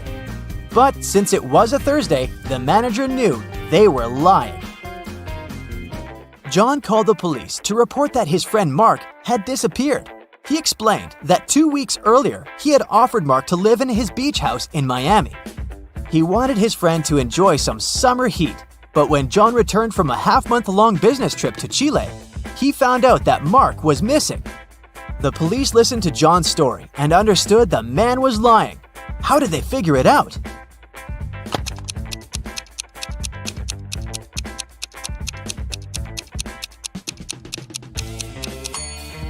If it was summer in Miami, it was winter in Chile. And still, John came back suntanned. It means he hadn't been to Chile. Maya was in the gym doing the workout her personal trainer had prepared for her. It was tougher and longer than her usual ones. Exhausted, Maya returned to the changing room only to find her expensive bag gone. Oh no! She immediately called the police. They had 3 suspects. Maya's trainer said that he had been preparing a new program for his clients. Emma, another gym goer, said she had been running on a treadmill for 2 hours. The cleaner said he had been washing the swimming pool. Who took Maya's bag?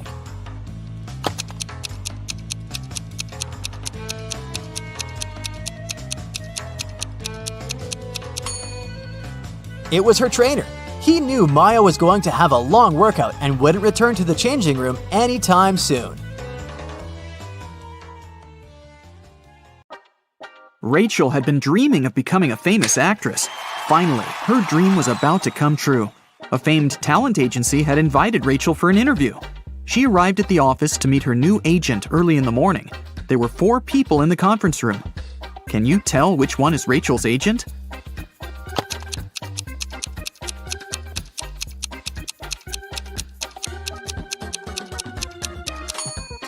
This guy is the only person who doesn't have an employee badge, so he's probably a guest. This man is wearing a classy, expensive suit, but he brought coffee for everyone, so he's an assistant. This lady's mug says, "World's Best Lawyer," so she's probably responsible for legal issues. And this relaxed lady over there is Rachel's agent, Zoe. Zoe offered Rachel to take a seat. Which place should Rachel choose?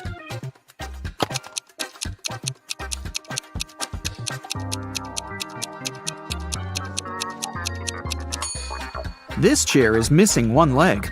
Someone has spilled coffee on this chair. The barista has written "The Boss" on the drink in this cup and left it on the table next to this chair. And someone has left a sweater on this chair. So, Rachel has only one option, and here it is. First of all, Zoe decided to check how smart Rachel was and offered her this puzzle. She used 3 pencils to make this triangle. Rachel's task was to create a perfect square by moving just 1 pencil. Can you help her?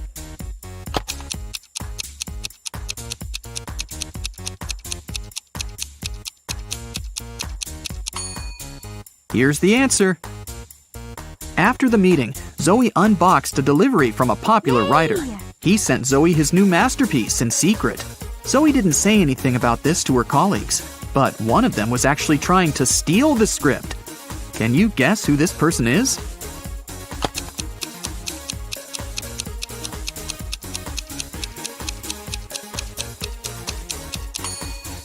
It's the assistant.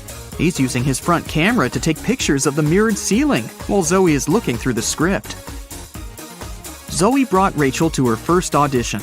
Rachel joined other actresses in a line. They were all competing for the lead role in a new series. The main character had poor eyesight, so all actresses put on fake glasses to get into character. Rachel didn't do well enough, and another actress, Sally, got the job. Rachel was very upset. But suddenly, Sally fell to the floor. She was unconscious, and Rachel called an ambulance. Doctors said that someone had poisoned Sally, but all the actresses ate the same snacks and drank the same water. Doctors checked the food, and it was fine. Can you guess what happened there?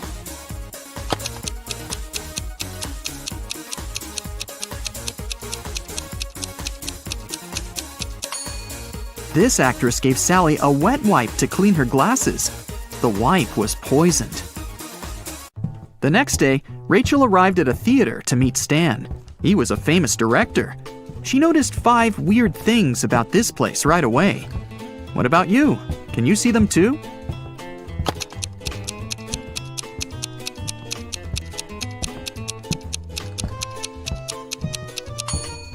Something's wrong with the gravity, in particular with this chandelier that isn't hanging from the ceiling as it should.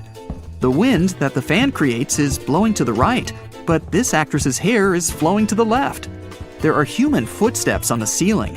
The spotlights are red, but the lighting on the stage is blue.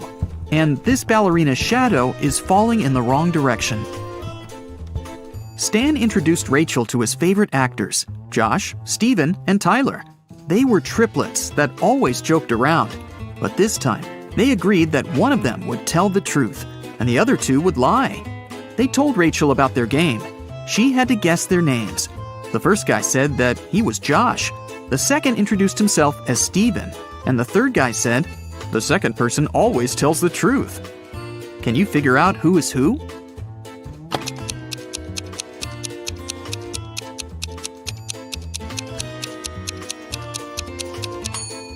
If the third guy is telling the truth, then so is the second. But only one brother was supposed to be honest. So the third guy must be lying. This means the second brother is lying too. So then, the first guy must be telling the truth. He is Josh. The second guy is neither Josh nor Steven. He's Tyler. And the third brother is Steven. Stan offered Rachel to play a princess in his new production. Rachel went to the dressing room to apply makeup. Suddenly, she heard a scream. Rachel ran out of the room and saw the main star of the play on the stage covered in paint. Rachel questioned the suspects. Ron, an assistant, claimed that he'd been eating his sandwich on the balcony when it happened. Lily, a stylist, was on the phone with her husband. And Stacy, a cleaner, said she'd been cleaning the bathroom at that moment. Who's guilty?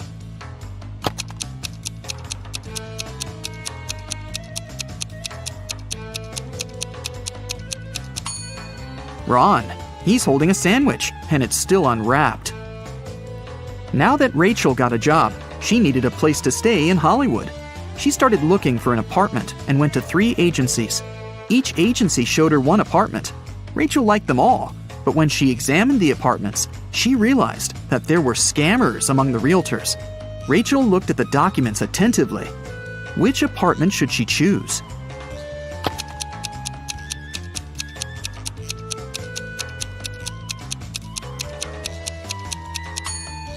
Rachel chose the third option. The first apartment is on the 6th floor. But that's impossible because the building only has 5 floors. And according to the description of the second apartment, its construction will be finished in 2025. This is 2022, by the way. But Rachel needs an apartment immediately. Rachel rented the third apartment and moved in right away. But something was wrong with the bathroom there. Can you see it?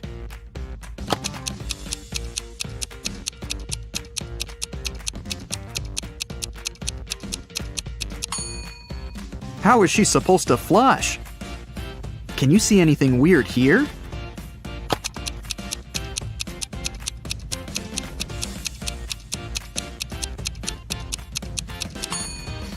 There's no shower drain. Rachel heard the doorbell ring. Her neighbors, Peter and Victor, brought her 2 cakes, but only one of them was edible. Can you tell which one?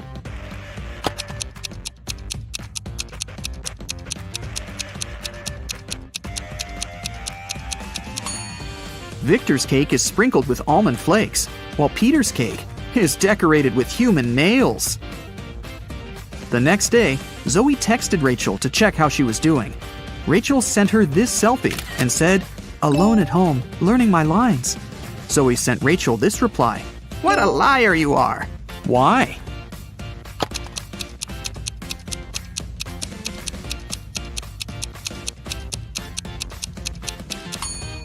If Rachel's alone, who's that guy? Zoe took Rachel to a party and introduced her to Nick, an eccentric billionaire who was financing one of Zoe's movie projects. They had a brief conversation, and then Rachel lost him in the crowd. In a while, Rachel noticed 3 guys facing away from her. Each of them looked exactly like Nick. Can you tell who the real Nick is?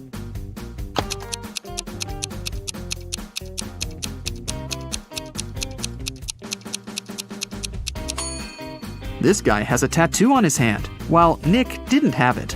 And this guy's suit is fake. They wrote the brand name with a mistake. Nick offered for Rachel to sing karaoke. The girls sang a song, and Nick liked it so much that he offered her a suitcase full of gold.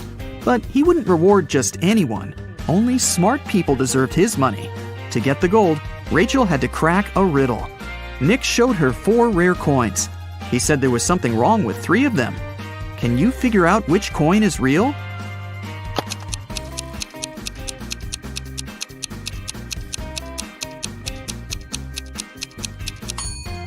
People who lived at that time didn't call their era BCE. This coin is from the future. Take a look at the date. There weren't cars in 1365. So here's the only real coin. Rachel used an app to call a taxi to take her precious suitcase home. She saw 3 identical cars in the parking lot. Each of the 3 drivers claimed that Rachel had ordered their car. Which driver should Rachel choose?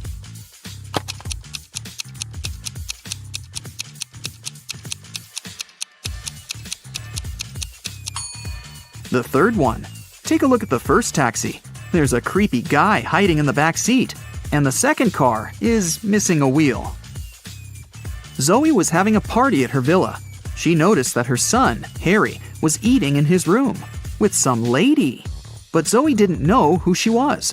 The woman got very curious. So, after they left, she sneaked into her son's room to find some hints. There were 3 girls at her party: Lily, Jennifer, and Diana. Zoe immediately guessed who was with her son. What about you?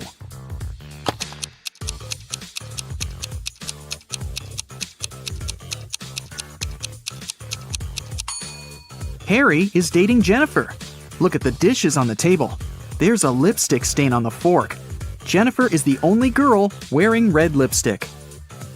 In the morning, Rachel went for a run in the park. On her way there, she met this woman. And a minute later, she saw another woman, absolutely the same. Rachel thought it was extremely bizarre. But, in reality, there were 5 differences between these 2 ladies. Can you see them?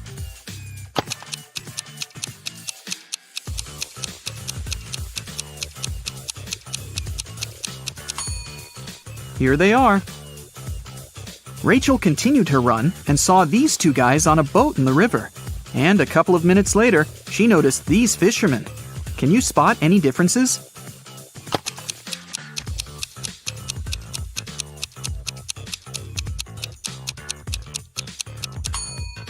There are 5 differences between these 2 pictures. Have you found them all? Rachel stopped because she needed to tie her shoelaces. Suddenly, she saw these 2 women with backpacks. Can you spot 5 differences between them?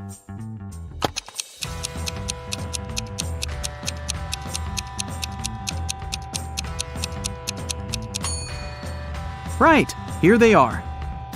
Rachel arrived at her apartment building and found her neighbor, Peter, unconscious at the bottom of the stairs. The scene in front of her eyes was so awful that Rachel fainted, and the concierge carried her home. In the evening, after her nap, Rachel left her apartment. And guess what? In the lobby, she came across Peter again. But this time, he was energetic and happy. He was also drinking some juice. How did he survive?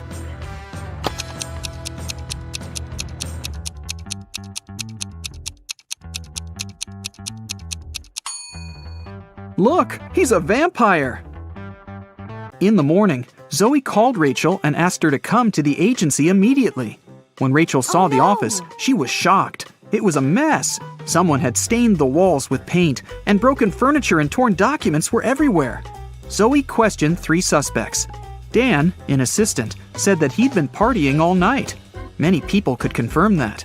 Jessica, a lawyer, said, "Who do you think I am? I love my job. Otherwise, I would have already quit." And Sarah, a copywriter, said that she'd been the last one to leave the office. And she had locked the door, that's for sure. Who's lying?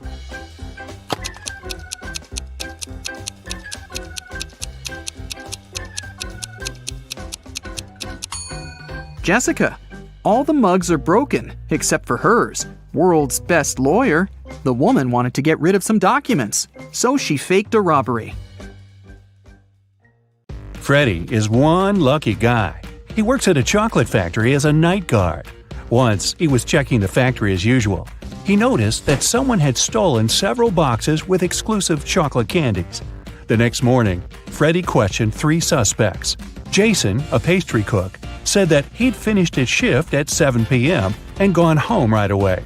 His wife couldn't confirm that he stayed indoors all night.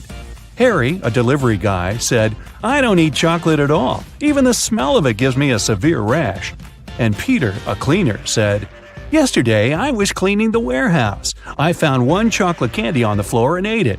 I'm so sorry. Please don't fire me." Who is the thief?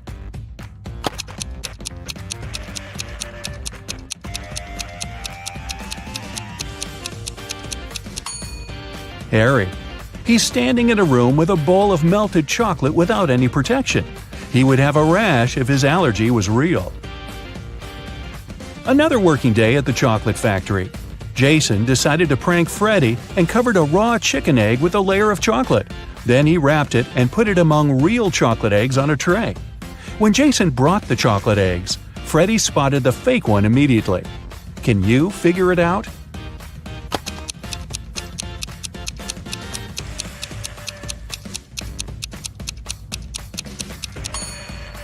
The real chocolate eggs are hollow inside, so they were rolling all over the tray when Jason was walking. But the raw egg is heavier, and it didn't move much. Well, Freddie decided to pay Jason back. He dressed up as a ghost to scare him. But suddenly, several real ghosts appeared in the room.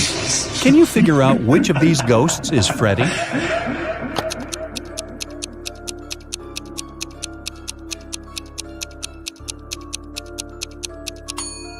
This guy over here. He's the only ghost who is not transparent at all. One evening, the factory was celebrating its anniversary. The management organized a party. All employees participated in a karaoke competition. Most of them all sang incredibly well and received gifts and flowers. But only 2 of the best singers, Nancy and Betsy, made it to the final. They prepared to face each other in one more round. But suddenly, Betsy fell to the floor, unconscious. Doctors claimed that she had been poisoned. But all the participants of the competition had eaten exactly the same food. Besides, the police checked the dishes and they were okay. Can you guess what happened?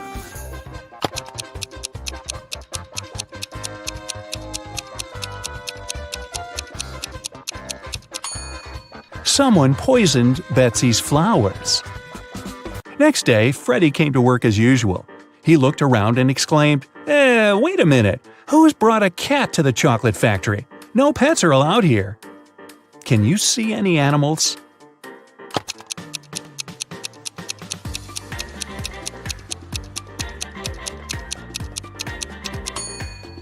Here it is.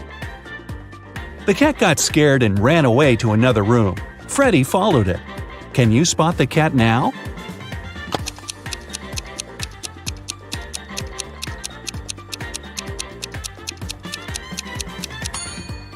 It's hiding over there. And again, Freddie failed to catch the cat. It ran out of the building and hid in the garden. Can you help the guy find the cat?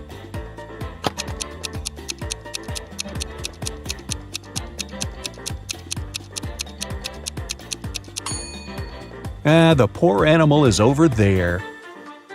Freddie caught the cat and found a small note attached to its collar. It had contact information. Freddie called the cat owner, but no one answered the phone. So, after work, Freddie took the cat and went to the address mentioned in the note. It was a creepy castle. The door was locked and required a password. Can you help Freddy crack the code using this hint?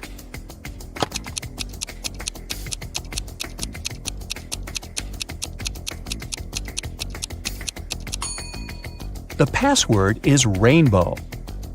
A gloomy old man greeted Freddy inside the castle. Freddy expected that he would thank him for bringing the cat back, but the old man began to laugh evilly and locked all the ways out. Then he said, If you manage to complete 3 tasks I give you, you will get $1 million. But if you fail, you'll stay in my castle forever. Here's the first task. Help me find my glasses among all these vegetables. Can you help Freddy?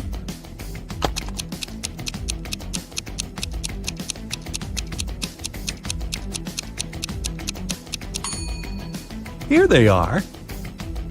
The next task from the old man was to cook a potion and do it in the correct order. He gave Freddy this recipe. Can you help the guy?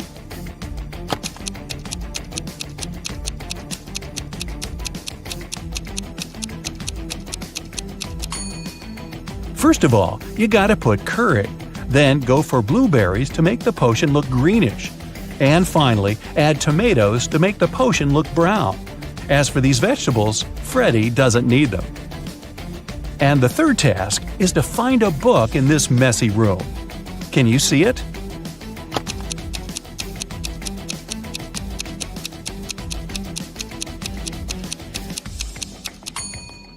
It's half hidden inside the sofa. The old man gave Freddy his money, showed him the exit, and disappeared. But when Freddy tried to leave, he realized that the door was locked. It had a combination lock. Freddy found this mysterious note nearby. He has to get this right or he might stay trapped for a long time. What code will open the door?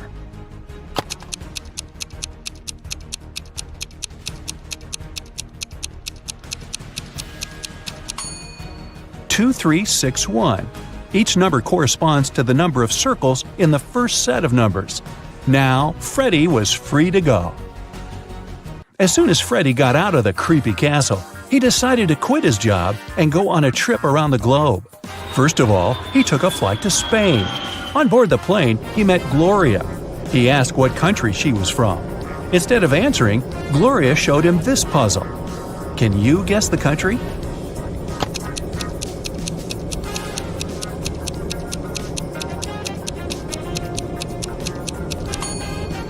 That's right, she's from Ireland.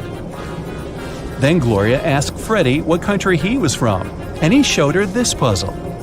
Can you guess his country?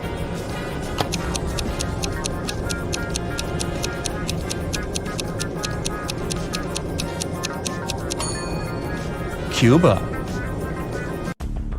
Freddy landed in Madrid and went for a walk. He hadn't rented any hotel in advance, so he just wandered around the city, searching for a nice place to stay. Suddenly, Freddy noticed this cute little hotel and entered it. Big mistake. Why?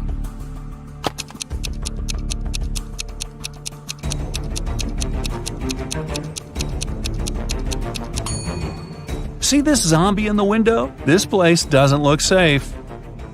As soon as Freddy entered the creepy hotel, the door slammed behind his back. The guy saw 3 doors leading to freedom. Venomous spiders were crawling behind the first door. Behind the second door, arrows were flying at head height. And behind the third door, there was a black hole. Which door should Freddy choose? Can you help him escape?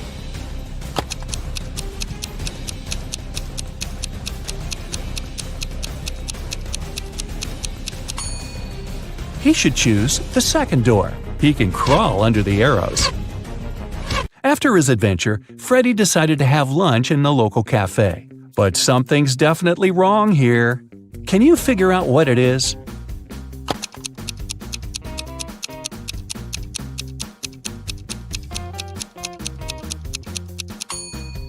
Look at this window. The view of the street is upside down. The waiter came over to Freddy to get his order. But suddenly, a woman at the next table began to shout, "Help me! Someone has put cockroaches in my soup!"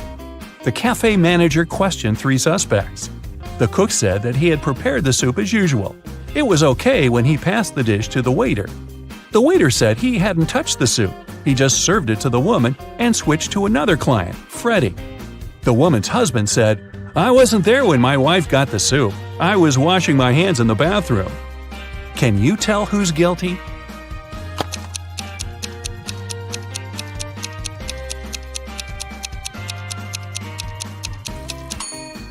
No one. Take a look at the ceiling. The cockroaches crawled out of the ventilation and several of them fell into the lady's soup. Lucas works as an accountant in a furniture manufacturing company. A few days ago, he forgot to put his sales results in the weekly financial report. Fortunately, his boss didn't notice this, so Lucas corrected the document and solved the problem. Yesterday, he was late for work and missed an important meeting with the sales department. He was lucky because the boss didn't come to the meeting either. Today, Lucas hasn't congratulated his boss on his birthday, and he's not the only one. All the company's employees have forgotten about this event. And now, the boss has come to Lucas's office to inform him that he's fired. But why? What did Lucas miss?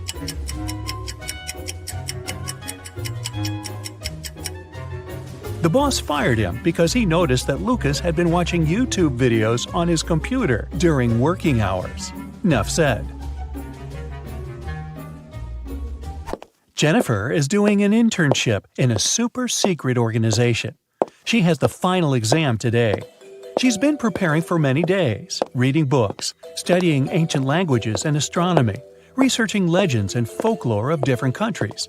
To complete the exam, she needs to find a monster among people. Jennifer is sitting in an empty room. An instructor enters. He opens the door and asks 5 people to come in. They stand in front of Jennifer and glare at her. Who is not a human here?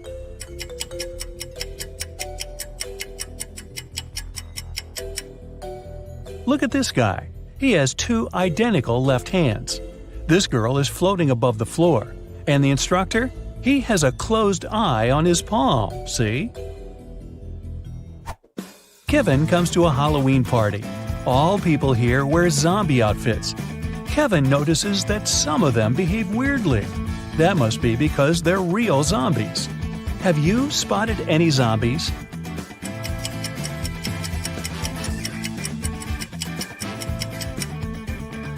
There are 2 real zombies here. The girl with a glass in her hand. There's an eye floating in her drink, see? The guy over there has a smartwatch on his wrist. The screen shows his pulse rate. And it's 0. One perfume company hires new staff. First, they have to pass an interview and write an essay about their favorite perfume. When the candidates complete these tasks, the director asks them for one more thing. They must swear an oath of loyalty to the company if they want to get a job. 10 people are saying the words of the corporate oath simultaneously. But some of them are cheating. Help the directors figure out who these people are.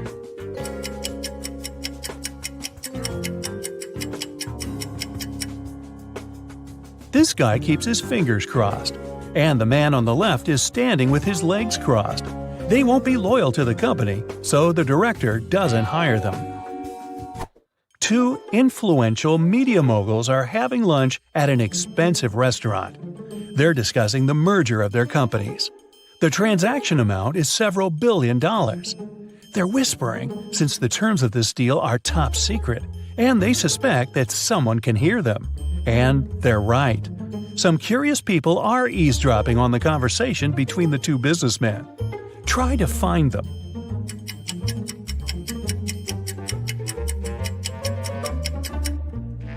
The girl at the next table is reading a newspaper that is turned upside down.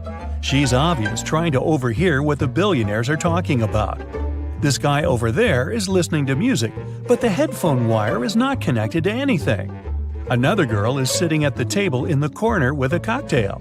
But instead of an umbrella, there's an antenna in her glass. She's recording the conversation. "Where are my employees?" a boss shouts. He's furious because 3 people haven't come to the office. He calls each of them to find out the reason. All 3 tell him they got ill. The boss doesn't believe them, so they have to arrive at the office. Mary is wearing a warm jacket, hat, and scarf. She sneezes, coughs, and looks sick. Lori is walking on crutches. Her leg is in a cast.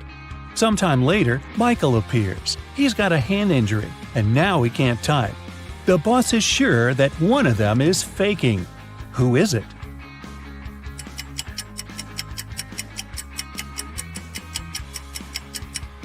Mike's left arm is broken, but his phone is in his left pocket. He must have used his broken arm to put it there, which means he's pretending. Apparently, he just didn't want to come to work. Jerry's walking through the woods. He's cold, hungry, and lost. The guy takes a few steps and stops because he hears something. He goes toward the source of the sound and finds a large clearing. There are 3 houses. Which one should Jerry enter?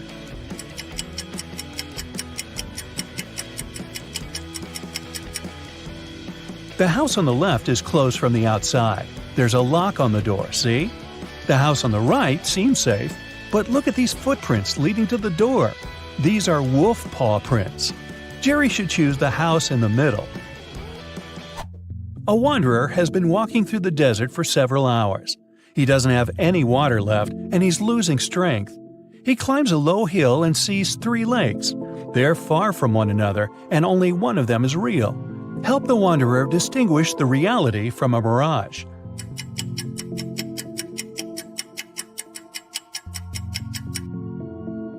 There are palm trees near all the lakes, but only one of them reflects the trees.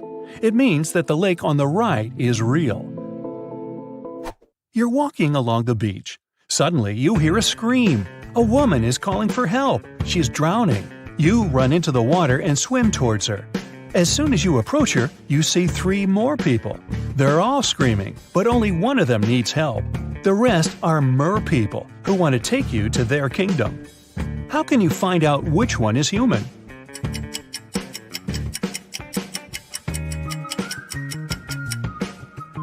Dive under the water to see who has a fishtail. Richard likes abandoned buildings and old castles. Today he's going to check a huge house that belonged to a vampire a long time ago.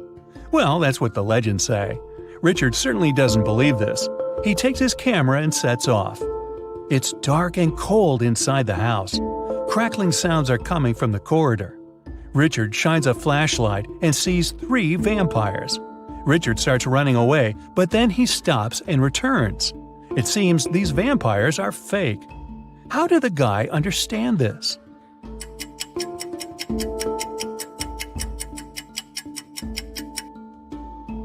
There's a mirror on the ceiling above the first vampire, and he gets reflected there. The second vampire has no fangs, and the third one, he seems to be real. Run! Now Richard wants to visit an abandoned hospital. There are rumors that werewolves live there. Richard is sure it's a myth. He's walking around dark hospital wards all night, but finds nothing. He's about to leave, but 4 men block the exit. They are howling and growling. Which of them is the real werewolf?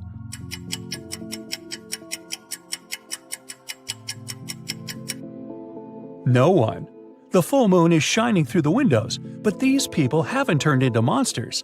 But still, Richard runs away. It seems these guys are really crazy.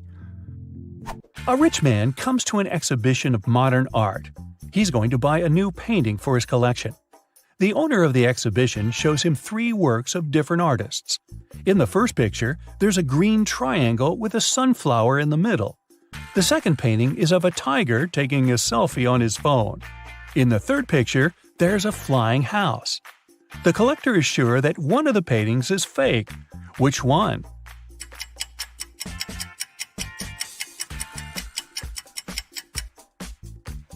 Each canvas has the artist's signature and the date when it was created. The painting with the tiger is dated 1957. There were no mobile phones and selfies at that time. This picture is fake. Martin's nervous because today is his first DJ performance at an electronic music festival. He goes on the stage. The crowd is cheering. Martin puts on his headphones and turns on the first track. Music is playing, but people aren't dancing. Why?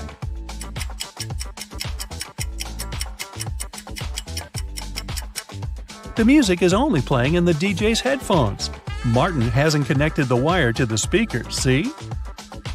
Jaden bought a beautiful ring for his girlfriend. He wanted to propose to her at the weekend.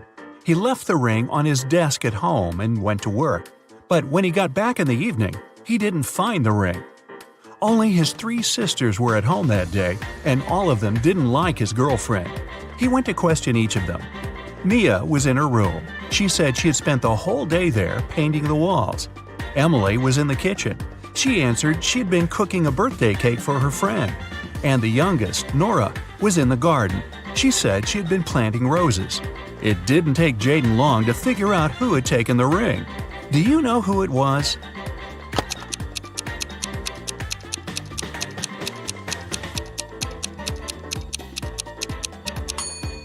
It was Nora. She looks too tidy after spending the entire day in the garden. Plus, she doesn't have any garden tools. Carter's literally running home from school. He has a piece of cake waiting for him there. But as soon as the boy opens the fridge, he realizes someone's eaten his cake. It can only be his elder sister Maya. He sees her leaving the bathroom. "How could you? I've been dreaming about this cake for the whole day." "What are you talking about? I came home half an hour ago. I immediately got in the shower and just finished." Carter isn't convinced. His sister's hair is completely dry. Maya is both telling the truth about the shower and lying about not eating the cake. How is it possible?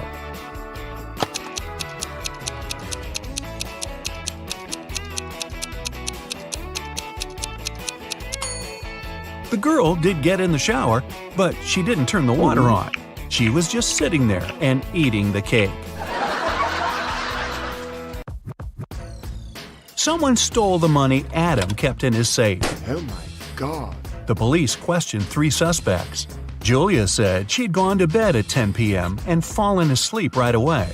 Parker told the detective he'd been watching TV from 11 p.m. to 2 a.m. And Aiden had said he'd been at his friend's playing computer games all night. The police immediately arrested the thief. Who was it?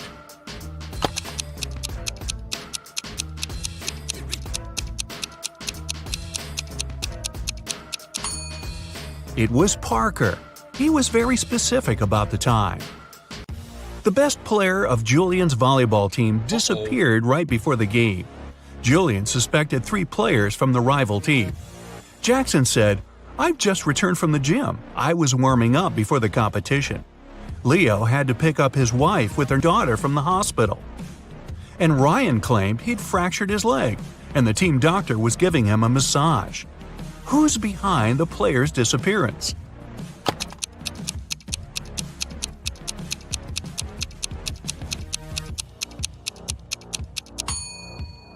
It's Ryan. Getting a massage when your leg's broken? Really? A rich businessman called the police and said a precious vase from his collection had gone missing. When the detective arrived, he found out the businessman had just returned from his overseas trip. While he was away, a security guard was looking after the house. The man was questioned. "It happened last night. I was in the same room with the vase reading. Suddenly, the power went out. I heard the doorbell ring and hurried to open the door, but there was no one outside. When I came back, the vase was gone." The detective didn't believe the security guard and arrested him. Why?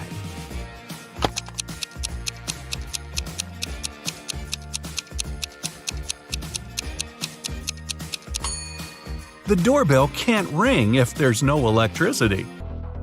Caroline went for a walk to the park. Deep in her thoughts, the girl wasn't really looking where she was going. That's why she didn't notice a pit in the ground and fell into it. When she came around, she found herself in a strange room. There were no windows, no door. In the dim light, the girl saw a table with 3 apples on it. And was it a note? "To get out of this trap, you've got to eat an apple. But only one of them isn't poisoned. Pick carefully." Caroline was terrified. But after examining the apples, she bravely bit into one of them, and nothing bad happened. Which apple did she choose?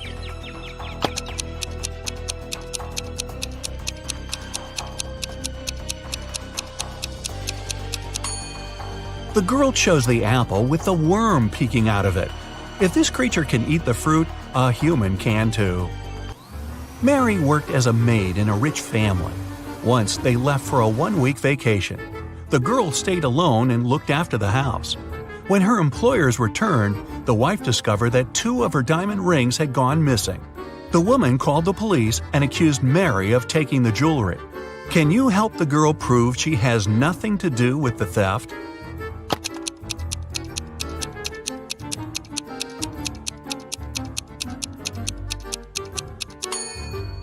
Mary was probably not very attentive while cleaning the house.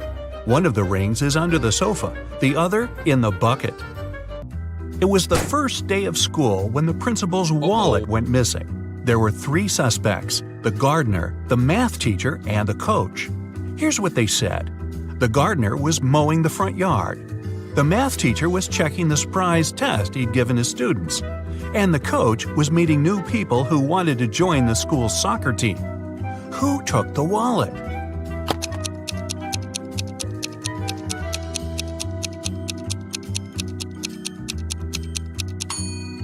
It was the math teacher. Nobody gives surprise tests on the first day of school. Landon's mother is going to visit her relatives in another town. Before leaving, she enters her son's room to say goodbye. Oh my, it's a terrible mess. And the boy's playing games on his phone. The woman takes the gadget away and locks it in her safe. I'll tell you the password only after you send me a photo of your room, tidy and squeaky clean. She's at the railway station when Landon sends her the photo. She's happy at first before she realizes it's an old one. How did she understand it?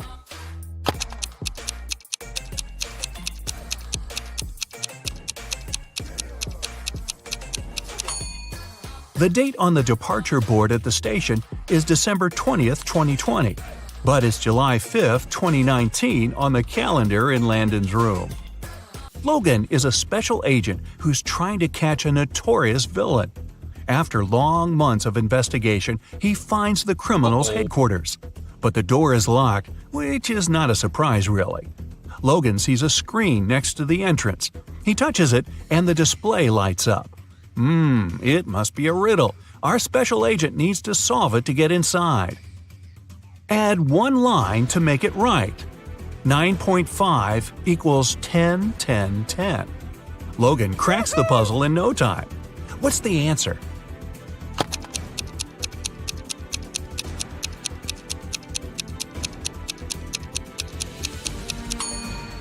"9.5 equals 10 to 10. The door opens and the man steps into a dark corridor. After walking some time, Logan notices a door. A code lock again. That's when the man also spots a calendar hanging on the wall. At the bottom, there are several letters, M, F, W. After connecting the dots, the special agent figures out the code. What is it?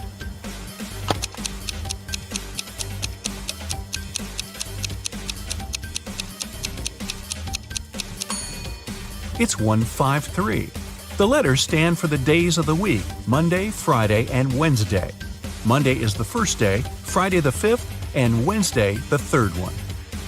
The door swings open and Logan sees a room. There's not much inside, just an old mattress, several half-rotten fruits in the corner, a small knife half hidden under the mattress, and a water dispenser with a bottle of water on top of it. The villain must have kept someone here.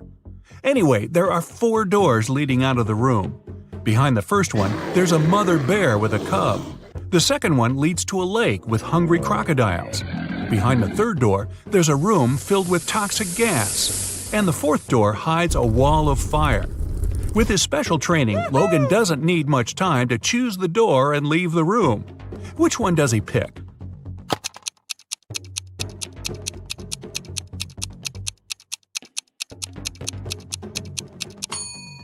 The third one. The agent empties the water bottle. Then he uses the knife to cut it in such a way that his head fits in. His scarf helps to prevent the toxic air from entering the bottle. He runs into a room. In the corner, Logan sees a staircase. It leads to the basement. Down there are 3 men. Each of them is tied to a chair and claims that one of the other two is the villain. They tell Logan they've been locked in there for at least 4 days. The special agent looks at the men attentively and soon figures out who the criminal is. Can you do the same?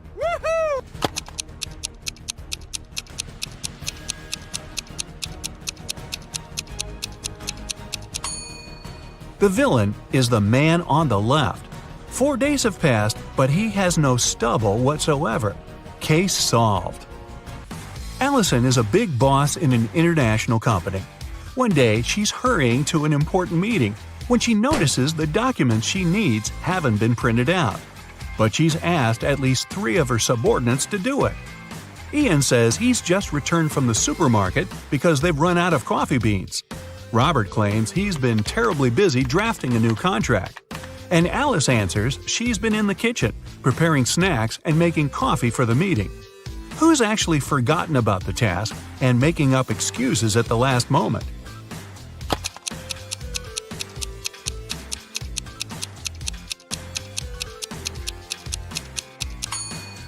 It's Alice. There's no coffee in the office. Then how could she make it? Uh-huh. Uh-oh. 3 friends, Kyle, Harry, and Sherry, are locked in separate cages on a deserted island in the middle of a lake. Kyle's cage has a huge ice block on top of it. There's a tank with boiled water on top of Harry's cage. Only Sherry's cage hatch is locked, and the metal padlock is pretty heavy. The key is inside Kyle's cage. Can you find a way for the 3 friends to escape?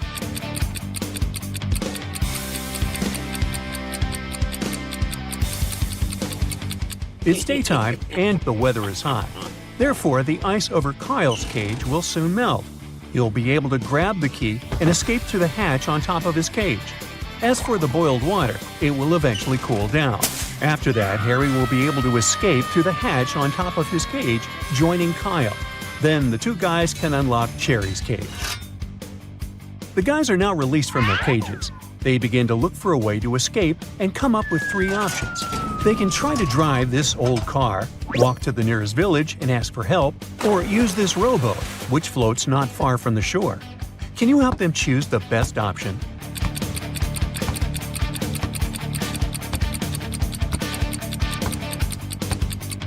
It's a deserted island in the middle of a lake, remember? The first 2 options simply make no sense. The guys use the boat and manage to reach the mainland by midnight. Luckily, they find an abandoned cabin to spend the night. But it only has 1 match. There's an oil lamp, a fireplace, and a furnace in this cabin. What should they light first?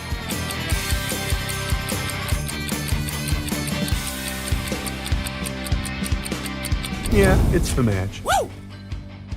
The next morning, Kyle wakes up early. Harry and Sherry are still sleeping. He decides to go investigate the area. Soon Kyle finds a brand new airplane. He immediately gets behind the wheel to pick up his friends and fly away from this cursed forest. But suddenly, the owner of the vehicle shows up. He pushes Kyle out of the airplane without a parachute. There's only hard ground below him, but Kyle manages to survive. How?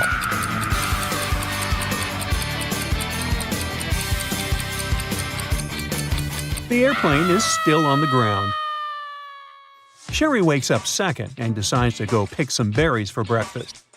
Finds 3 bushes with different types of berries, but only one of them is safe. Can you guess which one?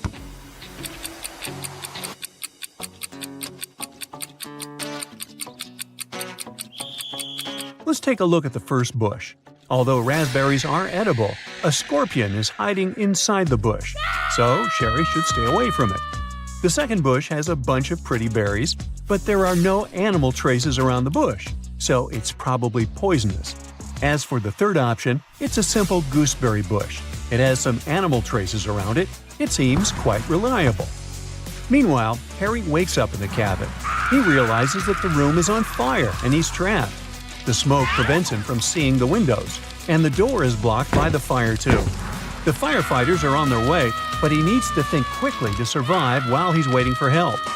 Harry comes up with 4 options: to stay on the ground and stay as low as possible, to get on a chair and stay close to the ceiling, to take his clothes off to stay cooler, or to hide under the desk. Can you help him figure out the best solution? Harry should stay low to the ground. That way, he'll be better protected from fumes and smoke. The locals save Harry and Sherry from the fire and imprison them in their village. But soon, they get bored and decide to offer the prisoners a chance to escape.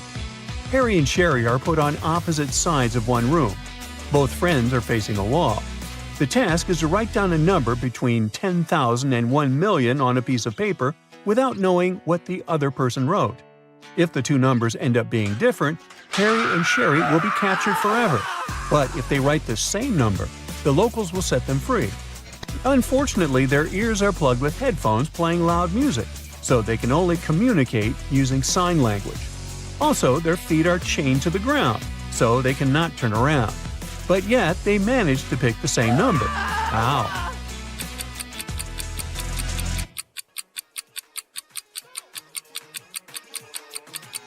There were windows on the walls, so Harry and Sherry could see each other in the reflection of the glass. They could easily communicate using sign language. Meanwhile, Kyle is traveling through the jungle on his own to find his friends. Kyle takes a look inside his filtered water bottle. Ooh, bad news. He's almost out of water. He wanders around and finds 4 sources of water: a juicy cactus, a pond with salty salt water, a clear still lake, and a silt stream. What source of water should Kyle choose?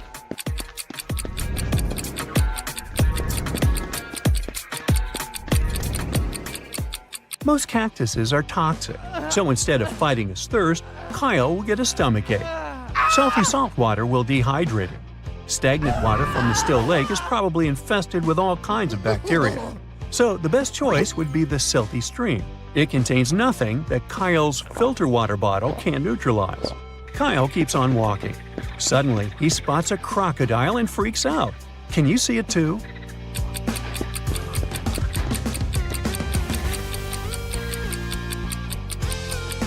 The croc is over here. Kyle is trying to escape, but the jungle is full of other wild animals. He only has 2 options: to sail on a motorboat across the lake when he saw the crocodile, or to sail on a regular boat across the Shark River. Can you help him pick the best option?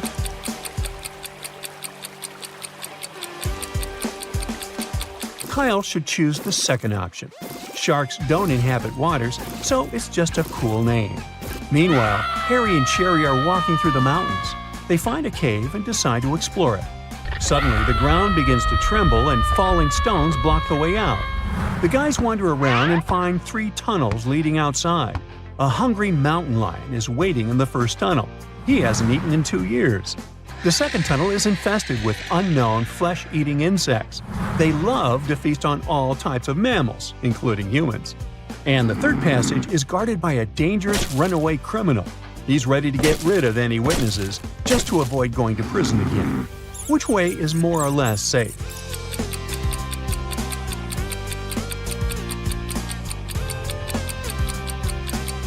Harry and Sherry should choose the first passage. Mountain lions cannot live for 2 years without food. Harry and Sherry keep on walking. They argue about human body capabilities. They make a deal. Harry would go to Antarctica, and Sherry would travel to the Sahara Desert. They'll both try to survive in those locations for 3 days without any shelter or clothes, but with plenty of food and water. Who has the best chance of surviving?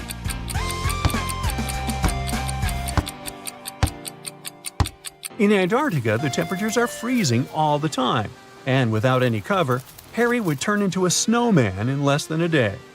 In the Sahara, on the other hand, the heat is intense only during the day.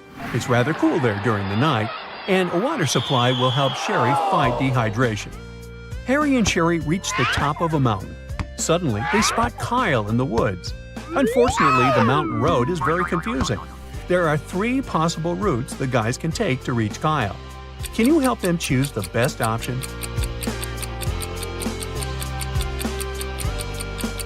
Only the third route actually leads to Kyle. Finally, Kyle, Harry, and Sherry reunite. The guys approach the harbor, hoping to find a vessel to go home. Luckily, they meet a family of 3. Each of them is ready to give the guys a ride on their own boat. Timothy says, My boat is the best. I bought it 6 months ago and named it after my wife. His son Thomas says, my boat is 10 years old and has never let me down. And Monica, Timothy's wife, says, my boat is used, but I know the route better than anyone. Trust me. And only one of them is telling the truth. Can you guess who?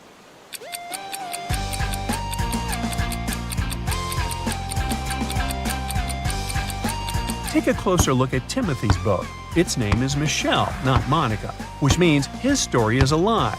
Thomas lied about the age of his boat. The engraving says 1980. So the guy should say yes